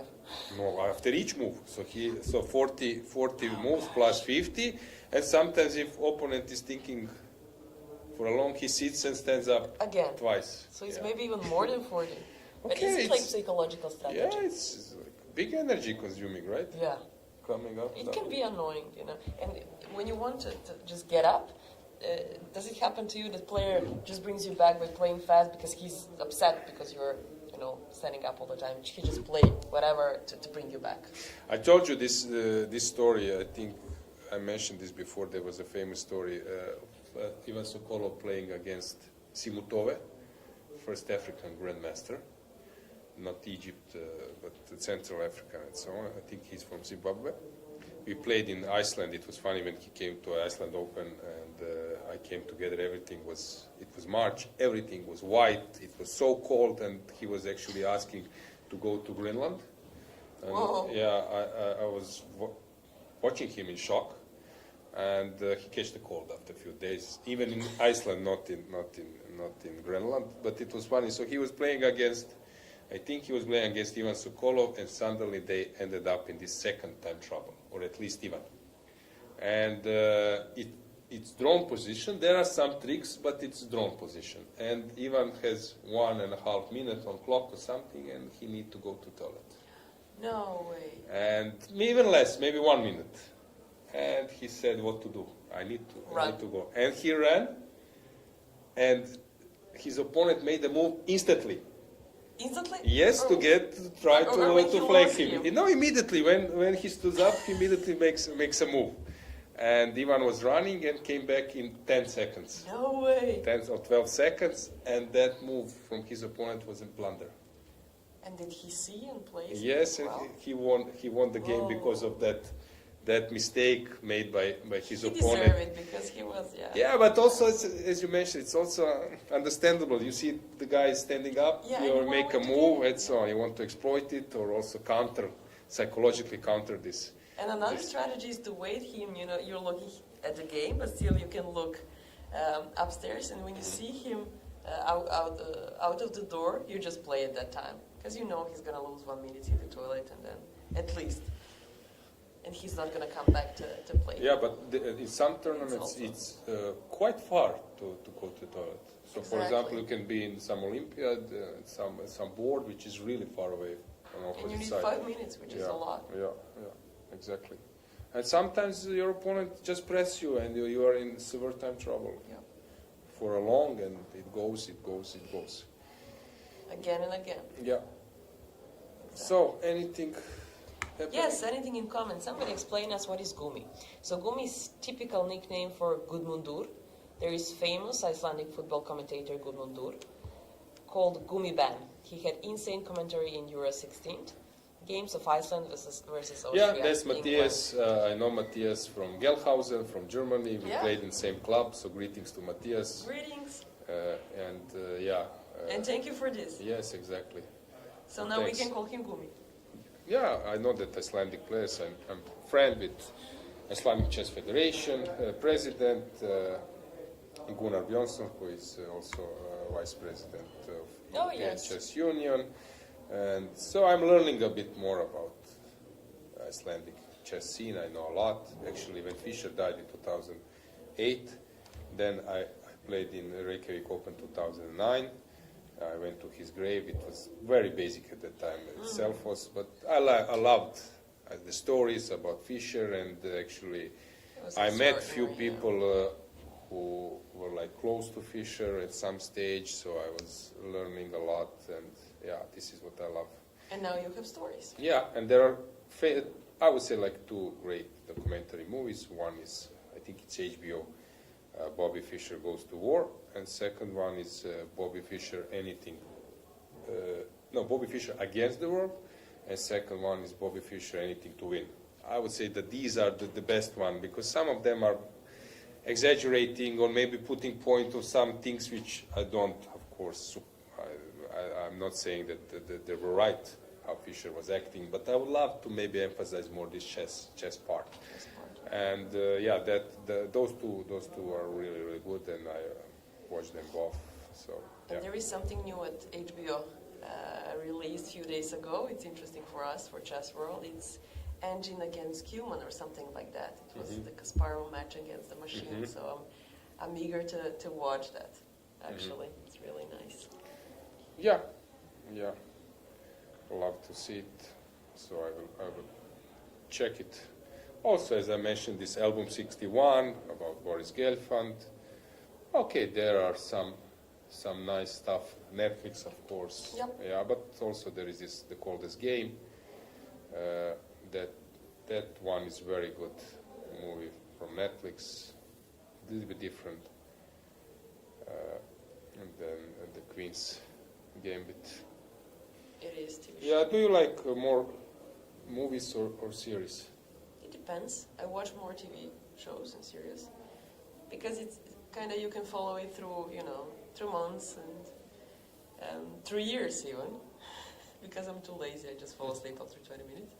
And on another side, I love movies as well. But it's something like special occasion, and then you'll sit and watch movies. So it's sort of. So I suggest that we just check those two games, and then we can play a game. If you're ready. Ready. Yeah. So here, let's get the board back, just to check what's going on.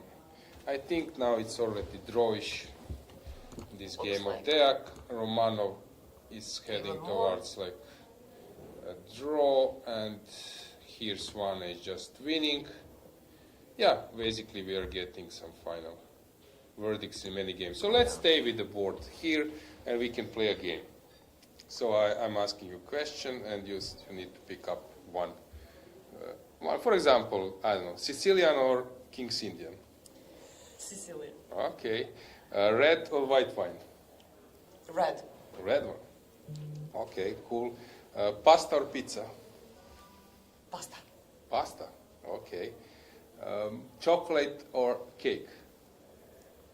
I'm gonna go with chocolate. Samsung or Apple? Apple. Okay. What else? Football or basketball? Football. Okay. I love that sport. Rapid or blitz? Blitz. Why blitz? It's even faster. Okay. Even more than that. So blitz or bullet? Blitz. I go back to blitz. It makes sense to me. So bullet is too fast. Too fast. Okay. What else? Or I'm too So small. Gukesh or Dink? Gukesh. Because Gukesh. he's popular nowadays. I think he's in downbeat form, so let's go with Gukesh. YouTube or Twitch? YouTube. I'm old-fashioned. Yeah, and I'm old. you see your YouTube, you see your YouTube channel. Sea or pool? See. Okay. Absolutely. See. Okay. Beach or mountains? Oh gosh. A few years ago I would say beach, but now I'll maybe go with mountains. I Mountains. don't know why. Yeah. Maybe age again. Yeah. Okay. What else? For example. More. Yeah, you like this game, It's huh? interesting. Yeah. You're prepared. No, actually, I'm playing this with Dragan, who was Then who you're sometimes. prepared, yeah. I'm asking some I need to questions, figure but out. different answers I'm Yeah. getting. Let's say like this. Don't ask me Jordan or Lucas or something like this. No, I don't wanna. So, movie or series? TV shows. I'll go with TV TV shows, yeah. Okay. Seinfeld or Friends? Who? Seinfeld or Friends? Oh, Friends. Friends. Okay. Okay, it's not easy. It's Come not on, easy. people do prepare so that type of I'll stuff. prepare my questions. Okay. No. Usually I'm only one asking. What else? What else I can ask you? Let's say gin tonic or cocktail. I was waiting for this. Gin tonic. Ah, you like gin tonic. Okay. But more like pure whiskey, let's say. A favorite drink. Or rakia, you know, we're Serbs. Okay, meat or fish? Fish. Okay. Weird for Balkan woman. Yeah, but okay, fish is is nice. nice. Fish is nice. What else we can ask you? Maybe we can get some questions in future for. Yeah, please do it. I love to play this game. Oh, okay. It says my birthday is not recognized as a holiday in Germany, even though it's an international chess day. Oh. Nice. Swiss or round robin? Oh, Swiss. Massive. Massive. Okay. Arbiter or commentator? Commentator. Yeah, yes. Woo! We agree. We agree with that. What else I can ask you? Not easy. Not easy, but I'll figure it out. I don't know, let's say... hang on, give me some. Luis Figo or Clarence Seddon? Yes. Seddon. Really? Why? Milan is my team. He's your hero. Yeah. Okay. Milan or AC Milan or Inter? AC Milan. AC Milan. Ever since Andrei Shevchenko played there. He Ah. was a cute guy. I was in love with him because I was like little girl. Barcelona or Real Madrid? Barcelona.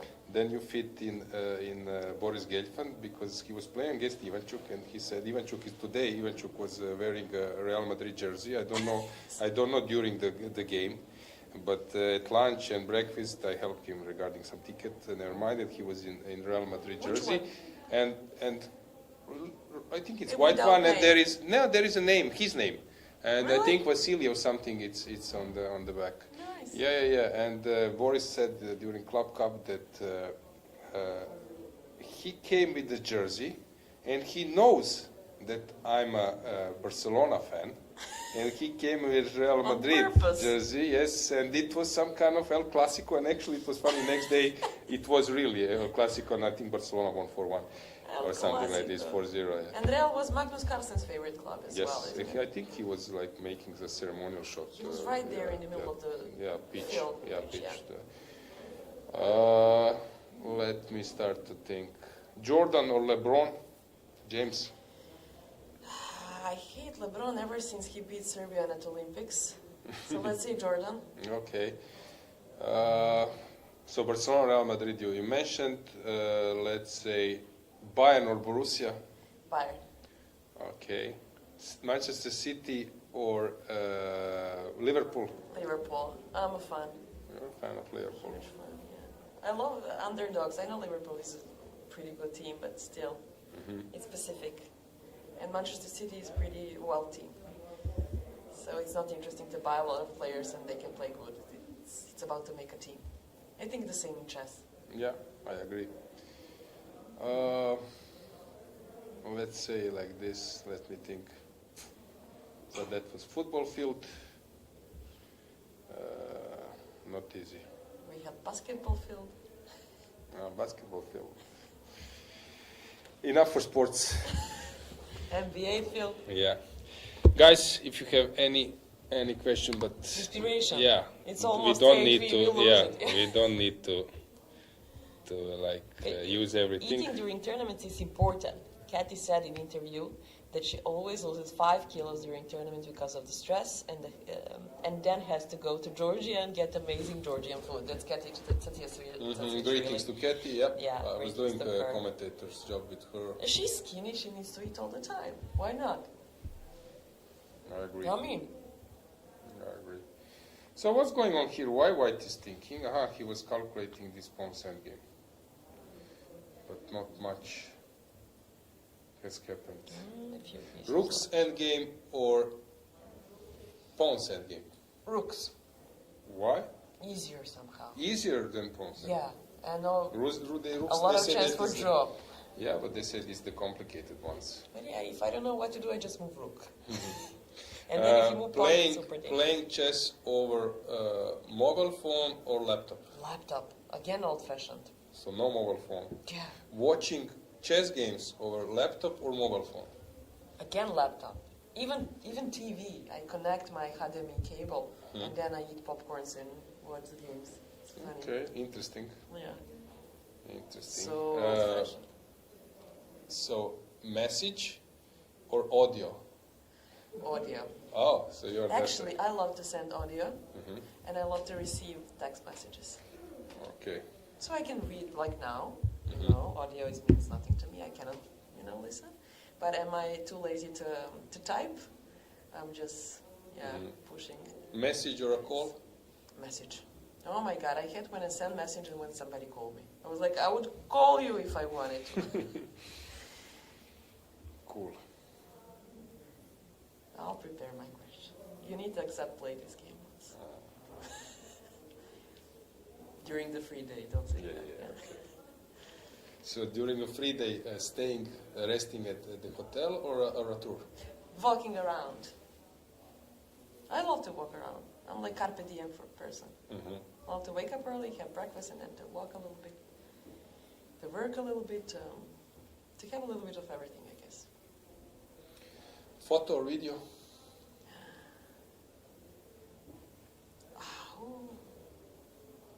Let's say photo. But now they say even love video. I don't know. What about you? As you're streaming a lot, probably video. You're. Yeah, video. I would Yeah. say I'll go for video. You're a video guy. Yeah, I will go for video. TV or internet? Internet, maybe, because I can navigate it. But TV is good as well. Coffee or tea? Coffee. I love tea, but coffee is something that it's the thing that I'm enjoying a lot. How much coffee can you drink during one day? I can drink a lot, but basically I'm like a newcomer. The issue was that Really? I was not drinking coffee before, and then let's say 6-7 years ago I started to work in federation, and there are a lot of colleagues from other sports. In Croatia, I don't know, secretary of tennis, secretary of rowings, and they were like meeting before, since it was like a centralized with Olympic Committee and so on, and then I will come for like a drink to hang on with them. I was learning a lot. I was getting some infos about some procedures and so on and so on. And what do you order, for example, in summer? In summer, you cannot order tea morning, and what to drink. You cannot drink beer in the morning. Yeah, what to drink. That's exactly. And then at some stage I was trying to find I would say not the strongest one, but that's like the midst thing, and then cappuccino somehow came up because there is no coffee. Yeah. And suddenly I got hooked up, and now I'm just drinking. I bought this machine, Philips, in COVID time, and now when I wake up, immediately coffee, I press it, so I'm drinking. But that's a nice habit, actually. Yes, I like it. But I think it's good since I'm like not a guy who is drinking coffee like from being like a teenager and maybe some negative stuff. So I'm like a new one. So I think but it's I'm nice. Coffee with milk or without? I guess with. With milk, Definitely. But I sense that I'm heading towards this direction. More coffee with than milk. Less milk. This step is going on. So nightclub, or let's say some disco, or a live music band. Live music band now. Uh-huh. Maybe if you asked me that when I was 20, I would say nightclub. Not anymore. I'm sleeping nightclub or dinner, sitting or dancing. I love to dance, but I have less energy than I had before. So maybe sitting and listening to music and just a little bit of dance is still here. But yeah. City or countryside? Countryside. I'd love to live in the countryside. But you're living in the city. I'm living in city. Yeah. But I can be your colleague from countryside. Last time I was in my village. Nobody knows. Okay, we have a draw now. It's completely drawn. Yeah, that's it. Let's have a full screen because we will Let's catch not just chairs but still people. Yeah. So, chat after the game or running immediately to your mobile phone. Running immediately to my mobile phone. Okay, we will check what will happen here. What do you think? What will happen here? A chat. They will probably chat because it draw. But it's like clear draw, not like Ivan Šarić draw, and then they were just running away. They will chat a little bit.